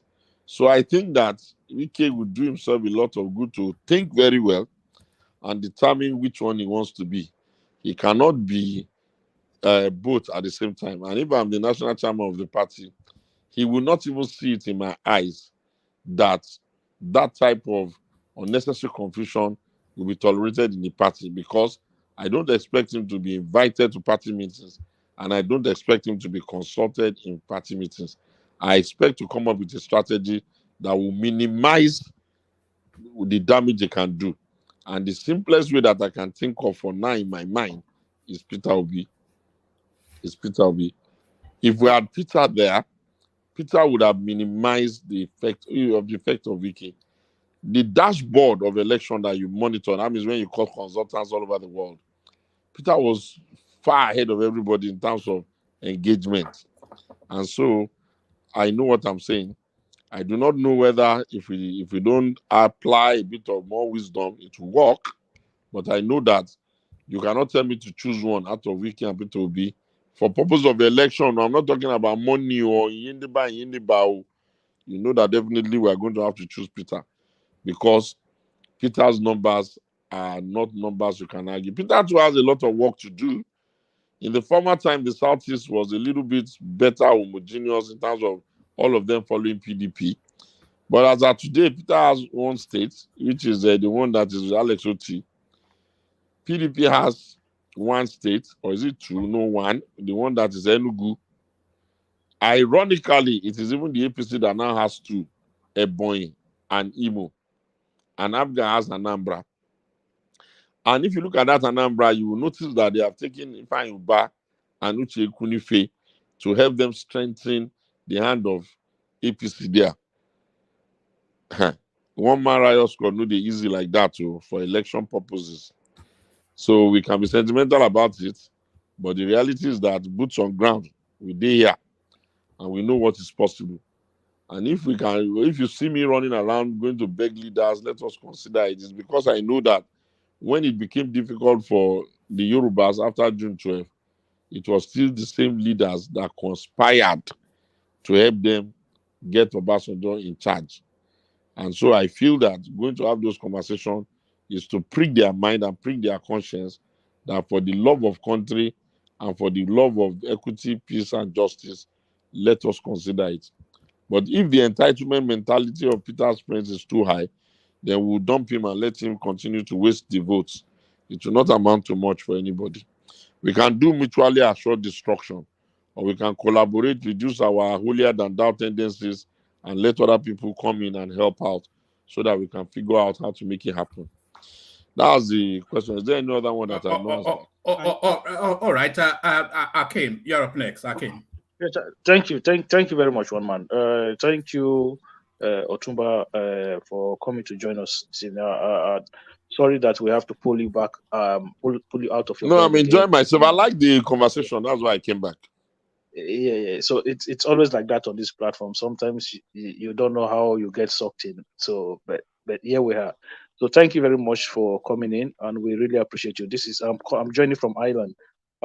My question was that based on the peculiarity of Nigeria, the way the country is, we had a president from the northern Fulani, especially for the Fulani tribe, for 8 years, right?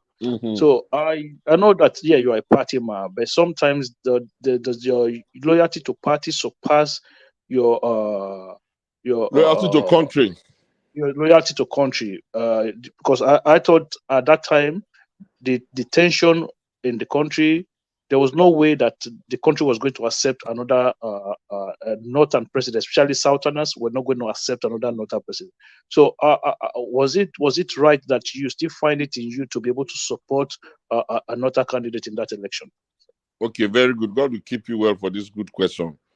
We had in 1999, in 2015 when we lost, we have what you call the Ikere-Madu report. The Ikere-Madu report in 2015 said, going forward, PDP must keep its zoning for 8 years. And the argument was that we spend too much energy fighting for tickets when we know that the person in charge is entitled to a second term. You get? Since we have agreed that the constitution give them a second term, let us keep the zoning for 8 years. So on that basis, the zoning was 2019 article, and the North will still be entitled for 2023. By the time we did not win in 2019, which was when we didn't win, they set up the Bala Mohammed committee to review the Ikere-Madu report. Are you listening? The Bala Mohammed committee came back and said, under the peculiar circumstances that we have found ourselves, we have to leave it open. So when the Bala Mohammed committee of 2019 said we leave it open, it then meant that all persons can vie. Ironically, the conversation was going on. APCO that is talking anyhow now, between 2003, that they have been producing candidates after 1999 that Yoruba man won. They've been producing somebody from the north all through. If they are not producing Buhari, sometimes they are producing Nuru Ribadu. They produce Atiku. They never remembered that there's equity in Nigeria at that time. It was only when they succeeded in using Buhari to defeat Jonathan that they now suddenly remember that when they were in opposition, they did not even consider any other zone. Even though PDP will go Obasanjo, from Obasanjo, Yaradua, who died, and Jonathan took over. From Yaradua, Jonathan.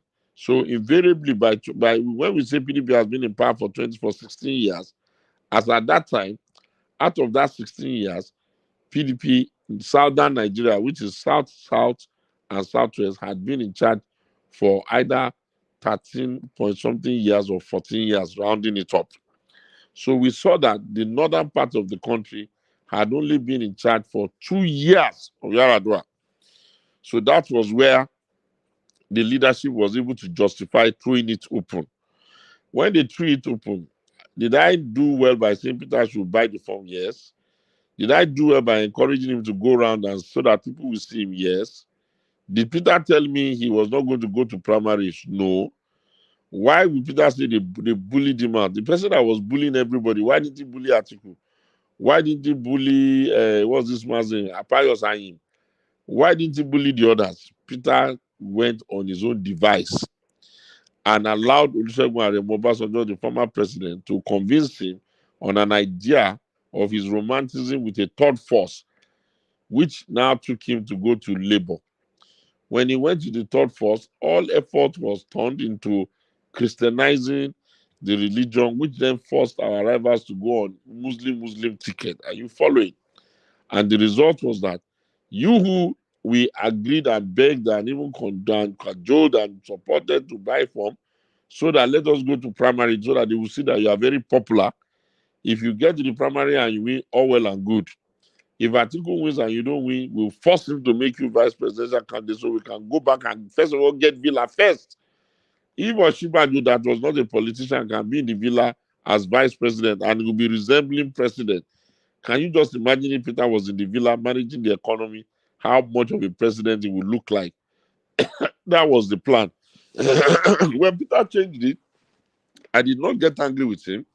I still continue to maintain cordial relationship and be encouraging him and all that until the die was cast. And after the die is cast again, if I did not believe in Peter, if I did not believe in the South System matter, why will I be wasting my saliva and my time and my energy? This Peter, we know they give shishi, and money they give me. They give me money. So these are the ways we have done this thing for the purposes of the country. I was not comfortable with the fact that we were going to be saying PDP, Muslim, no. But I was aware of the fact that we have an Ikiremadu report that says we are keeping our zoning for 8 years. And I was aware of the fact that we have a Bala report that says we should throw it open. I was aware of the fact that we have an autumn committee again, which was allowed. When they PDP, their leaders are just funny. We took them to Ugwan committee in the east to go and do zoning. Are you getting? And Ibomano, when they got there, Ugwan said they were going to zone chairman to the north to Ayu. Instead of him to zone chairman to the north, and in the same breath, zone presidency to the east, they said they will leave the presidency till another day. By the time they got to Autumn report, who is going to go and do the presidency, what did Autumn do? They left the presidency open. When they left the presidency open, Atiku will buy from everybody, bought from Bukola Saraki, bought from Tambuwa, bought from, they all bought from. I am Atiku's spokesman. Please tell me, what was I supposed to do? Especially when Peter has even left the party. Thank you very much. All right, brilliant. Otumba, there were a couple of super chat questions that came in, but I didn't get a chance to ask them before you left. Asked now. So this is from Ola. It says, Otumba, why is it difficult to arm the regional security institutions in Nigeria to flush the criminals causing insecurity out of our forest? Why? So it's back to where we started from. These are just insecurity that is holding that country to hostage. Okay, let me say it this way. It first started out as a fundamental pseudo-religious protest in the form of Boko Haram. And unfortunately for us, because of the destabilization by those who destabilized Libya, small arm from the Sahel moved very quickly through the zone into Nigeria. Why Nigeria? Because we have a large Muslim population, so they can quickly, they can quickly blend in. Long story short, Boko Haram started doing all sorts of damage there. Now, if they are doing ideological, religious protests around the fact that they don't want their children to go to school, and they start to kill people and all of that, running guns and so, we got to a point where we fought them to a standstill and collected every state from them. And like anybody who has stayed along in England, when you remember the Sinn Féin, and you remember Spain when the Basque separatists, insurgency is very difficult to quell, because are you going to say go to the north and kill everybody there so that you will not, no insurgent to survive? The person that is a kidnapper, the person that is an insurgent, the person that is a maruda, and all of these people, they are your brothers, they are my brothers, they are your sisters, they are my sisters. So it's difficult to separate them. We are under policed, and I've been screaming forever that we need to figure out the policing of the country. We are a nation that is very corrupt. It is not difficult for people to be arrested in the morning. Somebody will pay money, they will get it done in the afternoon. Let us be careful not to think that angels are going to come and run Nigeria for us. It's still the same as our Nigerian brothers and sisters. And now that the thing has gotten to a point that is now beginning to irritate everybody, I have a feeling maybe if they are not going to be too wicked, they will restructure the policing infrastructure so that other parts of the state that can afford it and the zones will have their police structure that will be able to man their area. forest, mankind is replete with the story of migration. Even the people that are calling themselves Yoruba people now, or Igbo people, they will tell you stories of how they migrated to that place. So the fact that you are watching another set of migration and land displacement take place in your lifetime does not mean it has not taken place like that before. The only thing that I think we can do and add is we can get the government to scale up a whole lot more on the security if God will give them the grace and the energy so that we can make the place a little bit safer. But it is not something that is very easy to quell because you cannot identify the terrorists even from a distance. It will look like your brother. I know that now that we have gotten national identity card number and all that, that will give them more opportunity. But I have suggested in public space that we need to have the citizens and the visitors of Nigeria identified to a verifiable address so that at least we are able to better trace them, better track them, better eliminate those that are troublemaker. So that's how that is. Thank you. All right. And then DJ, thank you for that. DJ Dodoiye, he's asking, hello, sir. Can you tell us why Peter Obi left the party? Would you agree that Labour Party grabbed PDP votes in the last presidential election? So I think you somewhat covered that in the rounds. Mm-hmm. All right. Did you want to, or should I go to the next question? I would just say that the thing is that those strongholds like South and Southeast have always been PDP stronghold. But I told PDP in 2019 that the Indigbos are the ones carrying us. How they did not listen, or maybe they did not believe, is our business, and the consequences we are suffering. Now that they have seen and they believed it, you can say I'm shouting on top of my voice again, saying that we should figure out how to cure that debt. I don't have the power to give him all alone, but at least now I'm here. If I become the national chairman of the party, obviously, the person that is going to beat him will work very hard. All right, thank you for that. XYZ asks, he says, is it true that Boala is secretly working for Tinubu? I'm not sure that that's so much a secret, but is it true that Boala is working for Tinubu? No, he was loyal here when he was here. Boala has always been a Tinubu man and an APC man. He tried his best. He took the arguments there when he was here. But he has gone to be there now, so there's no point flogging that. The things that they call loyalty is like a two-way journey, you know. And you don't have to insist that just because somebody spoke for a candidate yesterday, that means that candidate owes him. It's not like that. You can speak for the fact that you participated and used your best skills to market a candidate does not mean that it has taken away your own right as an individual to plot your political journey according to how best to see it. So I think we are making a mountain out of a molehill. Bala is a bit of a turncoat now, and when he's going to APC, he will shout himself hoarse just to make sure that the APC people will like him. At best, they will give him some money here and there and patronize him, but I don't think that it's easy to take your reputation back under the circumstances and how he has done it. So don't let us overflog the Boala issue. Political people going today and come back. Is Akpabio not a former PDP man? Is he not the Senate president today? I did actually send him a message if he wanted to come and join you, but I didn't get a response to you came on. But Kulata wants to know if you are related to Bode Showunmi. Bode Showunmi is my junior brother. Oh, all right, brilliant. So that's your answer, Kulata. Dr. Damages, he's asking, he says, when you said that the Igbo people you met in the Southeast told you that they did not want the presidency, what did they say they wanted? So very good. This man, God will keep you.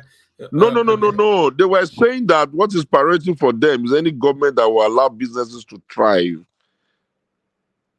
They said they were of the view that what is priority for them is any government that will make priority to thrive. They even went as far as telling me that if the government will give them the permission, they have the ability to build the roads that would join all the southeastern states by their own self-help or raising their own money and all of that. Do you understand? But I was just telling them that you people are saying this now, but when it gets to the time of 2023, it was as if I was a seer. I said, your children will not talk like this again. They were saying that It seemed as if the presidency was the last thing on their mind. Maybe because they felt they can't get it, or maybe they just feel that, oh, they are just interested in doing their business. But I was telling them, if Emeka Anyoku was younger, we could have easily presented him and Nigeria will not have any qualms with him. But it's gone past the shelf life for that. Let us begin to build other Igbo people that are pan-Nigerians. Other Igbo people that people will have a lot of confidence in and a lot of, they won't be afraid of. And it was in that manner that I tried to push Peter. And thank goodness God, we take credit for what we take and we take the blame for what we take. What needs to be blamed. But the truth of the matter is that if you told me to let us do it again, I'll still do it the same way, because whatever the case may be, Peter has created bigger understanding across the tribe. There is no state in Nigeria today that Peter will go to and go to the central market and all that, and they will not say, this is Peter Obi. And now, if you go on the internet, his people are there. If he goes anywhere, he's known. It's something. The people that wanted to make black people become presidents in America, the Martin Luther Kings and co of this world, it took them a couple of years, if not decades, but eventually Obama got it. So if the Igbos, if our brothers in the Southeast do not make it easy for us to beg people, then maybe we'll just say that it's a small step for Neil Armstrong, but a giant leap for mankind. You know that phrase when he got onto the moon? We may say, this was a very, very giant leap for us to shatter the glass ceiling. That's what I can say on that. Thank you. All right, thank you. XYZ Super Chats to say thank you for bringing Segun Showunmi on the platform. So thank you for that. It says and then Crown wants to know, is it through Obaseki? Is it true? I think he meant to say Obaseki met with Wike today. So I think that will be covered in the news. Do you want to take a question from Baba, and then we'll see if you're still in the mood to carry on, Baba? Yeah, it's I still have some question for you. just a question for you. Actually, I just want to bounce this off you as a Yoruba person. What do you think about the structure of Afenifere as propagated by the new executives? I think about 7 days ago. You know, my brother, I think that if I'll be fair, the Afenifere has lost its ability to direct the principle of the politics of the Southwest. The Afenifere must understand that when they were founded as a support group and a pressure group, Yoruba people had not been lucky in the presidency. But Obasanjo has been lucky in the presidency. Bola Tinubu has been lucky in the presidency. Okay, so what will the pressure group called Afenifere now be doing? Is it going to be shouting and screaming against the run of play, or is it going to become a platform that supports their son, or what exactly? So I understand them gathering and I wish them well with their gathering, but their ability to influence anything is getting really, really, really, really, really small, because they have been the Yorubas have been integrated into national politics. It was a different kettle of fish when they were still in opposition, unable to get to the national. So we'll see how it goes. They are fighting today, fighting tomorrow. Today they will say they remove Abraham Adebanjo. Tomorrow they will say they reinstate him. Next tomorrow they will say it's the man in Undo. What's the man's name now? Fashion They will say Baba Fashion is their leader. So it's okay. I think that eventually they are going to learn, and they're going to find out that once your part of the country is participating in the federal government, the ability for you to direct the principle of the politics from a pressure group reduces significantly. But if it is for the purpose of them engaging their Arewa brothers and engaging Anese and engaging Middle Belt Forum and all that, okay, not bad.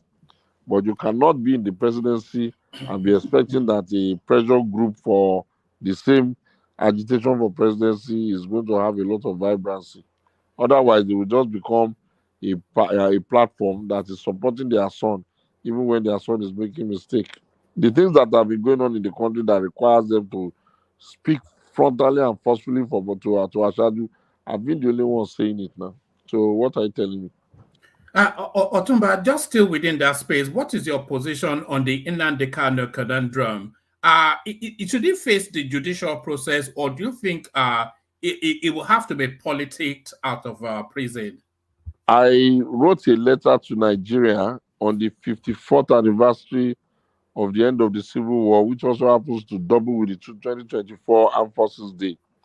And in that letter, which I wrote to Nigeria, I said, and I'm quoting myself, that it has become untenable to keep Nnamdi Kanu in prison when Sunday Igboho has been released. And I premised it on the fact that Sunday Igboho and Nnamdi Kanu were basically agitating for the peace and the safety of their people using the tactics that they know how to use. We've lost you. Are you there? Can you hear me though? Yeah, we can hear him. I can hear him. No, I can hear him, woman. you're back now. You're back now. You dipped for a moment. Carry on. Carry on. Woman is you. Woman is from you. Was it me? All right. Yeah. All right. Carry on. Sorry. So I said you cannot have a scenario where two young men, one from the southeast, one from the southwest, found themselves on the wrong side of the establishment. One kept in prison in Nigeria, one kept in prison in Cotonou. And for somehow magical, judicial, or whatever explanation, Sunday Igboho is released, he's gone back to meet his family. I then said it is no longer tenable to keep Nnamdi Kanu in prison, and that I joined my voice to say that he just must be released. And I then went on to say, if Nnamdi Kanu was around, you wouldn't have the kind of thing that is going on from the guy in Sweden, who joined, or is it Finland, Evra, what is that, who have now considered himself a prime minister of a cause that Nnamdi Kanu was the one that was leading. And I said the federal government of the Federal Republic of Nigeria must understand that not only must we do equity, not only must we do justice, we must also do fairness. And that if Sunday is released, then they have to find a way among themselves to release Nnamdi. That's my position, and it was well published.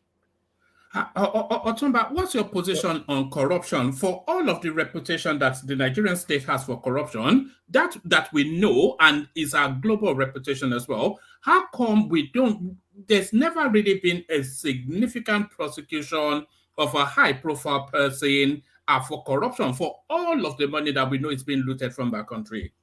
First and foremost, can the corrupt be evaluating the corrupt? I think we are a country that there are no consequences. Anti-corruption has become a tool of political persecution to some extent. Any country where you see that the president of Nigeria will be thanked for people getting justice in court has to know that it does not have a criminal administration or a justice system. Nobody needs to thank the president for a judgment in court. You would have noticed that as of 2023, this 2024, when the Supreme Court is finishing cases, it was not unusual for opposition element that win their case to be thanking the president. It is symptomatic of the fact that we have not created a judiciary that can, on its own, adjudicate and do the right thing for us. So what you have is that anti-corruption, EFCC picks and choose which one to go after. I would have preferred a situation where it's like a revolving door. You finish from state governor, you find yourself in EFCC. Instead of wasting too much time to be trying them for corruption, which is difficult to prove and very lengthy, I would have recommended that we be trying them for abuse of office. It's much easier to prove, and the penalty from the Administration of Criminal Justice Act is 10 years. So we are not serious about fighting corruption because we like the narrative of every day they'll say they've arrested this, they've arrested that. The figures they even call are so humongous that you want to kind of like get the impression that it's not even true. But I'm not saying that because I want to diminish the whole process. I'm saying that because I don't understand how a country can have people steal that kind of money from it, and those people will still be roaming up and down the streets. I don't understand. But I know that eventually we're going to metamorphose into a nation of corruption and consequence, beg your pardon. And once we become a nation of consequence, I have a feeling that we'll be able to stop the corruption. When I was on in the main body, I was talking about a need for major, improved, and well-driven with consequence reorientation program. It is to try and see whether we can still cure some just by preaching, while we will cure the majority by punishments. Otumba, what do you make of the Aisha Achimugu's opulent 50th birthday celebration spanning several continents, countless millions of dollars set against the backdrop of the grueling poverty in Nigeria? Well, the truth of the matter is that if somebody has money, you cannot tell them how to spend it. If the government is not accusing her of stealing their money, and nobody has come forward to say that the money she's spending is not her own, it is not unusual for people who have money to behave in a maverick manner. If the government is willing and interested in figuring out what's going on here, they can always ask her to come and show her tax papers. You know that in all of the films we watch in America, when even the mafiosos that are dealing in drugs, when they get so big until they become uncontrollable, the government used to pick them up with tax-related issues. So I think Aisha Achimugu, if she's the owner of her money, is entitled to spend it as she wants to spend it. But it is the duty of the Nigerian nation to ensure that she is able to justify how much taxes she's paying based on the humongous amount of money she is spending. And you know, if you are willing to be disciplined, you will have the ability to discipline people. Yeah, Otumba sir, it's Yes, sir. it's a pleasure to listen to you. You have a gift of explaining your thought and opinion in a clear format, and you are very easily understood. I hope the PDP will recognize that you're such a strong asset. My question is, you've clarified your ambition to us, not just today. You've gone around the country and you've told Nigerians what your aspirations are. But if you don't get it, what next? Well, And then, yeah, go ahead. Well, I've asked myself this question. You see, it was this kind of question that they asked me when I then, in a sarcastic manner, said, if I don't get it, I will see who they give it to see whether the person is open for reform and we can reform. If I find out that the person is not a serious person, they want to be doing same of same, I then predicted that they would lose the election in 2027. I then said if they lose in 2027, the thing would drag on to 2031. I then said by 2031, the power from the APC, the rival, will flip to the north. Then I then said, Buala, wait for me. That was how I said it then, in sarcasm. But because of the fact that people can misconstrue things, I think that I should just cut out all the sarcasm and the play and put it to them this way. One, I am not trying to be national chairman of the party because I want to wear the garment or I believe in those unnecessary mumbo-jumbo names people call themselves. I am very popular in this country and across the diaspora just because I'm a PDP man. I speak for the party, and anywhere I go, I see that people really warm up to me. But if the party is not going to reform, the party is not going to be able to do the right thing, then I will have to move myself from the mindset of somebody who is doing civil society advocacy in politics and then become a politician. And by the time I decide to make that paradigm shift, I will look at my space and then I will take the right type of political decision that I can live with. I must not insist that parents cannot die. However, I loved my mother, she died, and I buried her. So I believe that if the PDP insists that it wants to die, then I must be pragmatic enough because I'm still young to look at it and say 25 years, thank you very much, adios amigo, and figure out what next you can do. But to tell you that I'm going to sit down with them and be doing rubbish, I mean, how can you know that these people are not reforming? How are they going to win an election if they don't reform? Are they going to just come in front of Nigeria and tell the Nigerians that, oh, we are here? As who? On what? To say what? I've been telling PDP on the inside, even the process by which you do campaigning is so wrong. You just be packing yourself in one stadium, screaming PDP power to the people non-stop. And you'll be saying that you have campaigned. The biggest stadium in the country can only take about 50,000 people.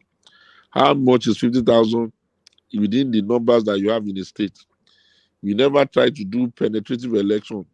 The ones that are running governors will be thinking that the first election is not their problem. By the time they destroy the first election, they will now start running up and down with the second election. So I know that we need to clean the place up really. And my interest is to make sure that we can even give the world an African or a Nigerian institution that is built to last. We can be a political institution that is built to last. We were registered in 1998. We've been around. We have been the only one that has been around. The next person that is close to us is ABGA. All the others have been changing their names. Are you older than SDP? SDP, listen now, SDP as it was then was deregistered. They registered the new one just recently.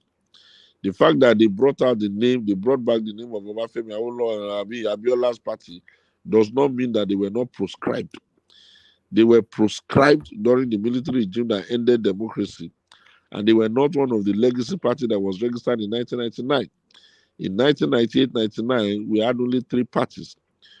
We had APC, APP, beg your pardon.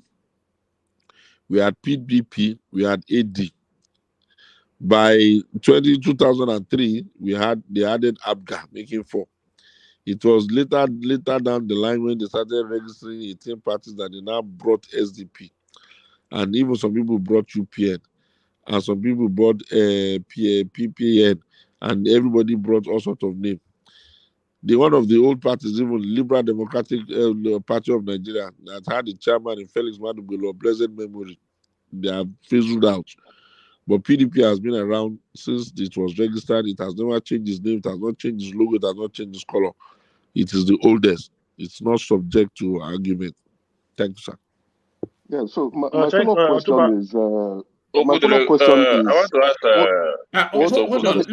Let Emeka go first, and then Akim, and then Ekene. Otumba is in a relaxed position. When he's had enough, he's not shy of telling us when he's had enough. Yeah. My follow-up question is, I don't know if you remember your statement on channel. Was it on channels or with Shewu's YouTube platform, where you say you are a bridge between the old generation and the young? Yeah, and I think you've clearly exemplified this here tonight. You are very relatable to the young. Now, the question is, if the PDP, which I am presuming, I might be wrong, but I'm presuming, based on the history of the PDP, do not want to relate with your strategic ideas and the plans that you have that can really, pull young Nigerians to them. Are you willing to move to another political party, probably it must Labour be on Party the table. or APC? Okay. No, I've asked Peter. I asked Peter one question because you have asked it. Let me just answer. I asked Peter that, look, Peter, this Labour Party that you are doing, that they are today is suspension, tomorrow is expulsion, what's going to happen? And I know that we spent time talking about it, and it occurred to him that party, the Labour Party, may not even be an ideal platform for him in the future. And if that platform is not ideal for him in the future, I then asked him that in case we started another one, how would we even prevent it from running into the same crisis of labor? You know what I mean? So I think that I know that the Nigerian nation is able to accommodate an ideological party now that can beat APC, beat everybody. But for us to be able to do it, we must first of all build the platform before we decide who's going to drive the vehicle. Because if we say we are building it for Mr. A or Mr. B, that will then make it mutually exclusive, meaning that other people who are supposed to participate because of their own ambition will stay away. And because Peter has been able to run Labour Party by himself, a lot of people who have some resources too will be thinking that they can pick any party that they like and run with it. And that will only pollute and muddle up the water. So in that regard, what I will say is that what is the line of best fit? What is the line of least resistance? If you want to run politics in Anambra and you want to be governor, you may give your mind the opportunity to consider ABGA because you will know that ABGA is popular in your area. if you want to run in the north, like Kano, you may consider what's that his party now, NNPP or NNPP, Kwakwasiya, yeah. because we know that it's popular there. So that was why I answered it in another way by saying that if it becomes clear that the PDP is not going to reform, then I will move myself away from being a civil society comrade in politics who is asking for idealism, and then I will become more pragmatic and become a politician. Now, what does a politician do that I don't do? A politician does not do the analysis, see where things are tilting, and then begin to fight or play against the run of play. Every time we have done elections since I've been in PDP, the ones we are going to lose, I used to tell us on the inside that we are losing this election and these people are winning. If I was playing politics and not being idealist, I would always have been going to the ruling party. But my argument has always been a political party must plan and normalize winning and also normalize losing. And that a political party must be efficient enough to do well in opposition when it loses and to do well in governance because it has a manifesto built on an ideology when it wins. So that the personality may change, but the vision is not going to change per se. We have not gotten to that, and some of us are the ones pushing us to say, let us go there, especially when we know that if we go it that way, it is going to be favorable. But I will not be happy to keep losing an election after 25 years.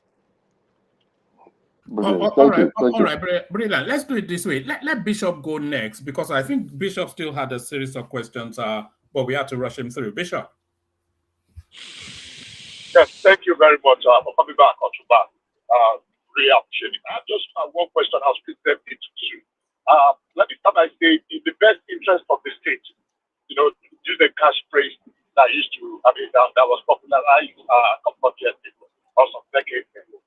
If for any reason, as a follow-up to the last question that somebody asked, that what happens next in case you did not get what you are calling for? You have the opportunity to stamp the stage with all that you have under a different party. Would you consider it irrespective? Because I said, moving away from politics and election, let's get into governance. You have a lot to offer. If, for example, you are offered a platform that, okay, come and test the skill here, come and contribute whatever you can do here, would you consider it? You mean with APC? Well, outside your party, whether APC or any party, I know you are dedicated to the party.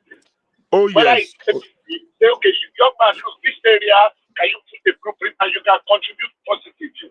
Will you consider it? Look.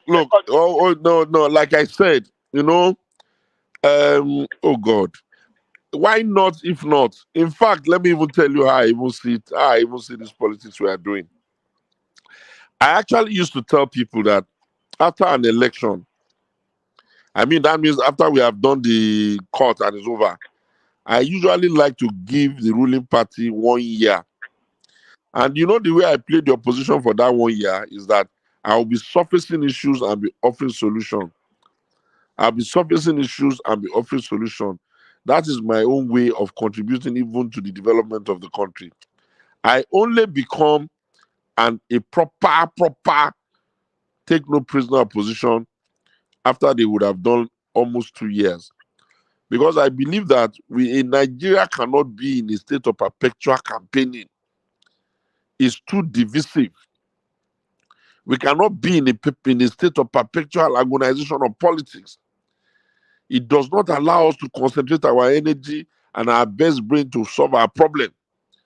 The challenges that we are facing as a nation, we have seen now that there's no Messiah anywhere. Because if there was a Messiah anywhere, Ashwad Bola Ahmed Tinubu would have just done his magic wand and he would have produced Lagos out of Abuja. But we are seeing that they are struggling. And even by the former president Buhari, who we even thought if he cannot do anything, we do anti-corruption perfectly, we have seen that he was even not able to do it as much as we thought. So I'm beginning to think that we need to be thinking more about what can we collaborate to get this country to work. We are no longer small children. The things we thought was going to happen for this country if we get into democracy. We have been 25 years in that democracy. Has it happened? We're dealing with multidimensional poverty. We're dealing with insecurity at a level that is unprecedented. We're dealing with mutual distrust of the tribes. If this is what we came to do in democracy, then the question will be, is it even worth it? But mankind has not created a better system of selection of government better than democracy. So we must be pragmatic and we must be willing to say, let our country make progress. Because even if it makes a little progress, it is only reducing the job for us when we eventually come in charge. So surely, my mind is very much with Peter anyway. My mind is with Peter. I will only, Peter is somebody, Peter is a funny guy. He's my man.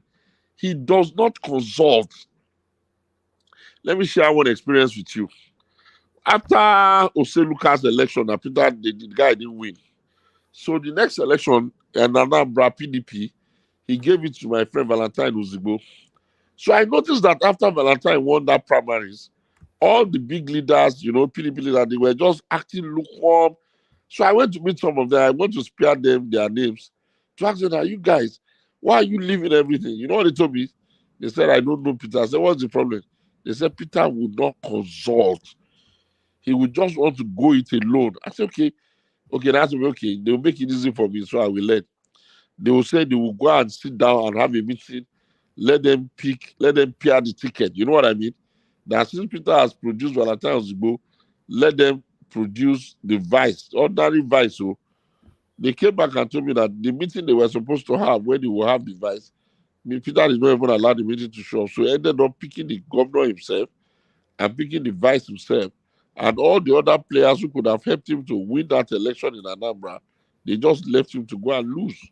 So I like the energy. I like young people that are following him. I'm committed to that agenda.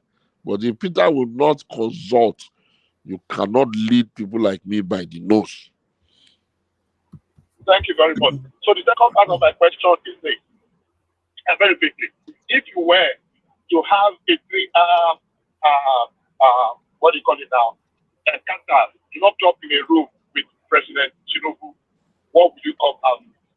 With who? With who? 3 hours. With President Tinubu. Ashadu, my man. First of all, I will tell him, now that you have said you are going to do performance evaluation for your people, use that opportunity to balance out the cabinet in a way that every part of the country, especially the three major tribes, outside Yoruba, will feel that they got equal, that will be good.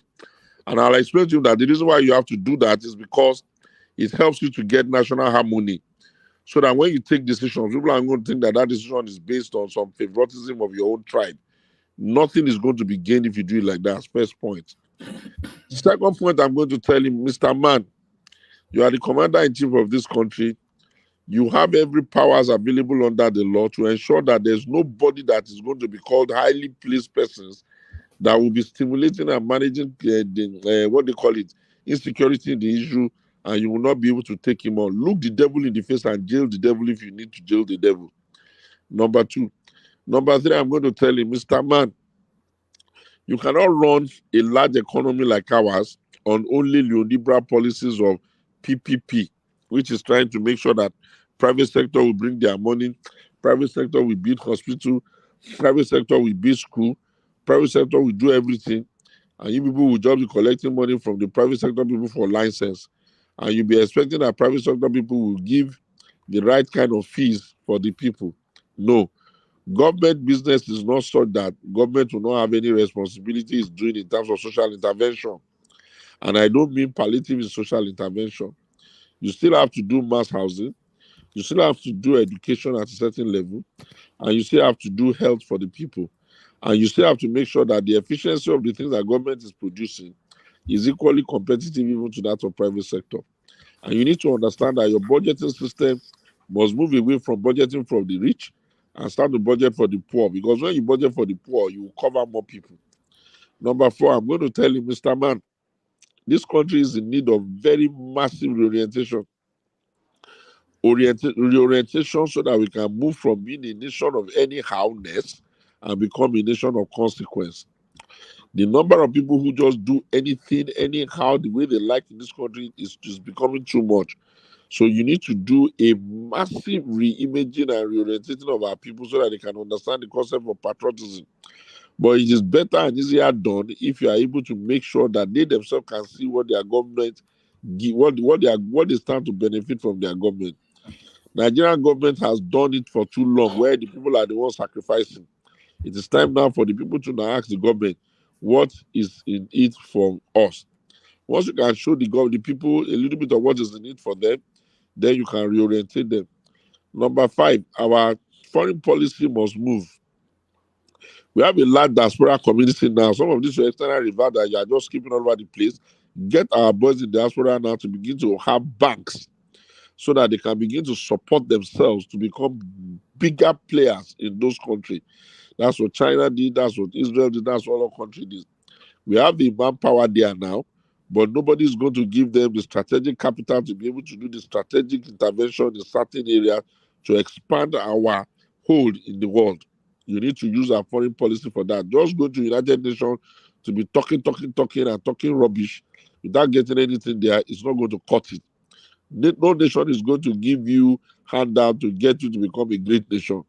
China collaborated with itself to be great. The same thing with Japan. The same thing with Germany after the Second War, and certainly the same thing with Israel. It's time for you to let us put better use to our diaspora audience. They must have the ability to be able to begin to play actively in certain sectors of those countries where they are.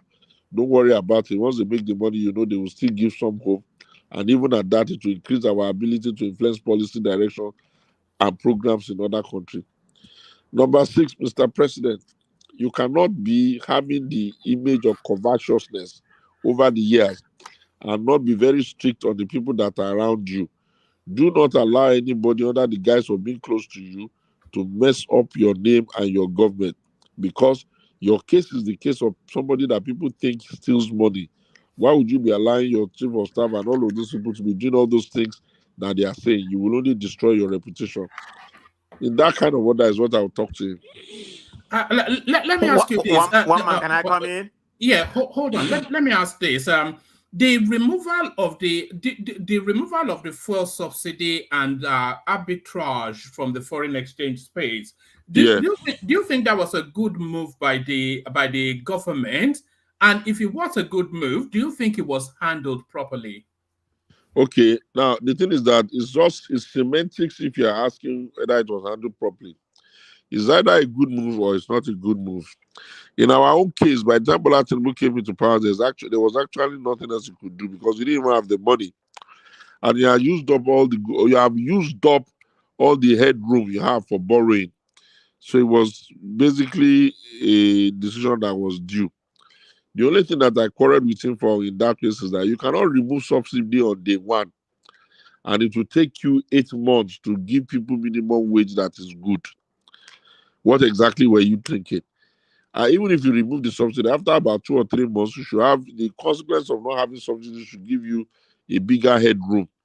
And that bigger headroom should have given you a better ability to predict what is available and what is coming in. And you should have known that you cannot let your workers be going home on 30,000 naira, and you yourself know the removal of subsidy has made a mess of it. So I would have expected them to have done that quickly. I don't believe that you can fund or you can inspire or you can motivate or you can develop or you can build a big economy with a large population on palliative. Even if you have to do palliative, does it make sense to you that you are complaining that you don't have forex and your palliative is still rice that you are importing? So who are you fooling? So I think that instead of wasting your energy on those kinds of things, it would have been best for you to make sure you rack up production by making sure people have enough money to participate in the commerce. Even if it's just buying their own food stuff, it will give us a bit of an headroom to be able to stimulate agricultural production so that they can, continue to support it. In terms of the arbitrage, you see, I've never known why government thinks that for its own irresponsibility, the people must suffer. The exchange rate in the central bank is as you set it. The exchange rate in the black market is as the people need it. Why would you be the one that will be giving money to people and then not being able to supervise them for other things, including money laundering? They will not take the money they got for you, which is specifically allocated for certain purposes, take it to the black market. And because of your own carelessness and your inability to police your own responsibility, your own activity that leaves a trail, a paper trail, you will now come and now devalue our currency to such a point that our currency is now the joke of all the currencies in Africa. I think the arbitrage you were trying to run from, you have still created it.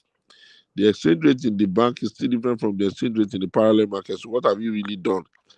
Instead of calling it all this kind of fancy name, you better say we increase the price of fuel because you are still paying some form of subsidy based on the exchange rate of the dollar. And instead of saying you remove arbitrage, you better say you devalue the currency so that we will not be looking for a miracle where none does not exist. So my opinion, to wrap it up, is that you have to make up your mind what you are doing. If you want to run a free market economy, then you have to buy the bullet and run free market. But you cannot run free market economy and still leave the people on pittance as their wages. The private sector draws the skew from the government. If the government gives the people a reasonable wage, the private sector will give them a reasonable wage. The money that is available for the governors to be packing to the bureau de change will reduce. And that's how to run an economy. Sorry, can I come in, please? Okay, can I come in? Can I come in? Yeah, this is my turn. Sorry, I came first. Sorry, I came as ahead of you, Prestige. Akim. Yeah, thank you very much. It's me again, Otuba. My question is going to take you back to the PDP. Your party, the PDP, is I think they have the second largest number in terms of the Senate and the House of Rep members in the National Assembly. Yeah.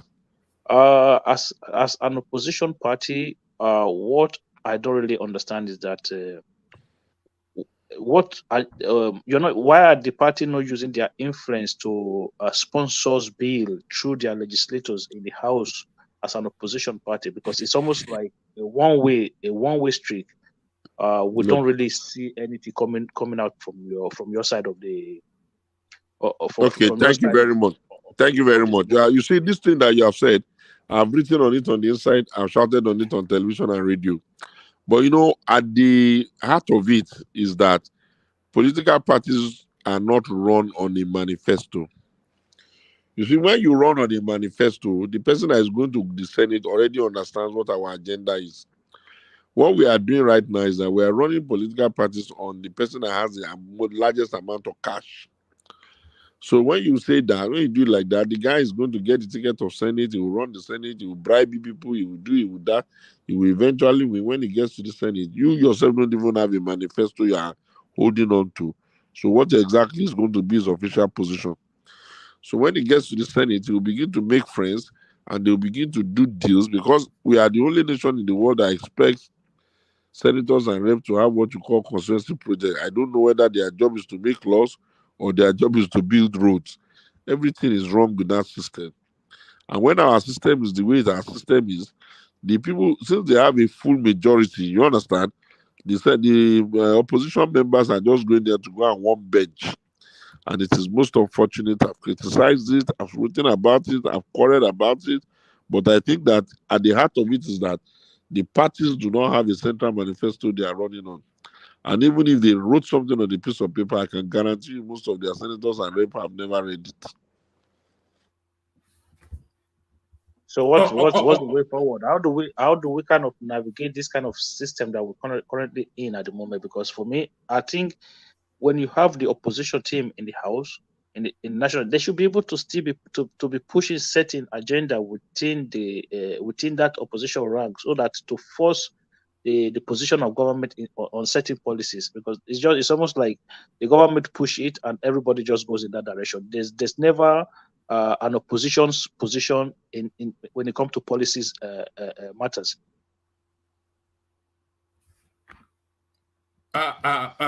Moderator.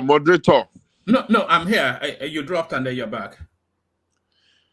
Hello, studio. We can hear you. Okay, so now it's Africa. Don't be angry. The thing will just be bouncing anyhow. Yes. So I think that if they will run, these are some of the things that we can fix if we have a chairman of my own orientation. You will not get our ticket before getting our manifesto. You will get our manifesto, you go and study our manifesto, you will come back and tell us whether after studying our manifesto, you still want to get our ticket. But you can't just come and buy ticket and just be telling me you want to go and be Senate when you don't even know the manifesto of the party. It is the same reason why the party is not even able to control their governors. Because everybody is running on his own agenda. Yes, I'm not saying you should not be creative, but you must have some broad agenda of what you are running on. In America, you know what the Democrats will do, almost to some extent, and you know what the Republican will do. Donald Trump is already screaming on top of his head that he's going to be anti-immigration, but we already know that that's what the Republican will do. The Democrats, we already know that they will open up the street. We already know they will do. On the big envelope issues, we should be able to say this is what the party stands for. Unfortunately, you cannot differentiate between the political ideology of the PDP and the APC right now. Even not, you can't even differentiate against that of the Labour. So we have created a political parties that are like identity cults, the cult of human personality, and that's not good. A party should resemble a party; it doesn't have to resemble the candidate. So I think that's why you see that is happening in the legislature, where you are not able to hear vibrant voices screaming and shouting and saying the eyes are. I mean, one of the areas where they disappointed me was that I thought that when they were talking about buying them cars of 160, they would have just taken the mood of the nation. They would have excused themselves from such nonsense, and the country would have been happy with them. But not even the ones in the Labour could even do that. Everybody was only interested in taking what they can take. So when you see it like that, what can you do? All Thank right, you. Prestige. Yeah, thank you very much. Yeah, I'm the guy. I'm the first person that spoke. So It's the my best own thing there question so that we can start calling it a day. I've been here for about. Okay, let me just go ahead and ask my question. I've been It's here going to for be 4 hours. thank you, sir. Yes, take two more. Take Prestige and Ekene, and then I'll see if Now you'll you be want to be chairman, I don't mind. But you go no say at 3 a.m. I day here now. One man, can I also put a question across? If you don't mind. Yeah. Yes, we'll see what Otumba dictates because, like he said, he's really put in a shift. So and he's had a long day prior. In fact, And I also have a very busy day ahead of me. Yeah, so we'll play it out however. But I'm enjoying it though. We don't have Yes. to. We can't exhaust it in one day. I don't expect to come here only once. I like this company. I prefer it to Twitter space. These are very matured, responsible people. You people are the kind of people you need in this country to come and help us fix this country. Not all those children of hate that will just be shouting, back, the thing they know and the one they don't know, they'll be talking about it. You know, So, the Twitter space is notoriously like that. If you go to platforms like YouTube, the conversation is a bit more balanced. Prestige. Yeah, thank you, Mr. Tuba, and I have to commend you for being very an eloquent speaker. He's probably one of the best listeners that have ever come out of Nigeria. In every platform that has been, you have been able to answer all questions without sentiment. So I thank you for that. So my question, I'm gonna just go straight to my question. It's just going to be centered on the same point, which is the central bank, but it's a two-phase to my question. So the first question is about the parallel market. When this present government, APC, came into power, and about 9 months ago, 10 months, I don't know how long it's been right now, the exchange rate in the black market at that particular time, I believe it was about 760 something naira to a dollar. And the real foreign exchange probably about 500 or 400. But right now, as of today, because I just sent money, it's about 1,500. So, do you think there was a mistake, or the way it wasn't the way they originated the whole thing wasn't good? Immediately, the present government and the central bank, they came in. The way they kind of decentralized the parallel market. Do you think that was a mistake? Is there any other way they could have done it? Then my second question in conjunction to this is about MFLA. Being that he's like the scapegoat right now, do you think he did everything by himself, or there's something like Buhari asked him to do and everything? Because at that particular time, Buhari was the president, so it seems like if whatever he's doing might be under Buhari order. So what do you think about Emefiele being the whole the okay. way? All right. Let Yeah, me run into that. First of yeah. all, you see, the biggest problem of those who want to manage the Nigerian space is to be assuming that they know more than everybody. Are the Bola Tinubu team from Lagos, Wale Edu and Kadoso, not coming to the place with some elephantine idea of knowing more than everybody? They would not have cleaned out the central bank in such a way that almost all the directors will be fresh hands who have no understanding of how things work on the inside. And they will not be bringing only the ideas of their friends from France and the World Bank, which will be demanding the regulation all the time, as if their own countries are not, their currencies are not being managed better than they are managing ours. So that was a huge mistake. There's no other name to call it. They are in trouble now. They are good. The naira is falling. It has not even reached rock bottom yet. They will go and borrow money and use it, put it into the Well, system. And sorry, what do you anticipate that rock bottom to be? well, I think that when I say they've not gotten to rock bottom, is that, you see, it was one of the biggest mistakes they made, which they may not accept, is that they should have allowed that withdrawal of the currencies from circulation. They should have allowed that policy to stay.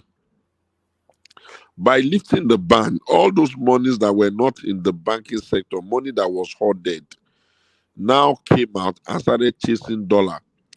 So if you throw $1 billion into the market today, once they hear there's dollar, they will just pull out all of those dirty notes that they are carrying over the place, and they'll take it to Burumalam and go and buy.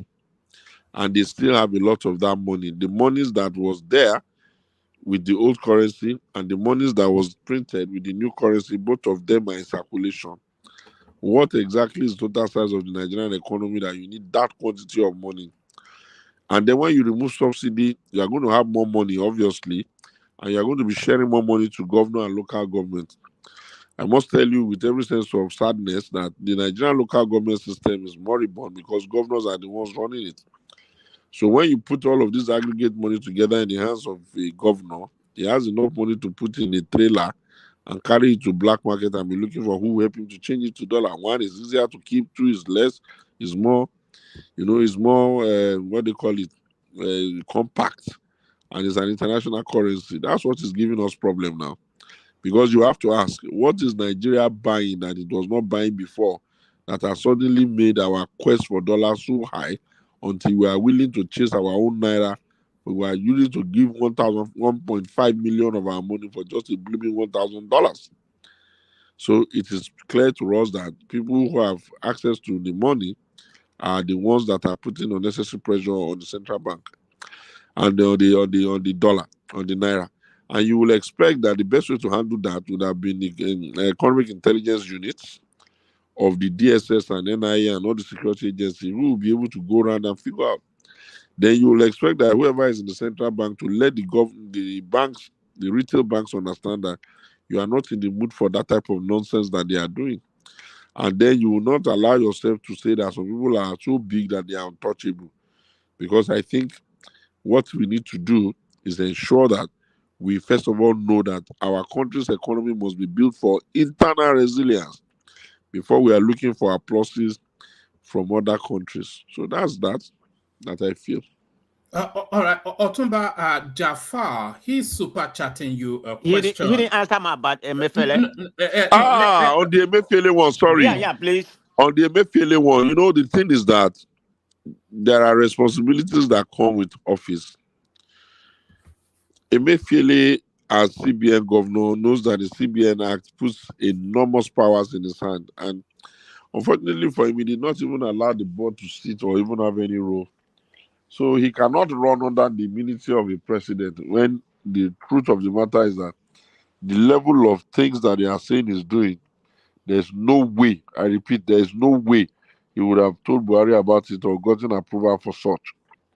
He would have just converted himself to the bagman at best, giving them money anytime they want. He knows what the rules are on ways and means. He overshot it. And more importantly, he found a clever way to be giving himself licenses for banks. So he was taking over, I think, at last time, 6 or 7 banks, all in his name. That's a bit excessive. So they are still, I wish they were not scapegoating him. Like maybe there were a lot more that they were arresting. Because I've not seen them arrest any of his director or any of his deputy governors, which would have been ideal. But in terms of them profiling him, trying to get him charged and all that, I think is the right thing to do. If you eat like an elephant, you will shit like an elephant. All right, brilliant. As I was saying, Otumba, Jafar super chats you a question. It says, is there any difference between the PDP and APC, knowing well that both have failed the Nigerian people? Why should we vote you back into Aso Rock? That's what Jafar wants to know. Well, the thing is that there's no such thing as both have failed. Has Britain not failed? Has America not even failed? The money that people are using for living standards abroad now has become very, very high. So what I'm saying in essence is that the world economy is actually going through what you call tanking. It's not growing the way it's supposed to grow, and we're not able to transfer wealth the way we should transfer wealth. And the essentials that all of us need, the private sector are in charge of it, and they are charging the type of money that can make them, sustain themselves and make some profit. So it is the fact that the Nigerian economy is also having problems is not a good enough reason to say you can't differentiate. You should be able to differentiate because in 1999, when PDP came into power, they got a nation that was a pariah. You couldn't even write a letter of exchange. Nobody will honor it. 419 and drug was the order of the day all over the world. Nobody respected us. We were not allowed to do so many things. And the economy was deflated. We reflated it. We rewrote the housing policy until we now have a lot of people being able to either buy a house directly or by mortgage. We did the universal basic education system that guaranteed every child in Nigeria the first 9 years of education. We did the primary health intervention program that puts a primary health center in almost every ward. We were able to give the teachers a living wage until all of them could now start buying more cars. We did a lot until we left. Of course, democracy does not assume that others will not be able to come in charge.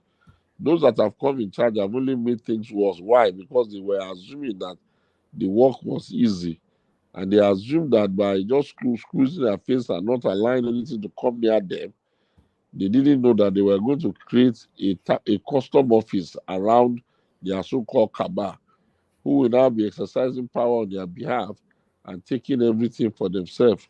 And they borrowed so much until it is even as if we were using as much as 19% of our monies to service debt. That's a very difficult situation. On top of that, they were doing ways and means until they were just taking money anyhow. So that's where we have found ourselves. I believe that if we all work very hard together, we'll be able to surmount those pressures. And I think that the Nigerian nation we are lucky because the indicators of the world suggest that the places where growth will take place is in Africa. Nigeria needs to only manage itself properly so that we can have peace among ourselves and stop fighting and quarreling and killing ourselves. And then we can then collectively begin to increase our outputs. That's what I think in that regard. So the difference between PDP and APC and why you should vote us back into power is that at least you have tasted the APC and you have seen that they will never be fair. In the first time, they said some people are 5%ers, they didn't do right. And even the one from Lagos that we expect to do right has given more to his own people than he has done balance. So we are more balanced than that. We are a party of life abundance. We ran a budget of 4.7 trillion, even with all the amount that was Jonathan is wasteful. And there was a lot of, liquid in the system. Everybody was able to do what they wanted to do. Now we are running a budget of 47.8 trillion, and yet there's so much tightness. You should know that what is happening is that as the money is landing in their hands, they are finding clever ways to take it to themselves. I mean, when did better just become a minister? Are you not amazed that the kinds of things they are saying she has already appropriated in such a short time? That's what I want to say on that. Thank you. All right, brilliant. Can I get your question in quickly whilst we still have Otumba here? So just be getting your question. When Otumba has had enough, he will tell us. But Ekene. Okay, one man. Mr. Okudele, yes, thank you for my brother. You're not going to let that one go now, Yeah, that's what I'll be calling him from now, Mr. Thank you very much, my brother. Thank you. Yeah. Thank you very much for your time and your patriotism. You are one of the finest Nigerian I've ever seen. So, but what I want you to speak to, you spoke so much about the Igbos today, and that there is a narrative going out there, which I heard from a lot of people, that when they see a Southeasterner coming out to contest or say, I want to be a president, that person become an IPOB or a Biafran person. And that narrative have been going on, that it's almost a barrier. And whenever an Igbo man says he wants to be a president, especially in the north, and even our southwest brothers has taken that into an agenda. That any Igbo man, he can easily divide this nation if power is given to him. In fact, a lot of people said it, and I hear it, that Igbo man cannot be president of Nigeria. How do we tackle that narrative? Okay, God will bless you. I have said it very clearly that it is the wishful thinking of those who are saying that. There is something called the danger of the single argument. The danger of the single argument is to profile and pigeonhole all Igbos into one thing. Are the Yorubas one? Are they one thing? Are all of them area boys? Are the Hausas, are all of them Boko Haram? So you cannot treat the Igbos like that. I don't believe that. What I would just say is that, imagine the days of Obafemi Awolowo, as wise and as respected as he was. He tried, could not even be president. Even Abiola, who was a bit more flamboyant, he tried, he couldn't be president. In the end, it was a collaboration of all the other stakeholders in the country that came together to make it happen.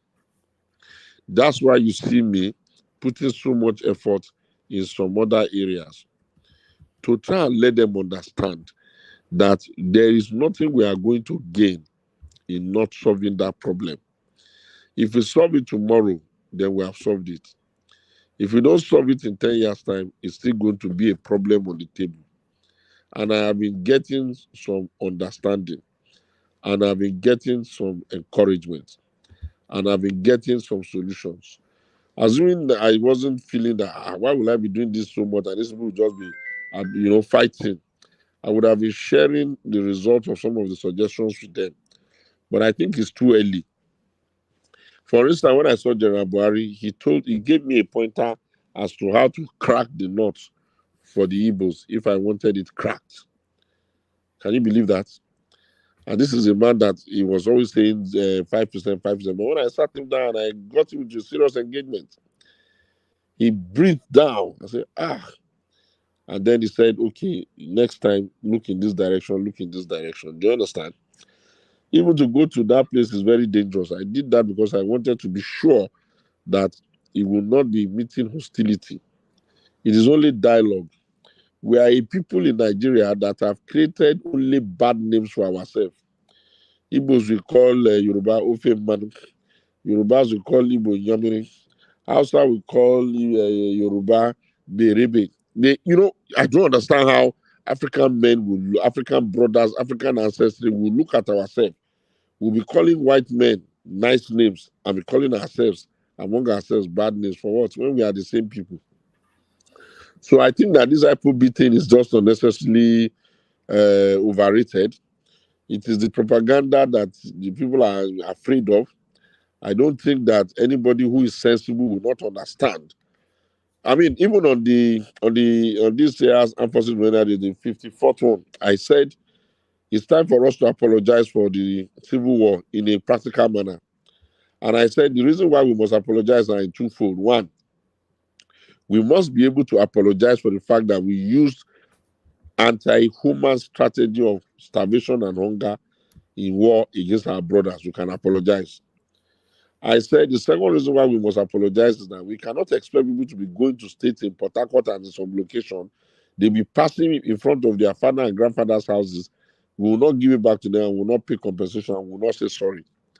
And I said I was premising it on the fact that if we can be doing things to make people that suffered during June 12th, like the Abiola family, feel more involved in Nigeria, it will not cost us anything to apologize and pay some compensation where we can determine it for the things that happened then. All of these things I keep saying and I keep pushing is just to bring us to be closer, to make us more our own brothers, and to make us one Nigeria. And I think that if we, I mean, do I expect that we would have succeeded in making maybe people to be the president of the Federal Republic of Nigeria, and then people will be fighting the iPod for what? Whatever they want to build, whatever they want to design, would they not be able to see it happen? Let's be fair to ourselves. The country has not been fair to the Southeast. The amount of infrastructure of the federal government that we have in all the other zones, what do we have in the Southeast? Everywhere has 666 minimum. They have 5. Even if you say they don't have land, what about the senators that everybody will have 3 per zone, making 18 minimum, and they have only 15? You have to, I mean, be realistic and say, how do you expect them to feel happy under this kind of circumstance? If you were from their tribe, will you be happy? So I think that we will have to continue to work hard. I think that the Indigbos too must begin to build more bridges with their brothers on an individual level until more and more people will catch on to the advice. And then that's what I say. Nobody, if it was an easy problem, it would have been solved easily. It's not easy. But I think that we have demonstrated that we can crack it. I mean, come on, man. Peter won Lagos. That's a big thing. Otumba, let me take you back to the APC primary, that fateful night. So now that the build up, just the atmosphere was fever pitch. You could cut the atmosphere with a knife. Everybody anxious, but on that fateful night, one by one, they were stepping up to the microphone. Yemi, Fayemi, all of them, stepping up to the microphone, saying, I stepped down and I put my back in behind Ashewaju. But then it came to the turn of Yemi Oshibanjo, and he stood firm. Imagine from that scenario, he then got the appellation Yemi Iscariot Oshibanjo. Is that appellation fair? Was there somewhat naivety on the side of the vice president not to read the tea leaves and play a longer term politics? No, I think that, thank you very much for that question. One of the reasons why you just pity that party called APC is the fact that I don't understand how so many people will buy from. They will not step down before the day. And in the front of the entire world watching us live, that's when they will go and be disgracing themselves and their ancestors by standing up to say they are stepping down, they are stepping down, they are stepping down. If you knew you were going to step down, why did you buy from? If you bought from and you knew you were going to step down, why did you wait until the last? It's disgraceful now. I think Yemi Osinbajo did not Iscariot anybody. I think the major problem with that Osinbajo agenda was the president himself. Because if the president did not want his vice president to run, he should have told him in clear terms. But I'm sure the president, being who he is, he will not tell them not to run. He will tell all of them to go and try their luck. And because the narrative energy of the Bola Tinubu campaign was so much stronger, instead of them to see that by people contesting against Bola Tinubu, they were giving integrity to the process, they interpreted it to mean people who contested against him were betrayers. I don't know where they got that from. I think it comes from the same entitlement mentality of a Miloko, which unfortunately has a very subtle meaning with us, but became a thing that became such a cry that made it seem as if he was asking for it in an entitled manner. He was mostly misunderstood. He was speaking to his Yoruba brothers and saying to them that I backed all of you Yoruba land since. And now that they've told us to go and bring somebody, you all know that I have served all of you. Now you people serve me. That was what he was saying technically. It was not meant to be something that will affect the entire nation or it will become a battle cry for the whole country. But what can we do? If people get up and say they are stepping down, we cannot prevent them. But I think Osinbajo has not done anything wrong by contesting. I even think that just that power is something that people don't usually give. They don't even share with their own children. If also, Osinbajo would have been a better man for Bola to back since he was younger, more agile and all that. But, it is what it is. It is what it is. In terms of vice presidents that we have had in the history of that country, a lot of people are of the thought that Kashim Shettima, in terms of mental acuity, sharpness, readiness for the position, oratory, and presentation, he seems to be in a prime position to be the best vice In president. terms of vice president in the country that you've ever had, you've never had in the vice president you've ever had, you've never had a vice president that comes with anything close to what Atiku comes with. Most of the things you call the public economic policies of that administration was driven by Atiku, because he will find the consultant, he will put the teams together, they will come up with a paper before they take it to the president. And since Atiku has been vice president and he has left, you have never had any vice president that had that kind of clout the way he had. But I must concede that even I am a fan of Kashim Shettima. I think I'm more mesmerized by the fact that he is a northerner who seems to like reading so much, and he has a bit of a ability to articulate his position. But if the economy does not work, then what will be his contribution, since the vice president is in charge of the economy? Do you understand what I mean? So I think it's just it is what it is. We cannot undo what has been done. And I think that Bola Tinubu is a very, very smart politician. He relies a lot on research and on data, and he does not deceive himself. When the science tells him go right, he will go right. So that's why he was able to get the type of quality vice president that he wanted in Shettima. I pray that they have peace among themselves up to the end. What do you think the ideal age of a Nigerian president should be, especially from the first term? What do you think the ideal age of the Nigerian president should be? I think we have gotten to a point where we don't need to be wasting our time on age. The young ones that we have given responsibility, they've not acted in any way that is so superlative. There are lots of states that come to mind. There are lots of senators that come to mind. You understand what I'm saying? So I think I think what we are going to say is that we are a people that needs to strengthen our bureaucratic institution infrastructure. If we can strengthen the civil service and the bureaucratic infrastructure, then there will be minimum disruption that political office holders can do. Do you get? But the strange thing in our country is that the political office holder used to come into office thinking that they are so much better than the civil servant. I beg to disagree. But that is the mindset with which we do everything. That's why you see us running from pillar to post. Yeah, what you just mentioned there, do you not think that is actually the biggest problem that we are contending with within the Nigerian space? The lack of strong independent institutions. A lot of people feel that that is really what is holding us back. No institutions that checks or balances anything. The only answer I will say to that is that you are correct. All right. Baba. Gentlemen, I thank you so much for 4.5 hours of my time and your time. I beg now to get some rest so that I can be ready for my responsibility tomorrow. It's 3:30 here already. God bless you all. God keep you. We can't finish Can I everything. ask, did you finish from Obafemi USC? Otumba, do you want to answer this last question? What's the last question? You had the window now. You know, I knew if there was a pause, I knew Otumba would leave. That's why I was rushing the questions. But then, what was the last question? Real quick though, yeah. Hold on. When he just asked the question, did you finish from OAU? You went to Unilag. You went to Unilag, did you not? Otumba? That's right. Up school. All right. Yes. Who wanted to follow Ogweni? Yeah, this Kinzo. Yeah. Yeah. Yeah. So, Otumba, thank you so much. You've been very wonderful. Now, my question is: I have noticed you spoke very well, very eloquently, especially with regards to the current president, Tinubu. You've said a lot of great things, a lot of nice things about him. Now, if and when you become the party's chairman, right?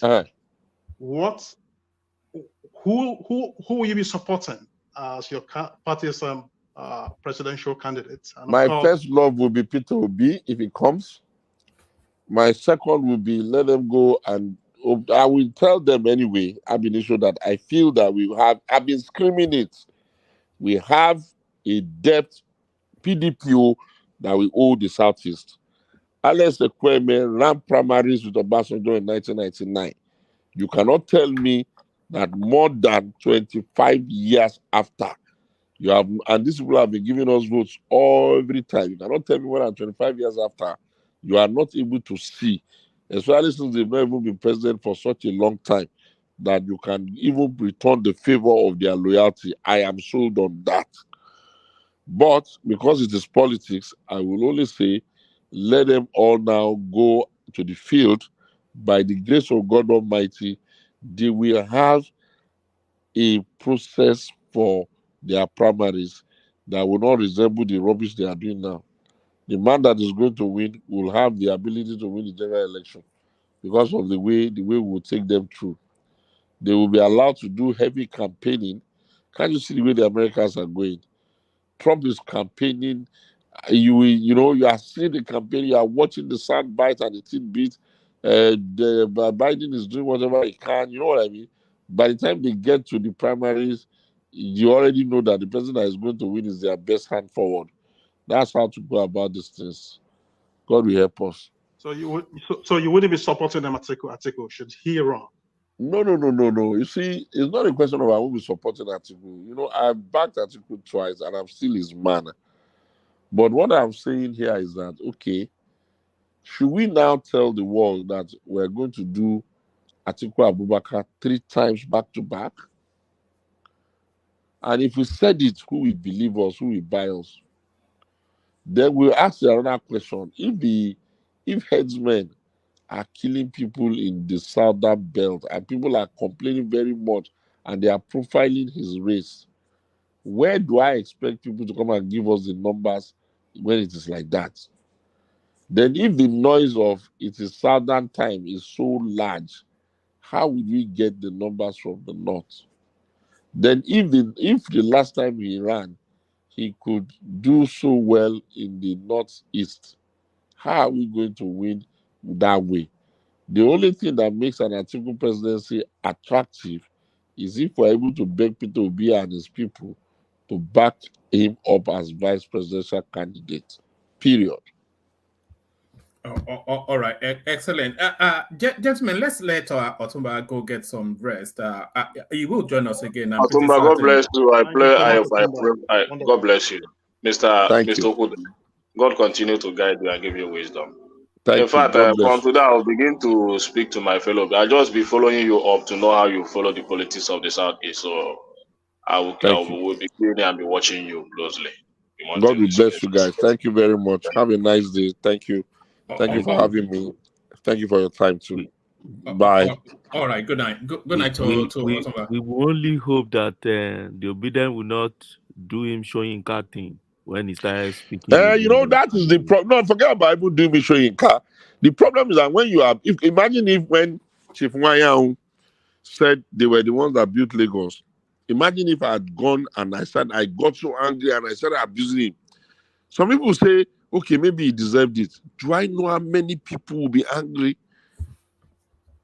The number of people that will be angry will be too much compared to the one human being. So sometimes you go just waka pass. You just allow Otumba, there is one thing I want you to understand about the Obidients. There are cool ones like us. If you know, like I told you, a lot of us on the ground that you don't see on the internet. A lot of us. I know honestly, now. You understand? So if you if you use what is happening on the internet to judge what is on ground, the dream will not come to pass. You understand? So I know what is on ground. I know what is on ground. So forget what is on the internet. No, so you understand? No, you can't. I know. The internet propelled Obi to where he is. You can't disregard whether it propel him or not. If you remove the internet, Obi will only win Anambra State. If you remove the internet, I tell you, Otumba, let me tell you this. Yes. The people that voted Obi, honestly, never voted it's before. It's not only everybody voted him. So it's not that. But when I say it here, the reason why I don't say it in this platform is that let it not be as if I'm too arrogant or what, but I just keep it to myself. But anybody that understands what is on ground about Obi will not argue his power. As in short, No. If Peter anybody that want to enters any market in Nigeria today, we shut that market down. You know, he went to Plateau now. They didn't see it now. He went to Enugu State. Let's let Otumba go get some sleep. No, I want Otumba to give Obi ticket. I would like it. That's it. God will help us. God will help us. We'll continue to improve him. We'll continue to improve him. God will give us grace. If Obi goes back to PDP.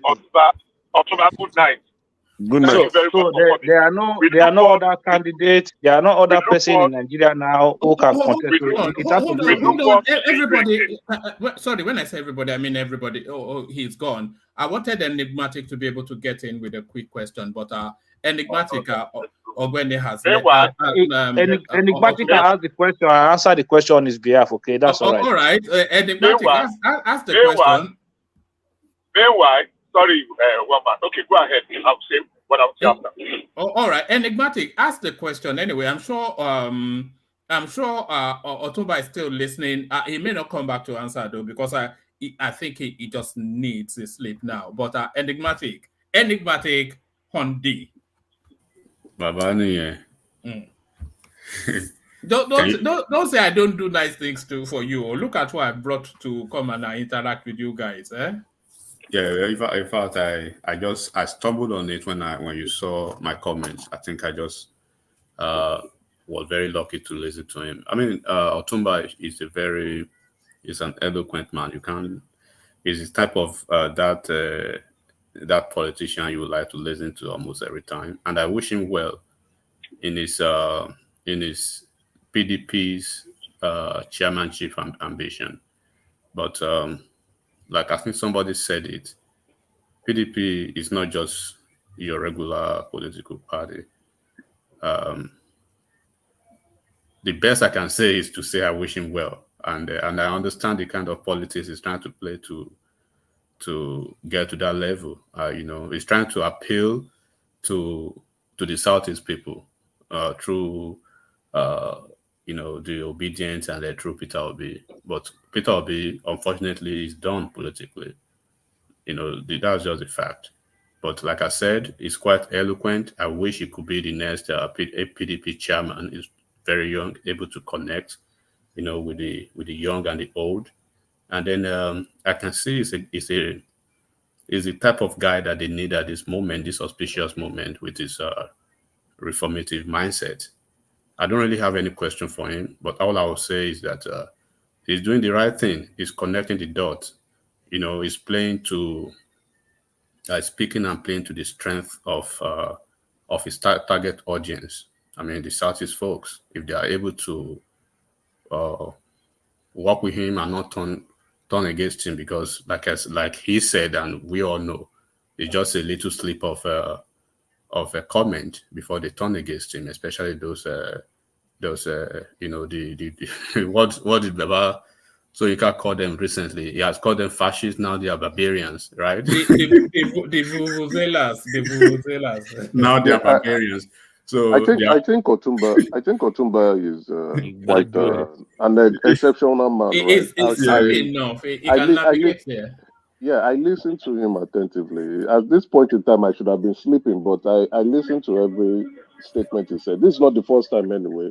But what I can say is he has this great situational awareness ability, right? His situational awareness is really, really on point, A level. So he knows how to pick his words. His answers are straight, easy to relate with, and understandable, very clear.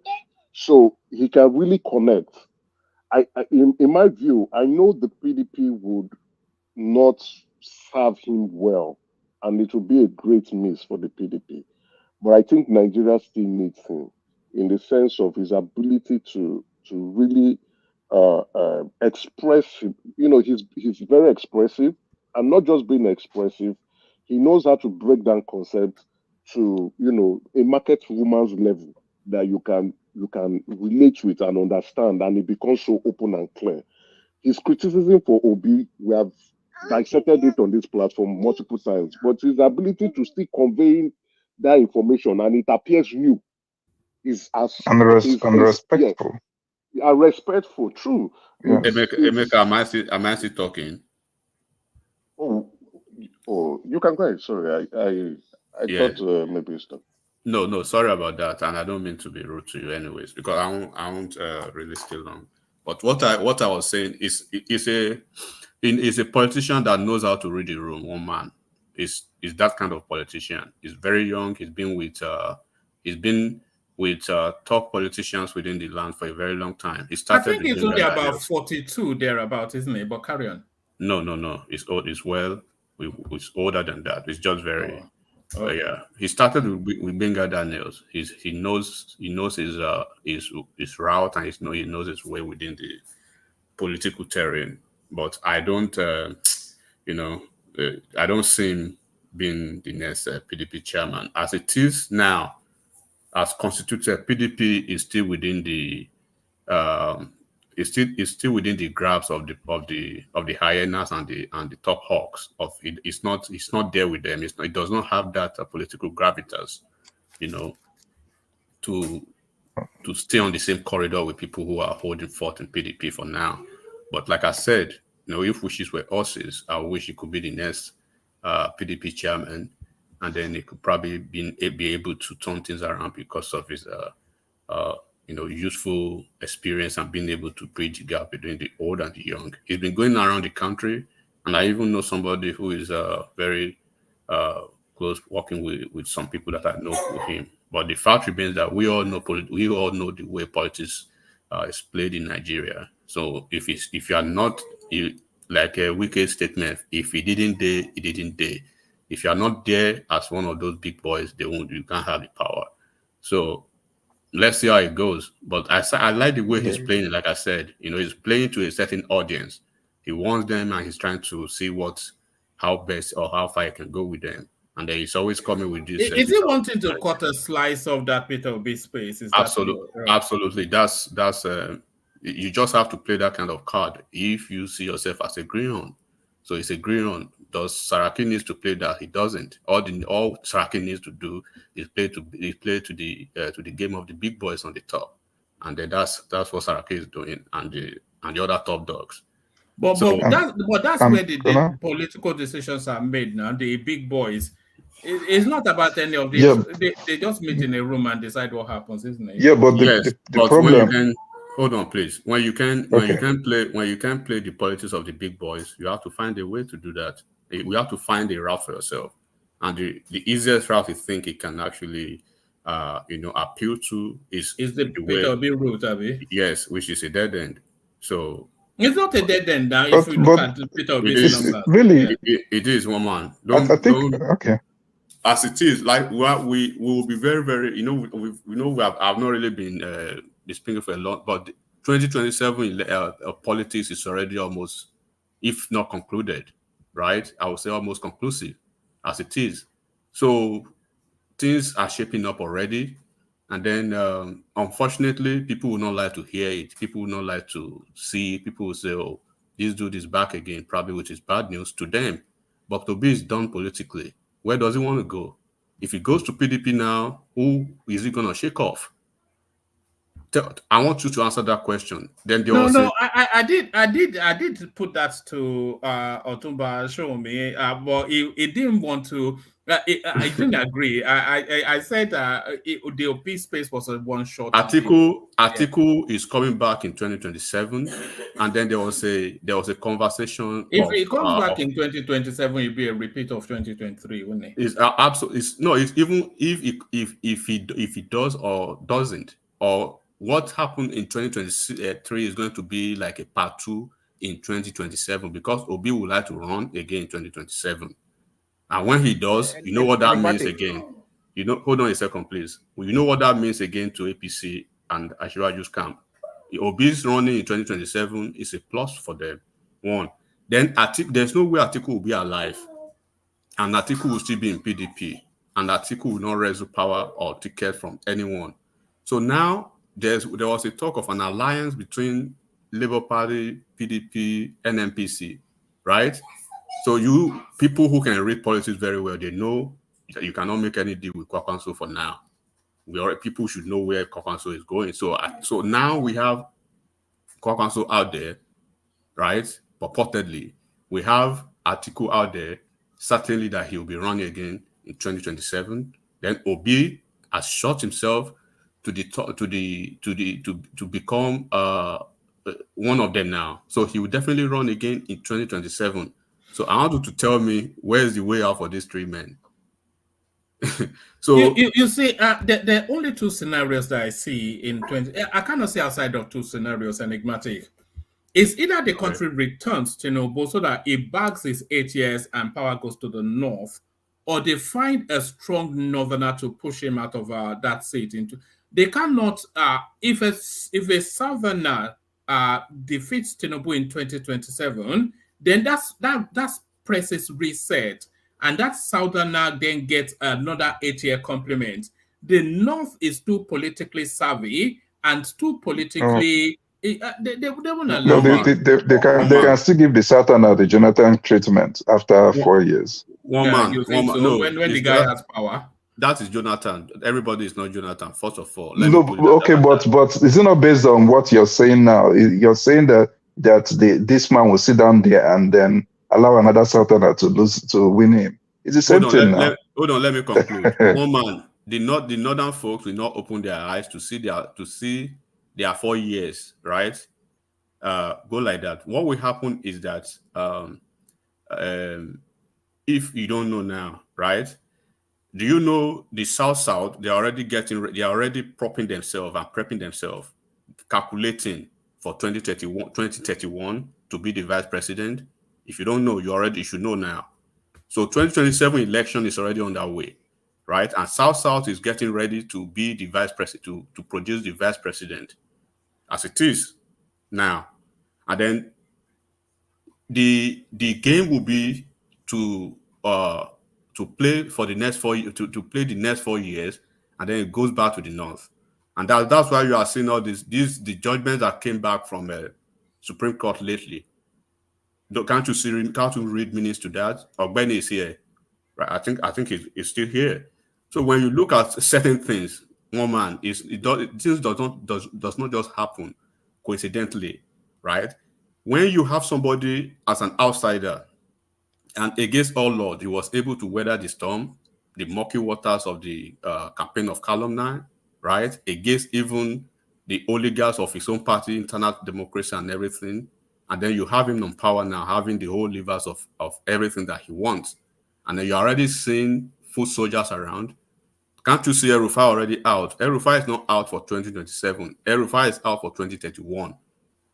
People will start to position themselves because they know Shetima has the right of first refusal for that northern ticket. And then there will be Atiku then. I mean, there will be El-Rufai already coming around, right? And there will be Kwakwanso then there too. So when you look at this, I want people to always forget about the politics of the PDP. It is the politics of the opposition that people should be focused on now. How those opposition parties, what are they doing? What are they actually doing? Because APC, as you see them already, they are set. You will see a lot of PDP. Can't you see PDP governors? Today they are hailing an opposition president, right, for winning their cases in Supreme Court. Look at the cases. So now focus on the opposition parties. What is happening in Labour Party, for instance? Do we still have a Papa faction and we still have a Bure faction? Where is Peter Obi's? Where does he belong? Is he moving to PDP, or is going back to ABGA, or is going to be in Labour Party? Right? If he goes to PDP, how is he going to navigate his way to get a ticket in PDP as currently structured? So what is Kwakwanso's game? Enigmatic, are you saying Peter Obi has shot the Igbos on the foot? No, Igbo can do anything they want to like with themselves and Peter Obi. I don't even want to talk about those people. That's why I'm basically talking the larger picture now about the opposition generally. Because as it is, the South, they're already getting, where they know the ticket will come, right, in 2031 back to the South. They're getting ready between themselves and Southwest to have a shot at the vice presidency then. Because I can bet you for a fact, if Peter Obi comes again in the next 4 years, the same scenario will play itself. And there will be lesser numbers that he will get. One, right? And the whole numbers again in the southeast will go for Peter Obi, then he will get lesser numbers from the south because they'll be getting ready for one of their sons to be the vice president to any northern candidate in 2021. So they wouldn't want to play a blind politics. So now the game should be, what are the oppositions doing in 2027, 2021? What are they trying to do? If Segun Showunmi is speaking like this, or the Otumba is speaking like this, right? Of course, he could probably, somebody like that could radicalize or probably revolutionize the fortunes of PDP, but they won't give it to him. It's a fact. And he knows. But I appreciate his audacious, confidence. And I'll leave it at that for now. And people can speak if they So want to speak. One man, can I quickly say something? Yeah, carry on. Yeah, thank you very much. So there was a comment, there was a statement he made during the submission that I don't think people paid attention into. Otuba Kali said something. This Messiah picture that they are painting Obi to be like. I've always said that it's a typical politician like every other Nigerian politician. So he made a statement that Obi was using his influence to install his own favorable candidate in the Anambra governorship election. Not only did they do that, it would not even allow the state structure to produce the deputy governorship candidate. So he was doing exactly the same thing your typical politician does in Nigeria. So using his that's influence. not news now. Obi did not even conduct local government chairman. But that progressive, that's not news now. People, he has produced 3 candidates now, and they've all lost. So why? How is it different from these other politicians that they are calling us names? They know that it's not different. It's just that it was a convenient guy to be choice. Packaged. Yeah, a convenient choice. Because among the political class, right? Obi, they know him. They know he's not any different. But among those like the Obidients set, right? They think he's, they packaged him. Like I said, they packaged him to be listen to when you listen to Otumba, always listen to in between of whatever statement he makes. He said, he was speaking about if the possibility of the South is producing a candidate that will be acceptable, that will be widely acceptable, right? He doesn't want to say the clannishness or probably part of that guy, right? He's just speaking he's trying to be moderate with what he says. But for a fact, a couple of us have not been here for a long time, but whenever we come over here, it's like we always strike some nerves, and we always see people crying on, non-stop because of certain things that we say, right? But we know for a fact, we are talking about Nigeria politics. This is not American politics now, because Trump and Biden, we know what will probably happen later in the year. We can say this and that. But when it comes to Nigeria politics, you don't even need a soothsayer. You don't need a juju man, right, to tell you this is the thing what they are doing or probably what's going to happen. But people can believe what they want to believe because of their deluded mindset, right? When people are so full in the mindset of their phantasmagoria, they don't understand reality from fiction, and they keep having that agenda almost every time.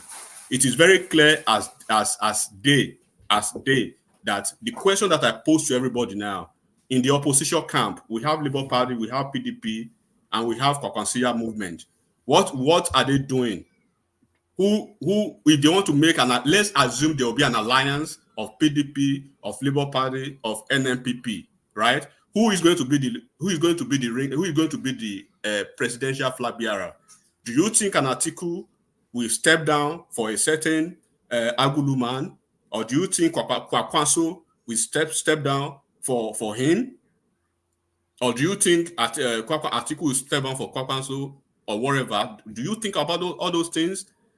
at least for you to even say you want to wrestle power from the incumbent party, right? There should be a semblance of organization, a semblance of seriousness from the major opposition parties. Now look at it. Look at the PDP. PDP is in disarray as it is now. Labour Party is nowhere to be found. The Labour Party legacy people, they do not recognize the Obidients as their party members, right? The Akokansiya movement, they are in bed either 50-50 with APC. So what is the way forward? How are they trying to do it? But when you speak, they always think, oh, you are speaking against Peter Obi as if Peter Obi is their father, or Peter Obi has anything to do with their lives. None of these politicians is our father or probably a family member, right? They are just normal politicians. You are hitting the. So when you speak, you have a clear departure from your reservations and from your emotional mindset. You speak the fact. What are the opposition? Tell me, is it possible for an Atiku to step down for any of these people when Atiku is alive? So listen to that first. One more, can I say something? Let Bishop go first and then come after him. Can I, Bishop? Thank you. Yeah, actually, my question is, I'm not sure I heard correctly, but correct me if I am right. Did I catch a glimpse of some excitement, fantasizing, romanticizing, and what again do you have? What you adjective? The boy in the tone of Ekene about Peter Obi getting the ticket in PDP and the PDP structure of criminality. Did I get some excitement in your voice when you were asking if Segun Showunmi is going to give him the ticket? I want to be sure because we all know that structure of criminality. I mean, I don't think we are excited about that. Are you? Politicians say things. Is it not wicked that talked about cancer? Is it not serving a cancer government? Forget those things. When the time comes, they will make the decision. Let's allow Ekene to answer the question. Ekene, please answer question. Let me answer question, please. Let me say what I want to say. I appreciate. Let me come in now. I appreciate the guy that came in tonight. He baffled me. He wowed me. What's his Igbo name? What did they what I found out is that a lot of people were disappointed in his especially the Abadorians are disappointed with his submission about Obi. That's not true. Ekene, can you hear me? Mm-hmm. I want an Igbo name too. Give me an Igbo name as you carry on. I want an Igbo name, but not. No, it's only Mr. Tumba that have Igbo name. Mr. I'll give you. You don't have Igbo name. What you have Igbo name? I will tell you. I'll give you Chinwe. Chinwe. Is that not a girl's name? That's female now. Emeka, you are very wicked. What are you suggesting? Okay, carry on. Is it my funny voice? I think that might well be it. I don't think you are. So let me. You people are not allowing me to speak now. The man, like we said, all of us. Emeka, allow me to talk now. No, you will speak now because you want to pass something that I feel is not. Emeka, I beg, hold on a second. one man, please. Is it possible that I don't know if you're able to reach out to Mike? I will need his contact if you don't mind. Maybe we can reach out later. All right, I'll do that. Yeah, and I'll be leaving now. Just thanks for the opportunity. All right, thanks for stopping by. The enigmatic. Yeah. Enigmatic, hi. Baba, happy New Year! Happy New Year to everyone. Happy New Year, Look at that. Èmi àti bàbá Gomez sọ̀rọ̀ so ẹ kàn ti ṣàlàyé fún yín bó ṣe ń lọ. Má pẹ́ o, kó tó dé o, kó tó tún yọjú o. Lágbára Ọlọ́run. Okay. Ẹ̀rọ sà. Ọlọ́run wà pẹ̀lú ẹ̀. Àmín. Àti ilé ẹ̀ ọ̀tọ̀ náà ẹ̀. Àmín inshallah, Allahumma àmín. Ẹ ṣé gan. Okay, Mega, can I come in now? Yeah, carry on. Go ahead. Okay, so the most important thing is that the guy has spoken his mind and what he wants. He wants Obi. And who am I to stop Obi if Obi wants him? So And the guy is not like all these. I've never seen him like all these rubbish politicians we see in our space. He's a very decent politician.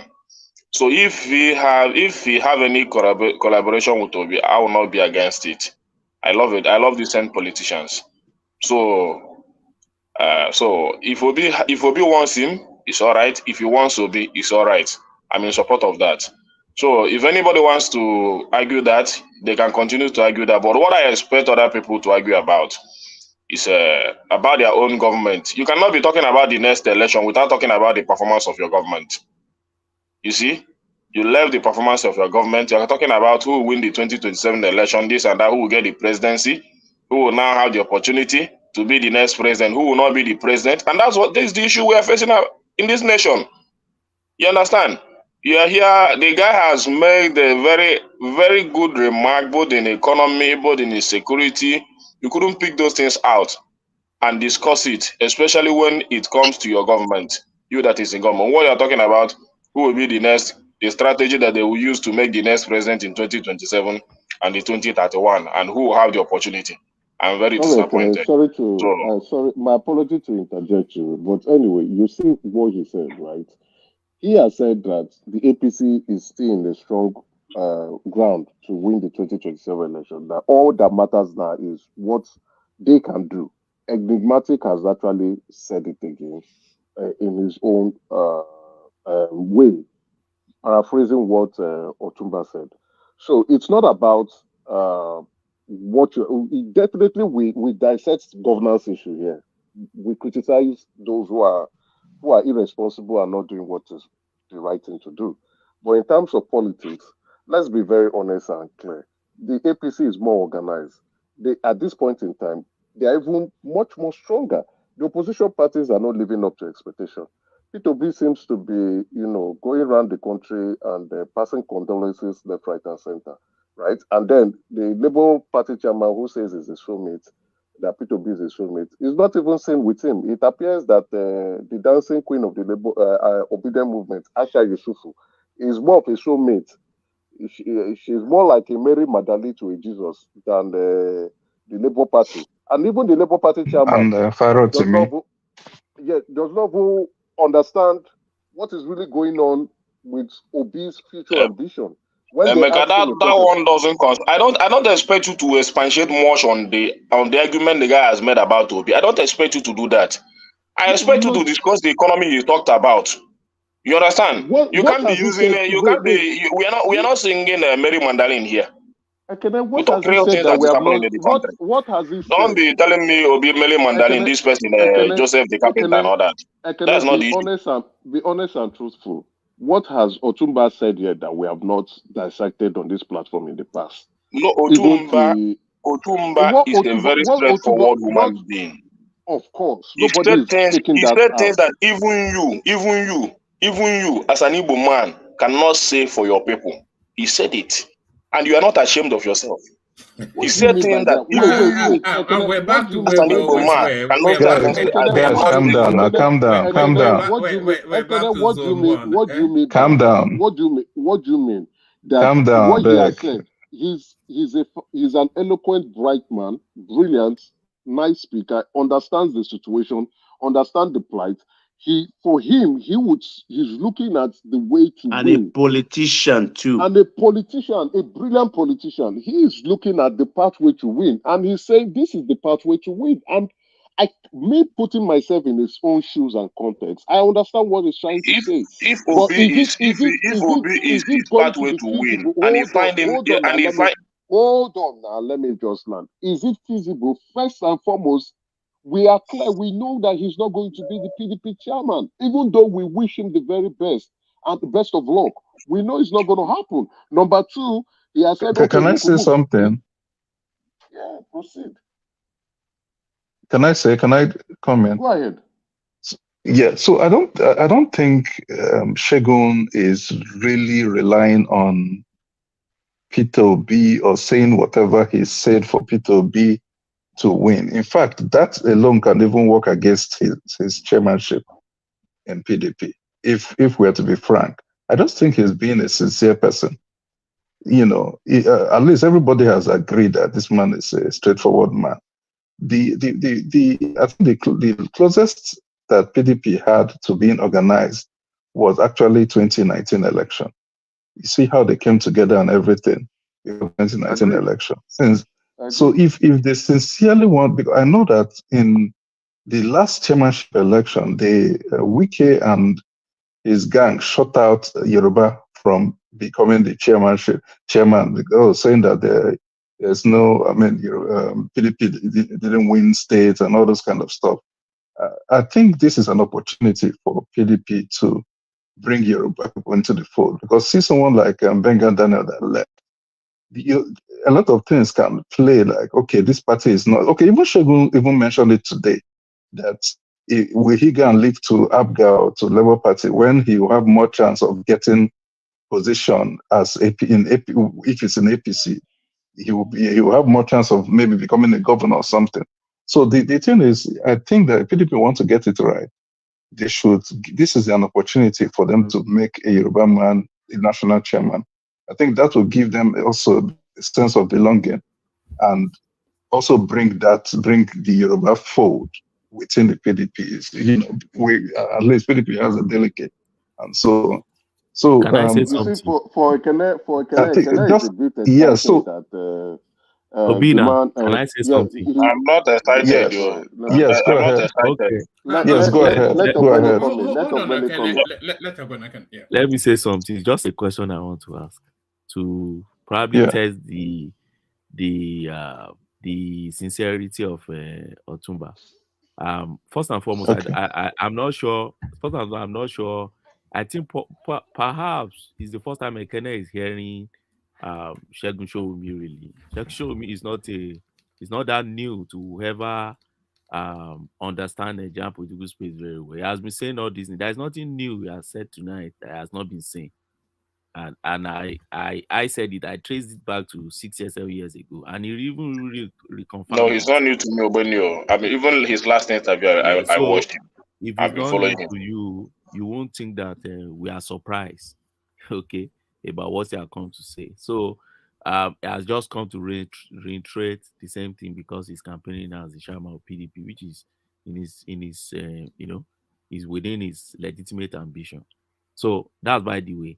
The question I want to ask, which Obina raised and you here, which I'm trying that agitates my mind now, is that okay? So if Otumba Segun wants to be the chairman of PDP now, and he wants Obi to return to PDP, and he wants Obi to be your presidential candidate, would that be the same issue PDP ran into in 2023, where they had a northerner as the chairman and northerner as the presidential candidate? So where is the sincerity here? Because invariably, if what is planning is yes, going I to like work, then yes, you I will like be a that southerner question.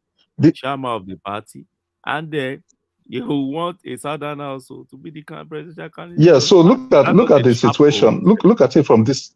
Can I answer the question? So look at it from this angle, right? So let's say the whole idea of Segun being the national chairman doesn't have anything to do with the presidential candidate. To be frank, it doesn't matter who the presidential candidate will be. You can't.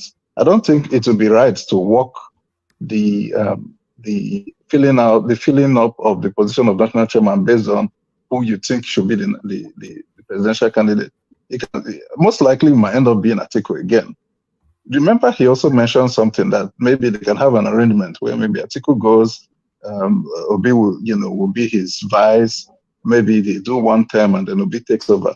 He gave us a lot of scenarios. I think that option is what may likely happen, possibly. Let's exactly. That is even a more realistic option, to be frank with you. And if they can do that and bring everybody together, then they can be able to face, they'll be able to face APC. There's something Oshomole mentioned, which I laughed. Did you listen to him? He said he's not supporting Atiku. I mean, I don't know if you were listening to it. No. He didn't say that. No, he said that. What he said, didn't say that. What he said is that Atiku. No, he didn't say. He said he's a spokesman for Atiku, right? But what he said that Atiku, if he's going to run, it's still an Atiku man.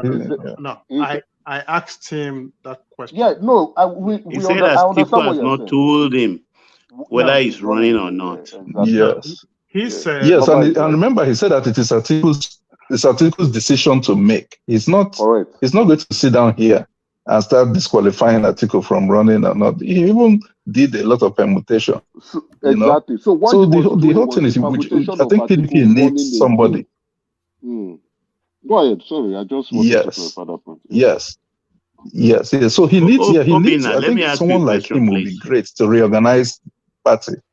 Yes. Obina, realistically, as you Yes, sit where you are right now, yes. do you think the Yes, Baba. Obedience will allow Peter Obi to be VP to Atiku in 2027? Really, is Anything it can up to happen, the Baba. Obedience? Yeah. What can the Obedience do? Look at how Obi it turned is out. What were they nothing able to do? without the Obedience. That is the Well, problem. But the result, yeah, the but result will speak at for the end of the itself. day, The he's the fact is leader. this. The fact is this, Baba. The fact is this. I know that a lot of Obedients will be against that arrangement for Obi to be a vice. In fact, I've already seen them make that statement. Even Kenneth Okonkwo said that if such thing happens, he will back out.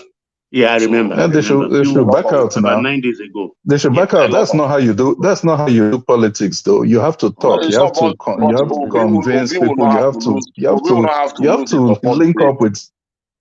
Obi, Yeah, the only thing they have to do. You can't. The only thing You can't make yourself. Yeah. let me say this. The only thing they have to do is continue to talk. Then maybe they can talk senses into them. Then that arrangement will be made. Clear arrangement. I think if they continue to talk, they can get the arrangement done. Me, I'm not against They it. can get the arrangement because They look can at get it. both of them. The only Didn't thing is born. that Mr. Otumbana coming here now just to say this. Then he knows that he have to help Obi to do that work. So it's not. He Yeah, have to help both Obi of to them do that still work. respect If each they other. don't, They Obi didn't will born. never be vice Obi cannot do it president of alone. any party that he's affiliated to. He already been a vice president. So the ultimate Obi goal is to be a president in Nigeria. So I don't know why you're permutating this Yeah, nonsense. but he can't Obi make will never be a himself. vice president. He can't make himself now. He has to work with. But he's not going to ever be a vice president. A president or none. That's it. Yeah, No, it doesn't work like if you that, ask brother. me, That, okay, them is he's none. I know it doesn't work like that, but that's the only way. Man of prestige, an Yes. Atiku and Obi ticket is a winning possibility, but it's a fighting chance. And But Obi the is not way going to be the vice president of that. Atiku cannot be a vice. He's already been a 2-term vice president. So what else? Why would they? Any ticket that Tell me why Atiku is on will be a vice president. The best, just like what I told Otumba. He has never had a seat in the presidential. Obi will never be a vice president. The best thing is for Atiku to The whole Obedience will be gone. I'll be gone. Just hold on. Yeah, yes. Obi was a vice president to Atiku just the last cycle, 2015. So that was his ambition. Was it 2019? 2019, yes. Yeah. Was 2019, yeah. Yeah. Was it Peter Odili 2015? Was that not his ambition then? So what do you mean Obi would never be? That was then. We have passed that ambition. I mean, there's a space to every goal you set up yourself for. That I agree with you. Obi has tasted that will never happen. So I don't know why you're coming out with all this. If you ask me, I think Obi is preparing to be vice president candidate, VP that's candidate. What you want, Emeka, but that's not. Yeah. That's not where we're heading. It's not even about what I want. It's about the winning possibility, the fighting chance, right? It's not about what you want exactly. Being a vice president. What Atiku can sell is that I will do one term, and I will give the Igbos the chance. And it's a fighting. When he's going to be 90 years old, what are you talking about? Well, the issue is that I don't even trust Atiku when he said that he'll do that one term. I don't even trust him. That was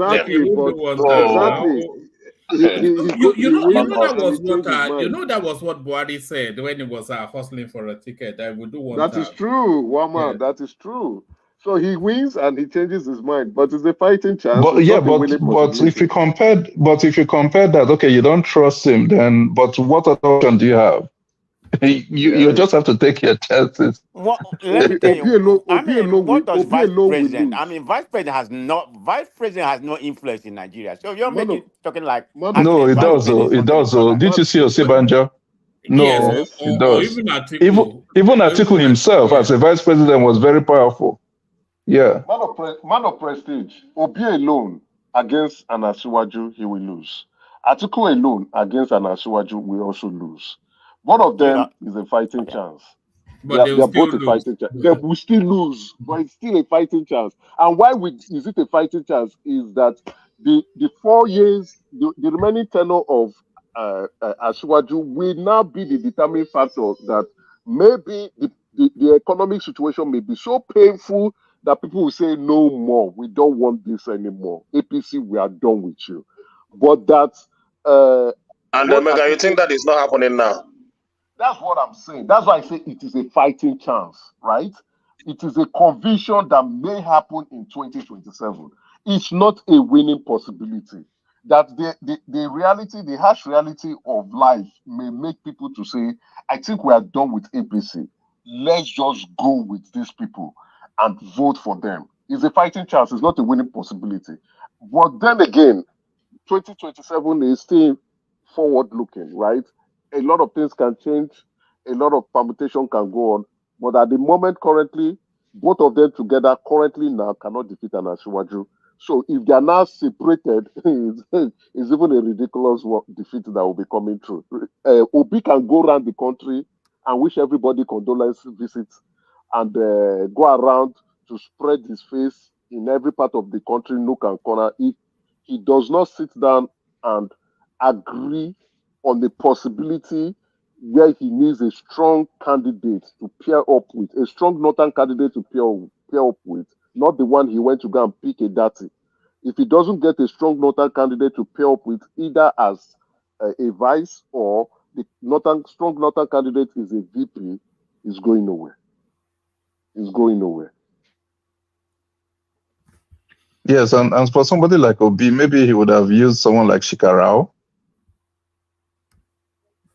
Do you think? But the one thing that Obi takes out of this cycle is that he can shop in better supermarkets now for vice president.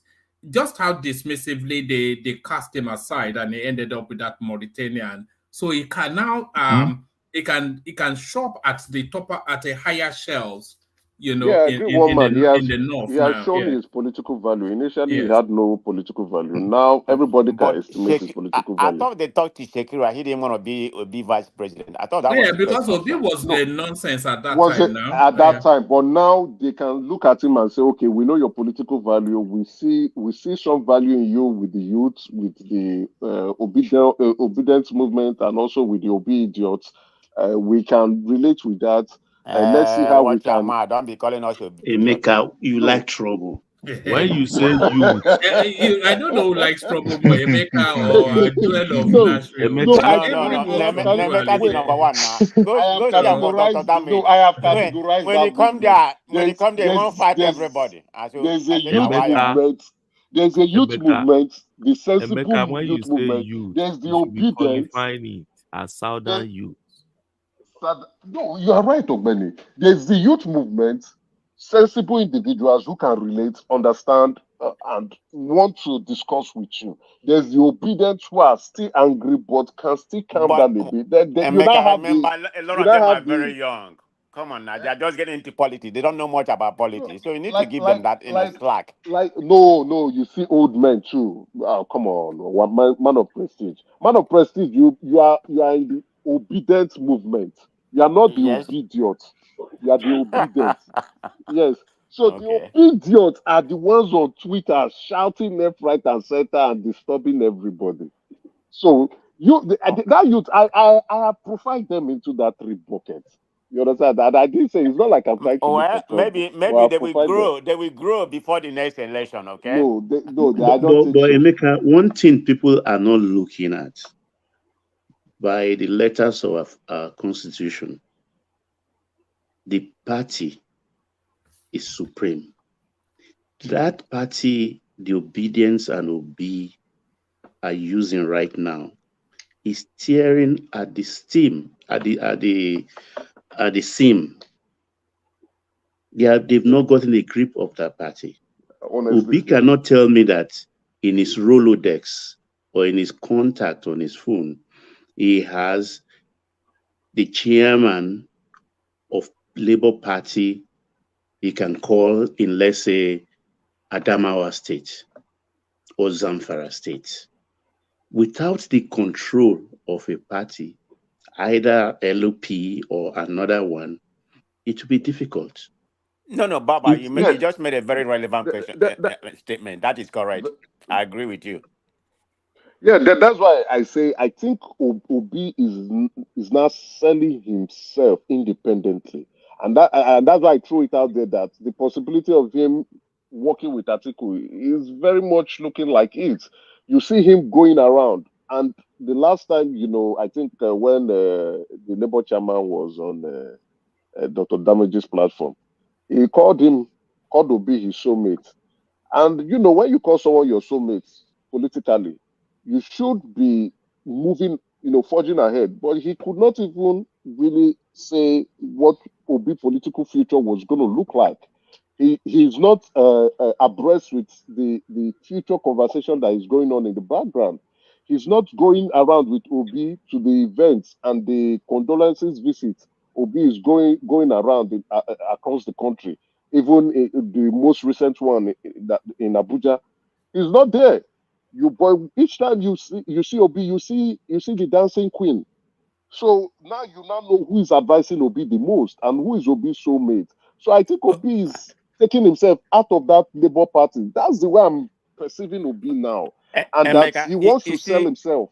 Emeka, when the chairman came, remember you asked him that question. I wasn't on the platform that day. They asked him about the speculative merger going on. He said, "I will get back with you." I mean, how are you going to be a chairman? You don't even know what's going on in your party. He doesn't know what is going on. So I looked at him and I said, "What will hit this man? Obi is selling himself and the obedient movement. And when the time comes, Obi will go into another party." Because I think, and to be fair to Obi, I think that's the right thing to do. Because the Labour Party, with their Papa faction fighting tooth and nail, and trying to drag that party to the mud. Apologies, Emeka. Do you think it's going into another party, or do you think they are forming? Because my theory is that they have to form a totally brand new party, and that should be before the second quarter of this year. The possibility for it is there. You see, also you can tell that PDP too is not organized. I doubt as in INEC as presently constituted, we even registered the party. They will not So I'm not register sure. a bit. No, they They not won't. want them well. Of course they will. Of course they will. So why they will not register? How long do you have to form a party before before you can INEC be registered? down? When they register to they will register Obi. No, the chances there. You see, you just watch Obi and the way he's operating. You see the way he's operating, the way he's moving single-handedly. He's not like, and if you read his criticism of the government, you will see that the man is trying to sell himself independently of a political party. Exactly. He's never doesn't matter where he goes. party, yeah. but you will see the conjunction of him saying the obedient movement, the obedience. But he's never trying to say in this criticism, my political party will do this or do that. He's selling himself independently of the Labour Party, and he's selling himself in conjunction and in connection with the obedient movement. So that is what he's going to use to come into a political alliance in the future. Let's watch the space. I think that's what he probably will abandon the Labour Party. I think he will do that. And quickly should as well, and quickly, because it doesn't have the place is too toxic. Just leave Arabambi and Abure to be cannibalizing each other. Yeah, I think you may be correct, because I watched Abure press conference today, where at the end of the breakbat, he was soliciting for funds. And I know for sure that Obi and the Obidients, they have real bags, loads of campaign funds, and they are getting more. So why are they starving the party? Agreed. And they have a All lot Obi of need to do, legislators. They shouldn't be exactly, they are not funding lacking the in funds. party. All Obi has Yeah. to do is to tell Obedient movement, let's raise some fund for the political party. I guess even Ekene, who is here, would, as a card carrying member, would not mind Yeah, throwing some of Labour his Party is millions. poor, Emeka, but the are you going to Obedience and donate some Obi of I are your think rich. the big Labour money Party for was the just front? used as a vehicle, to be frank. There's no ideology. They just used it as a vehicle to ride into office. For those some Agreed. rode on the popularity of Obi. Obi himself also just used it because that was what was available for him to move into. I don't think It's so. going to be That's interesting, like you mentioned. I because don't see him. Yeah. Showunmi said something very poignant. He said PDP will never yield that name because they are the oldest party.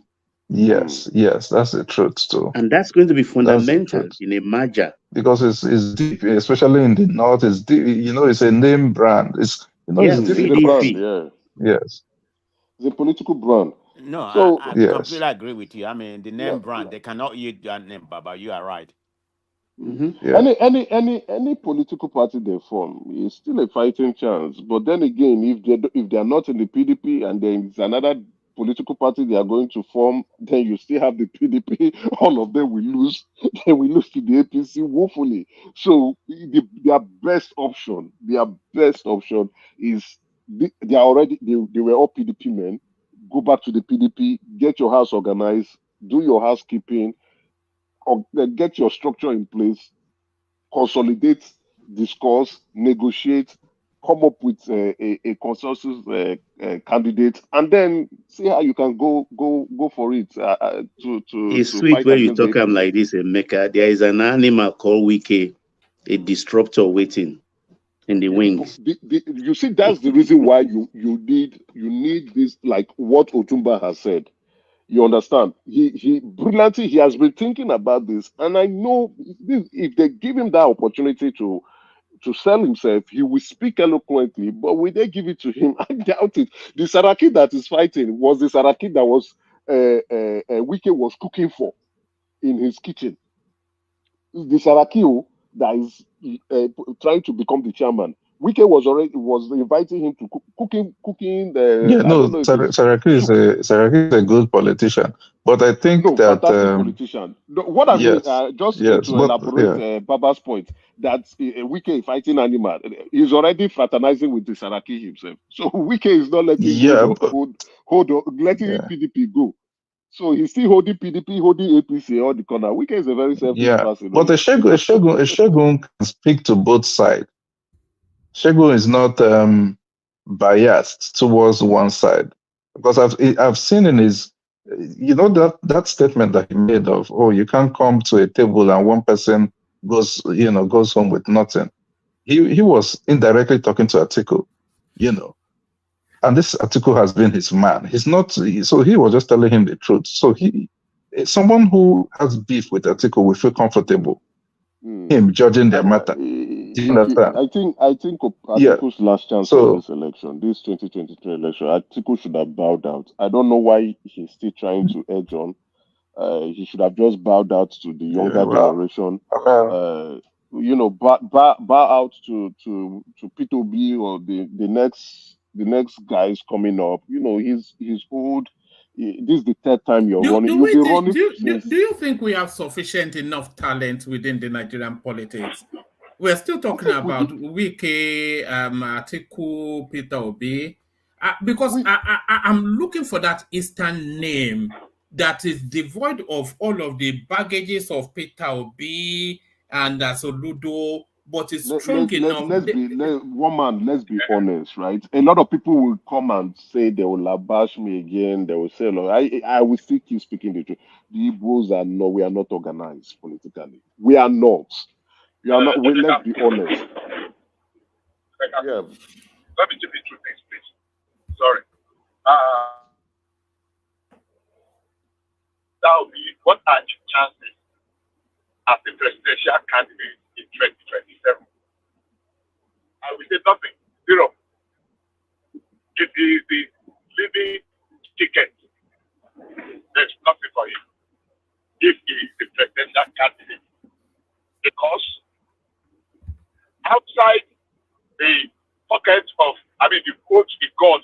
from the middle belt, some of the middle belt states, about 3, which obviously is going to get less.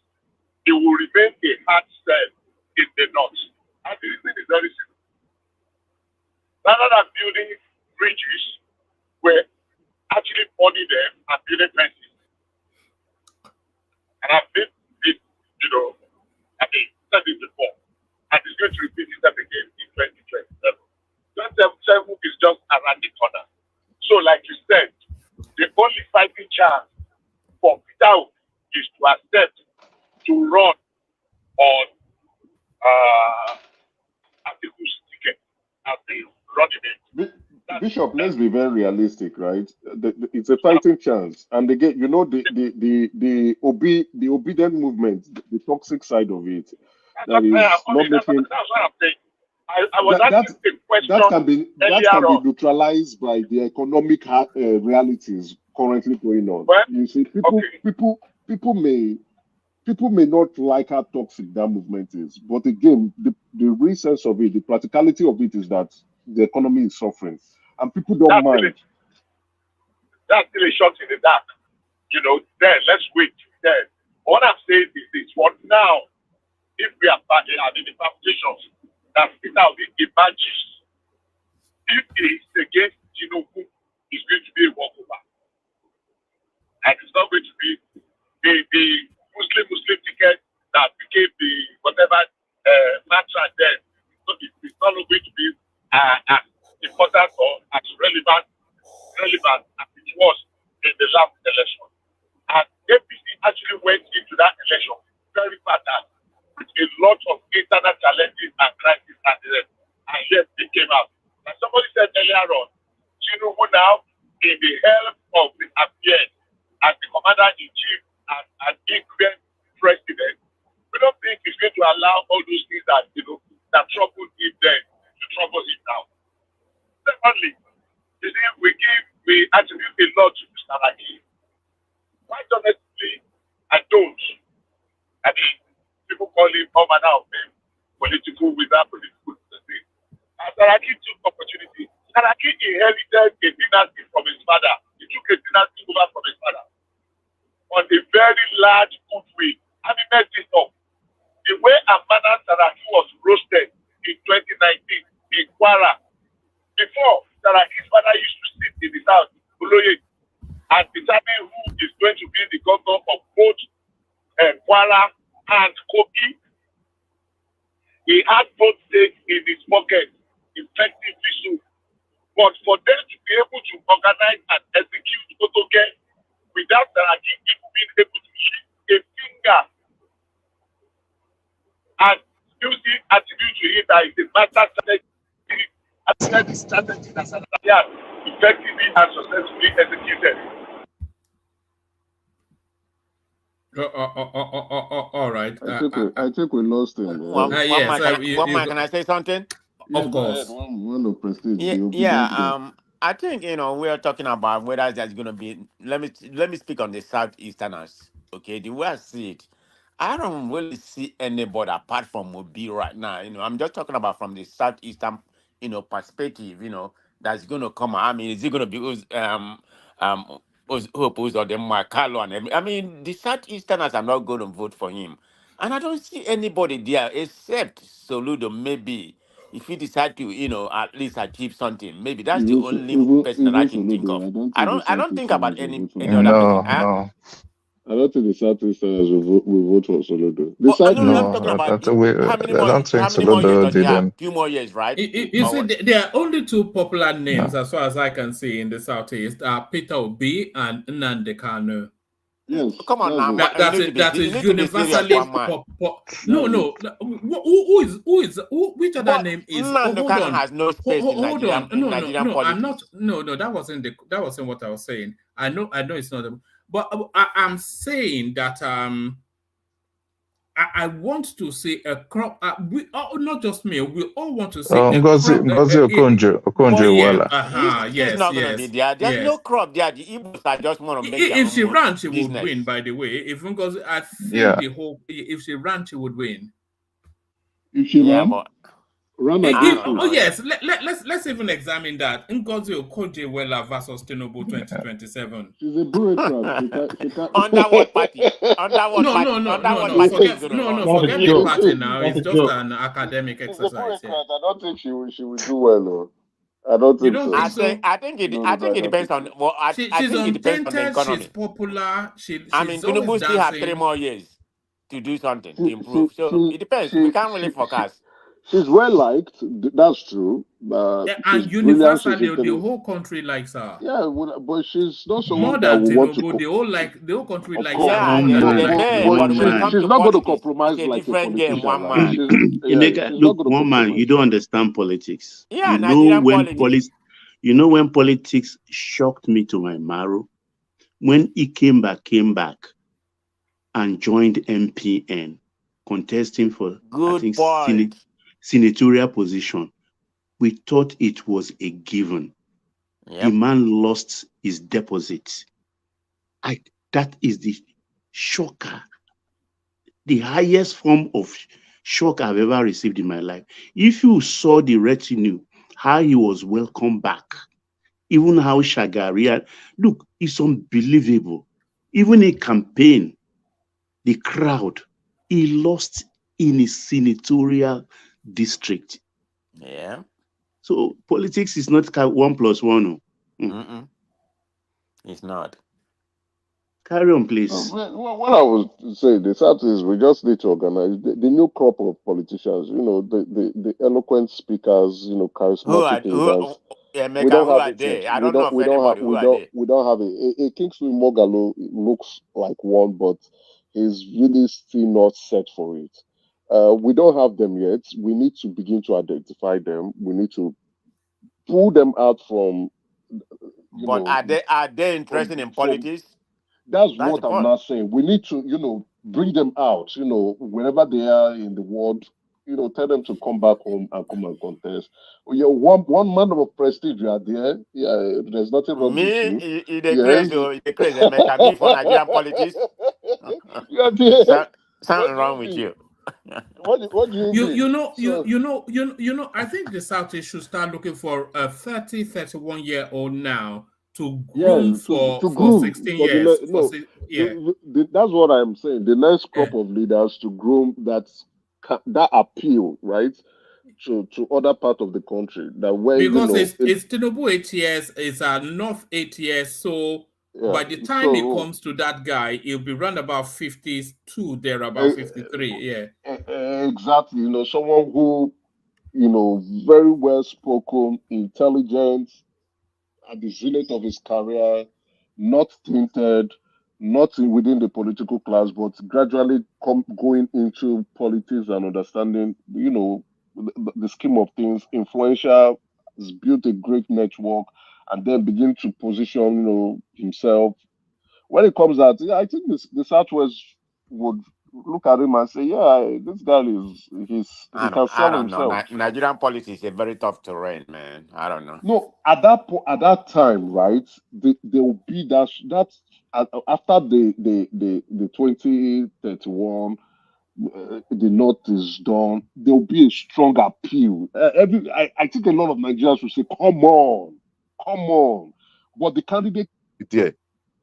You understand? The candidate needs to be there to sell himself, so that now when somebody is now from the South, like, come on, this is out of it. Come on, let's give these guys a chance. I think at this point in time, so look for a 40-year-old now. So you can, that you can groom. But again, how old is Soludo?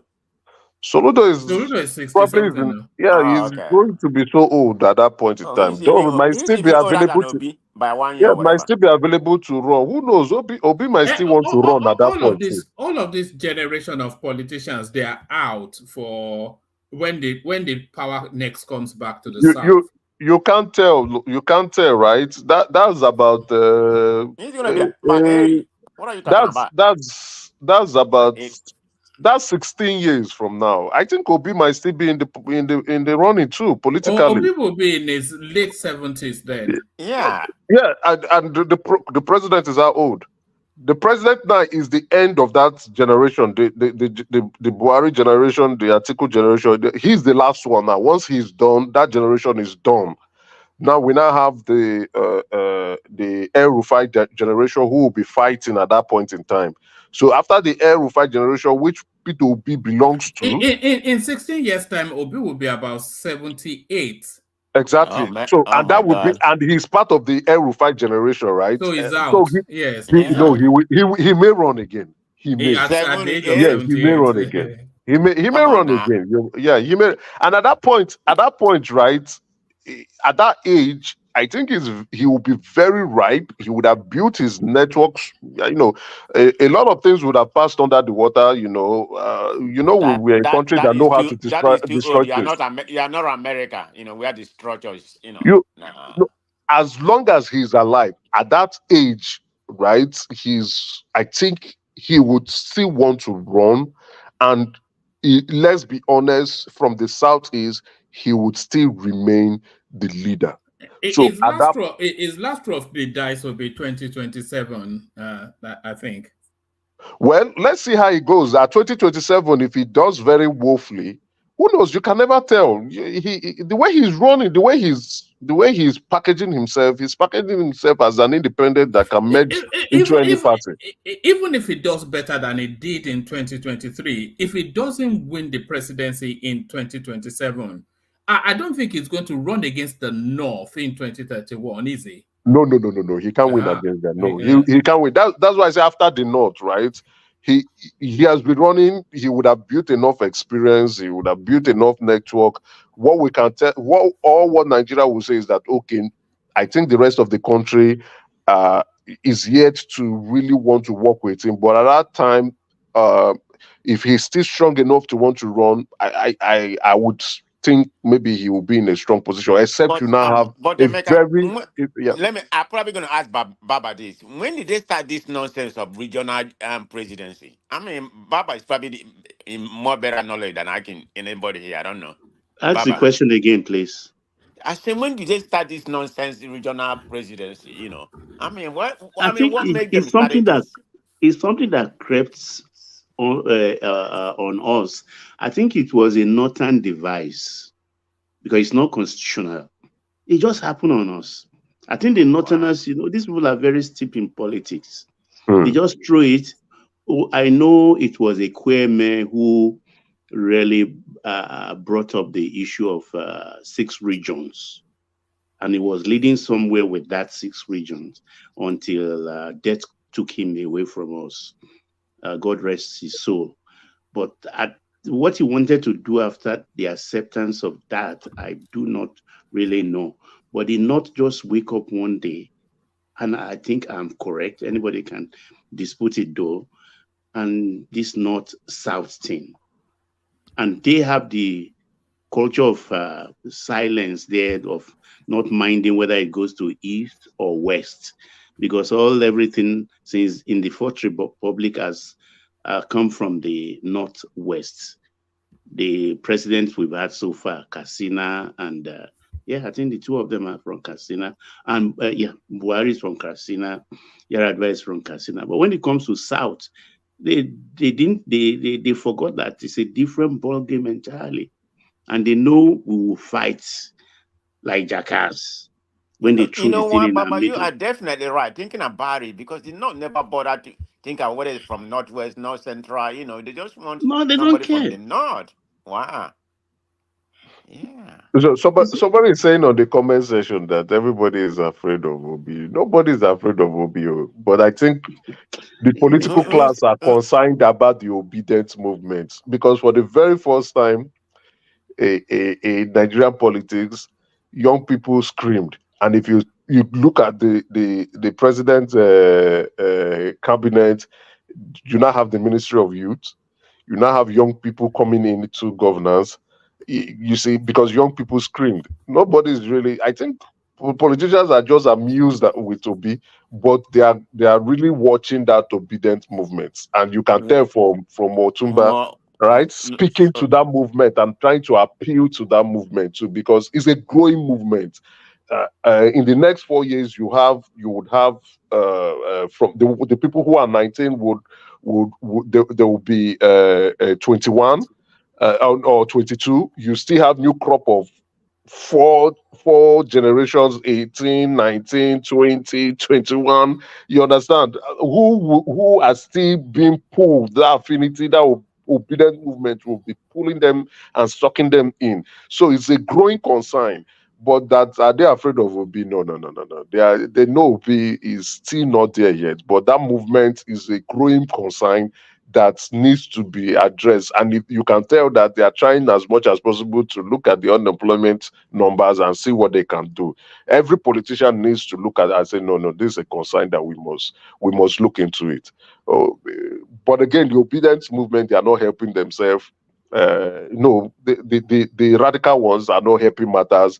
They are making a mockery out of it, insulting a lot of people, being tribalistic, being highly opinionated and don't want to open their mind. Yet, acting childish, especially the matured ones, the millennials and the Gen Zs.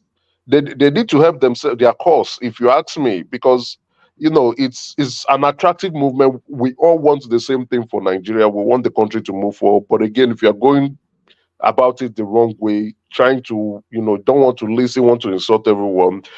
Some people who are more reasonable, even man of prestige now is now running away from that movement. Will say, no, you guys hold on one place. Let me To be make my fair, point. man of prestige I didn't tell you that. was never an extremist. He is a rational mind is probably even more extreme than man of prestige. Even No, no. rational mind too is One afraid man of read me right. I was rational never mind one. is afraid of I may have supported them, but I was never by not even close. rational mind is even afraid of the obedience. You understand? He doesn't even want to identify with them. I know rational mind is listening at the background. He may rush in now to come and attack me. He's afraid of them. Emeka, you're not right, You okay? know the obedience as you put them, Wow. Emeka. I think Obedient. they're like the far right wing of the obedient movement. They're just in it for the blood sport. Yes, they are You no, know. they are the militant Hold group. on, hold on. In any political party, and I'm gonna use America as an example, we have the far right here, we have the far left, which they call progressive, all this what's his name? This lady from originally from I think from Somalia, and some of them from Yeah, you're some right. of them You're from right. Palestine. You're But right, man of prestige. I mean, look at what's going on in America. I didn't mean to deviate right now. There's a Mm. lady, everybody know Taylor Swift, right? Mm. Go and listen to the right wing. I mean, they are bashing her. They say that she's using the Super Bowl. You don't follow Super Bowl. No, In but order again, to not because the right wing are bashing her. She's been propped up by the Democratic Party, right? oh And no, there you also, go. You buying that one. Okay, we're hold not gonna on. go there. There's even a CIA intelligence report on Oh it. my, one man. So I am not quoting. I'm not even gonna go there with I'm not all so. this, okay? You Okay. see, I do not want to insert myself into United States politics. One, because I don't live there. Number two, What it's you not all do, Nigeria. I'm not. particularly the Canadian. But Like one but Canadian but came and said what Trump did on January 6th was a matter of conspiracy theory, that Trump wasn't even there. It was the no, Democrat no, no, that no. We perpetrated. cannot absorb Trump from that. But you know, I saw the report, so I will try to be neutral with the U.S. politics. I will try to be neutral. They are Why you propping dive her. She's into a US prop. politics? I don't even know anything about Canadian politics. All I know Of is their course, no, president. no one, no one can ignore United States politics. Let's be very realistic. You can't ignore it. It's all in your face. You can't. There's no way you can. You can't turn your back. It's sure if you turn your back, they will stone you with the Are you politics. You talking will turn about your you? front. Not me. I mean, I participate in the local election here, so I'm very vast in American politics. No, for I'm you, t- you live. You live there, right? So of course you'll be very interested in it. Taking myself as for example. I'm not. I don't live there, right? But what happens in the United States affects a lot of people around the world. So you cannot ignore it, right? Regardless of what's going here, you can't. You just can't ignore it. You turn up your newsletters, or you look at your TV screen. It's everywhere in your face. So you must know what's going on, whether you like it or not. Yeah, but if you are searching for it, there are lots of information for you to go search there. But what I'm saying is just to bring it back to local, because I don't want us to go into that. Yeah, go ahead. totalization. Turn back Bring to it back. local. That the obedience movement is a worrying concern in politics. As long as this show goes on, we'll begin to see that growing concern with them. In 2027, they are going nowhere. That movement is going to expand. They are going nowhere. At exciting times. Let's be very realistic. Though they are going to be the defeat is expected. So more handkerchief for them, more buckets Okay. for them to cry. Well, hold on. Let me stop you there because I think it's good for democracy. If you're gonna Oh, call hold on. Let me it's land. Let me good. I'm make my not saying point. it's good. That's why I said exciting It's good times. for It's good. democracy. It's good It's for good. democracy. The ones you call idiot or whatever you call them, which I consider to be extreme on that side. I mean, it's good for politics. Even in British, one man. Don't you have white nationalists? I mean, No, but the problem is the obedience are not. They don't want to learn. You see, they are rigid with their they are point. learning. They are not learning. They are not learning. They, Yeah. they don't want Just to how move. many? Hold on. How many years they've been incentive? How many years they've been? You have obedience in all age group, from No, but I'm 18 just saying and they just started, so they may grow. I mean, in 4 years, no, 5 years, you can. What are you going to teach an obedient who is 50 years old? you don't know. They might be problematic at that particular time. You don't Okay, know. I let's see. mean, Let's see. I can let me agree with you on that matter. Let's see what's going to happen. I think Let's it's see. good for democracy. That's how I see it. I'm not ruling it out. It's exciting because 2023, for those people who have never been in politics, for us who have been monitoring the political space, being a little bit involved in it, all of a sudden it took a different dimension and you're wondering what is happening here. And you are like, what's going on? It was exciting. You're trying to talk to people about how politics in Nigeria looks like, and they are throwing insult at you left, right, and center. Yeah, what did I say? What did I say wrong? And people are questioning your ethnicity. People are questioning your tribe. People are questioning your state of origin. And you're like, Jesus, what is going on But here? Emeka, So it made it you so know the way you exciting come and across. sweet. People gonna question you. Let's be realistic, okay? Come on now. Yeah, Fact is this: people may not like it. Hate yeah. I and said no. anger formed Mm, the bedrock of that movement, and it was one of their greatest undoing. yes, Because I some agree, people Bishop. are naturally sympathetic originally. I mean, it should that okay, maybe something different, something refreshing can come out of this. But people are beginning to re-examine how did we get to where we are. And I can quote several statements that I had from supposedly intelligent, elderly people, the kind of narrative they were building. And I can only say it's going to end in disaster. So for me, yeah, maybe the initial excitement was okay. But Mm, some people capitalized on it to use emotion, blackmail, anger, that's hatred right. to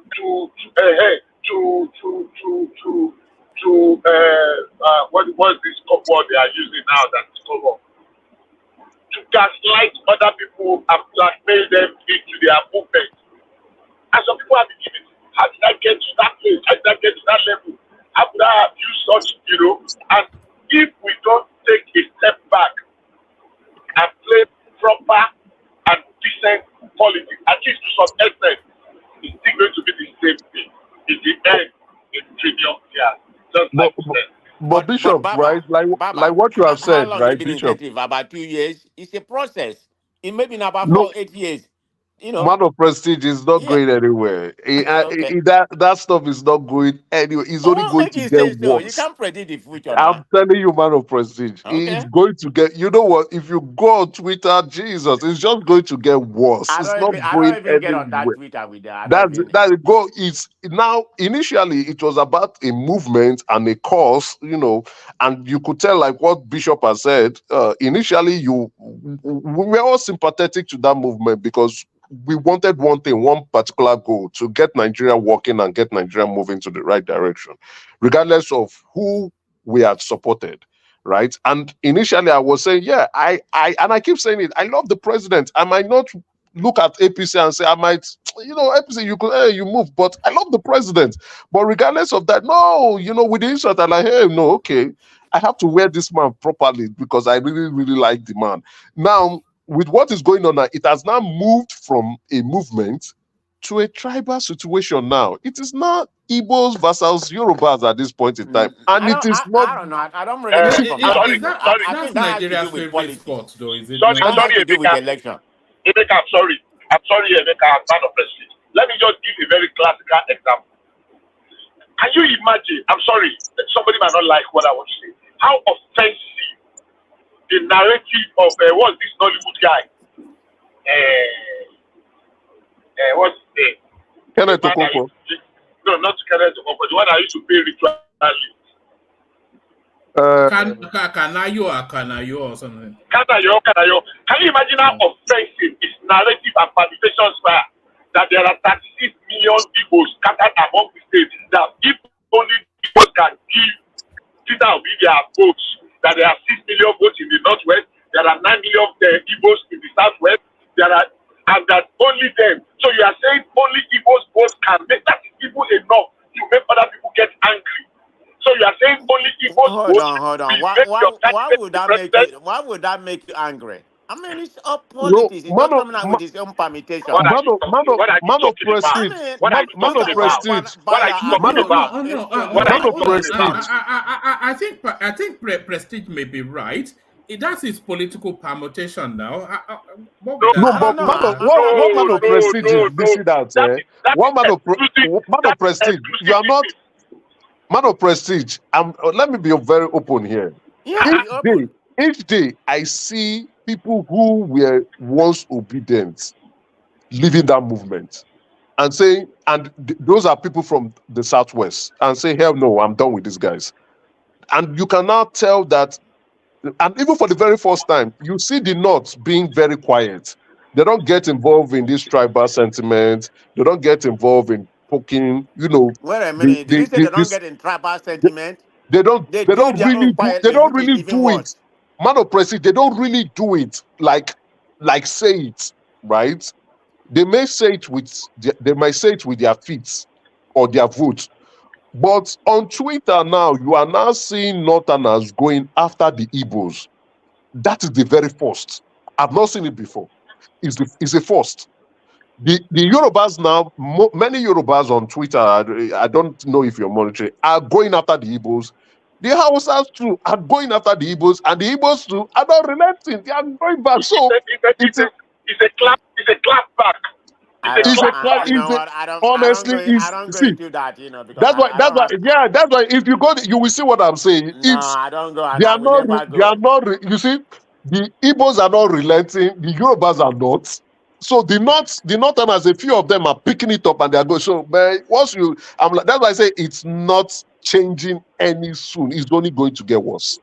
It's only going to get worse. As a matter of fact, 2027, if Obi runs independently, he may get less votes. Can I say something real quick? Yeah, go ahead. Yeah, come in. So okay. Obi himself caused all this nonsense, right?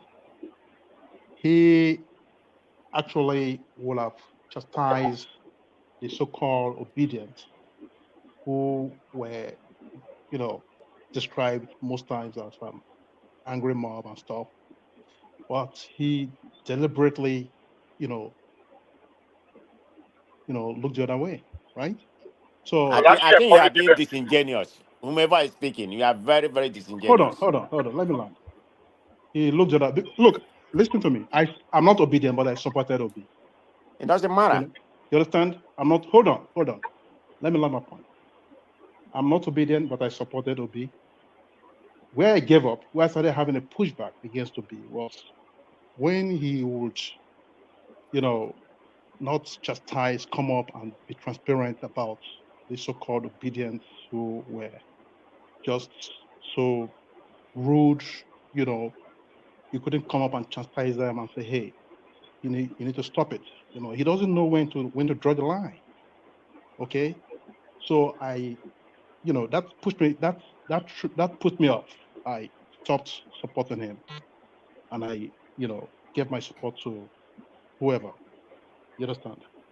So the problem is, if Obi wants to win, if he really wants to win election in Nigeria, come 2027, he should come out of this obedience thing and just run, as everybody has suggested, under PDP as VP to whoever wants to be the presidential candidate.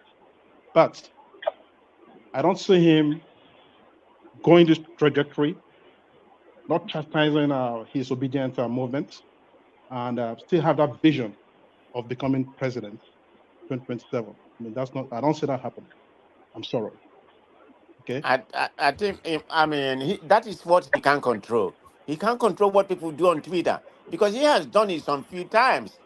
They have the opinion. This what politics is all about. They have the Freedom of opinion. They expression. have You the may call it opinion. barbarian, you may call it idiot or whatever you want, but They have the opinion. Obi cannot control that. They have the opinion, but it's just like you have your children. Obi You have has expressed hold on a second. disenchant about some of the comment. I don't know if you followed during the election what happened, but he can do that every day. That won't He be didn't his do it at main all. ultimate goal. He has done Mention it. one time that he did that. He didn't do it at all. One man of prestige. Obi is Okay. afraid of obedient movement. He didn't do it at all. At all. He's afraid of that movement. Okay, during the there's one example I can definitely give you. I know about several examples. Is during Fela, I think something that happened between him and Fela's son, happened with Obedience and Fela's son. He called them out. Then he went and visited him. So what are you talking about? He did not. No, he went to Shehu. He did not call them out. Yes, he did. He did not I call know, them. Bishop. He You're did not Anyhow, going to say that. well, But it's anyway, okay. There's no point that's not making even energy on that one. even my issue whether he did it or he's not do it. But I have my own opinion. Everybody has an opinion. Man of I prestige. respect your opinions. Man of prestige. What I would say is, you can continue supporting Obio, but just take yourself out of that movement. You are You can immoderate. stop. You need to stop there. I'm going to support who I'm going to support. Like him. I'm in America. Biden may be 80 years, 90 years old, and then the Democrat is going to win. So I'm going to support who. That's what my No, affiliation is. what I say is, you can continue supporting Obi, but take yourself out of that movement. Right? Continue with your support for him. You understand what I Don't tell mean? me Is to take myself out of that movement. I'm not even in the movement per se. I may come here and joke with you, but even at all I'm in the movement, I'm not gonna take myself out of it. Hold on. I supported Obi when he come here. So I'm not gonna go in detail what I do cause with them and all. That's not relevant, but if I'm on obedience, I'm gonna support them anywhere I feel, even if that's what I believe, I will do that. It's not a matter of Let me ask you opinion a here. question. Let me ask you a question. At what point did you think this obedient movement was hijacked from Obi himself and they turned into a regional thing? It turned into original. Yeah, what make you think it's mainly regional? You can say mostly people in the southeast are supporting, but obedience is hold on. Obedience is not only from the southeast. Exactly my point. Go to the Exactly my point. south and see how many obedience. Did you hear me when I spoke earlier? I said I was obedient. I wasn't obedient anyway. I was supporting Obi, right? But when the obedient, his supporters from the southeast especially, when they were becoming very unruly, okay? That's your opinion. They are unruly. I'm not even obedient. So let me be You very can't, realistic. Let me come here and say you can't defend that. You cannot defend that they are not unruly. They are not only unruly, they are very toxic, extremely very toxic. That's the opinion. I don't see it that way. I see it. I see it man of I see it as prestige, they are toxic. democratic. What are you talking about? Man of prestige, they are that's toxic. opinion. I'm not gonna abide by your opinion. This one is not opinion. This one is fact. They are They are very not what toxic. fact depend Do you know? on your Do you own know even perspective. Emeka, do you know even what's raining now? Let anybody from any outsider, an outsider in non-Nigeria say something very extremely negative about Nigeria and go and see the number of the people that will be celebrating and even doubling on what that person has said. 90% Yeah, of them, if there's not this 99% of them. Cameroon, Don't go there's there. this Southern Cameroon That is lady, right? Nigerian phenomenon. It has nothing There's to this do with Southern obedience. Cameroon lady that was talking about the president and Nigeria, and they were all happy and excited. Cameroon that has only had two presidents in their entire history. I'm telling you, after Amada Ijo, this man has been there since how many years? Most people that have, they've only experienced one president in their lifetime. Anybody that is 40 years and below, they've only experienced one president and they had it. So, man of prestige, why I say they are toxic, bad news. These obedient people, they love bad news about Nigeria. What they disseminate is bad news. If there's good news, Exactly. lie, they will not say anything. Are there not a lot of bad news? Is Eh? bad news? Don't we have more bad news in Nigeria than good news? Tell me what is good and compared to bad news. Oh, they are good news sometimes. Come on, man of Tell me what prestige. is good and or bad news. Is your Sorry, naira is it true? being Is it true? 1,500 today? Is it true? Tell me what is good in Nigeria. Is it true that they kidnapped a school bus of children in Owerri today? I don't know. I've not read it. It may be true. I've not read that. I don't know where you got that from, but I read it online when I had the YouTube space. Okay, I don't know. I've not read that. You know, I need to call my dad. So I've not read that. I'm just asking if anybody came across that news today. I read something like that. No, what I came across was the one in Ekiti. The Ekiti, they're everywhere. yeah. So I mean, whether they kidnap or not, they're everywhere. So it doesn't really matter. It's not over Nigeria. It's a Nigerian problem. So Yeah, it is a Nigerian problem, but the way the news is being segmented, you are not on Twitter. So one no, man I of don't want to. prestige, I don't want to go there you because it's very toxic. you It's won't very really toxic get in my own liking. you won't get the view, right? And I can see No, you. That's why I don't want. that's I why don't you are want to raise arguing my this way. blood pressure. I don't want to go there. I'm not good. Exactly, it's And there's better. It's better nothing gonna that way. make me go there. I'm very busy. I mean, I may come here on one man platform and chat with people. I'm never gonna go there. It's better, man. If you see what's going on, man, you Well, like I've never been there, and I'm not planning to go there. So you know, it's not interesting to me. it's So not getting any better. I think 2027 is going to be very hot and exciting. It's good. The bass bulls will be times 10. okay, In short, y'all enjoy it. Man of prestige. Man no, of you prestige. see, Man of prestige. Should Obi move to PDP? Would you follow him? Should Obi move to PDP if he's gonna be the presidential candidate, not the vice president? So why don't you believe in his vice presidential candidacy? Because vice president is not that relevant in Nigerian politics. But that would be an inroad for him to No, he becoming has been the there. president. He has been a vice presidential aspirant. You know, I mean, they No, I'm never talking of. win. But no, Obi is not Obi is not a vice presidential candidate material.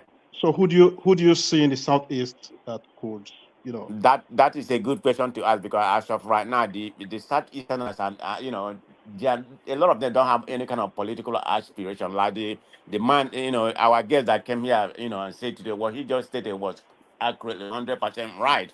So right now, I don't really see anybody because the present governors and everybody politician, they will not get any vote from the Southeast. When I say this on this platform, people say, no, bring Hope who's or them. My people gonna if he has the chance of winning, they're gonna vote for him. No, that's not the way Igbos vote. Is that a good thing? It may not be a good thing, but honestly, this is how they behave. I mean, you can't change people what they are. You can't put a lipstick on on a pig. He's not gonna change. This is who Hope they are. by only his local government will vote No, for him. I just mentioned Hope Uzodinma. He's not the worst.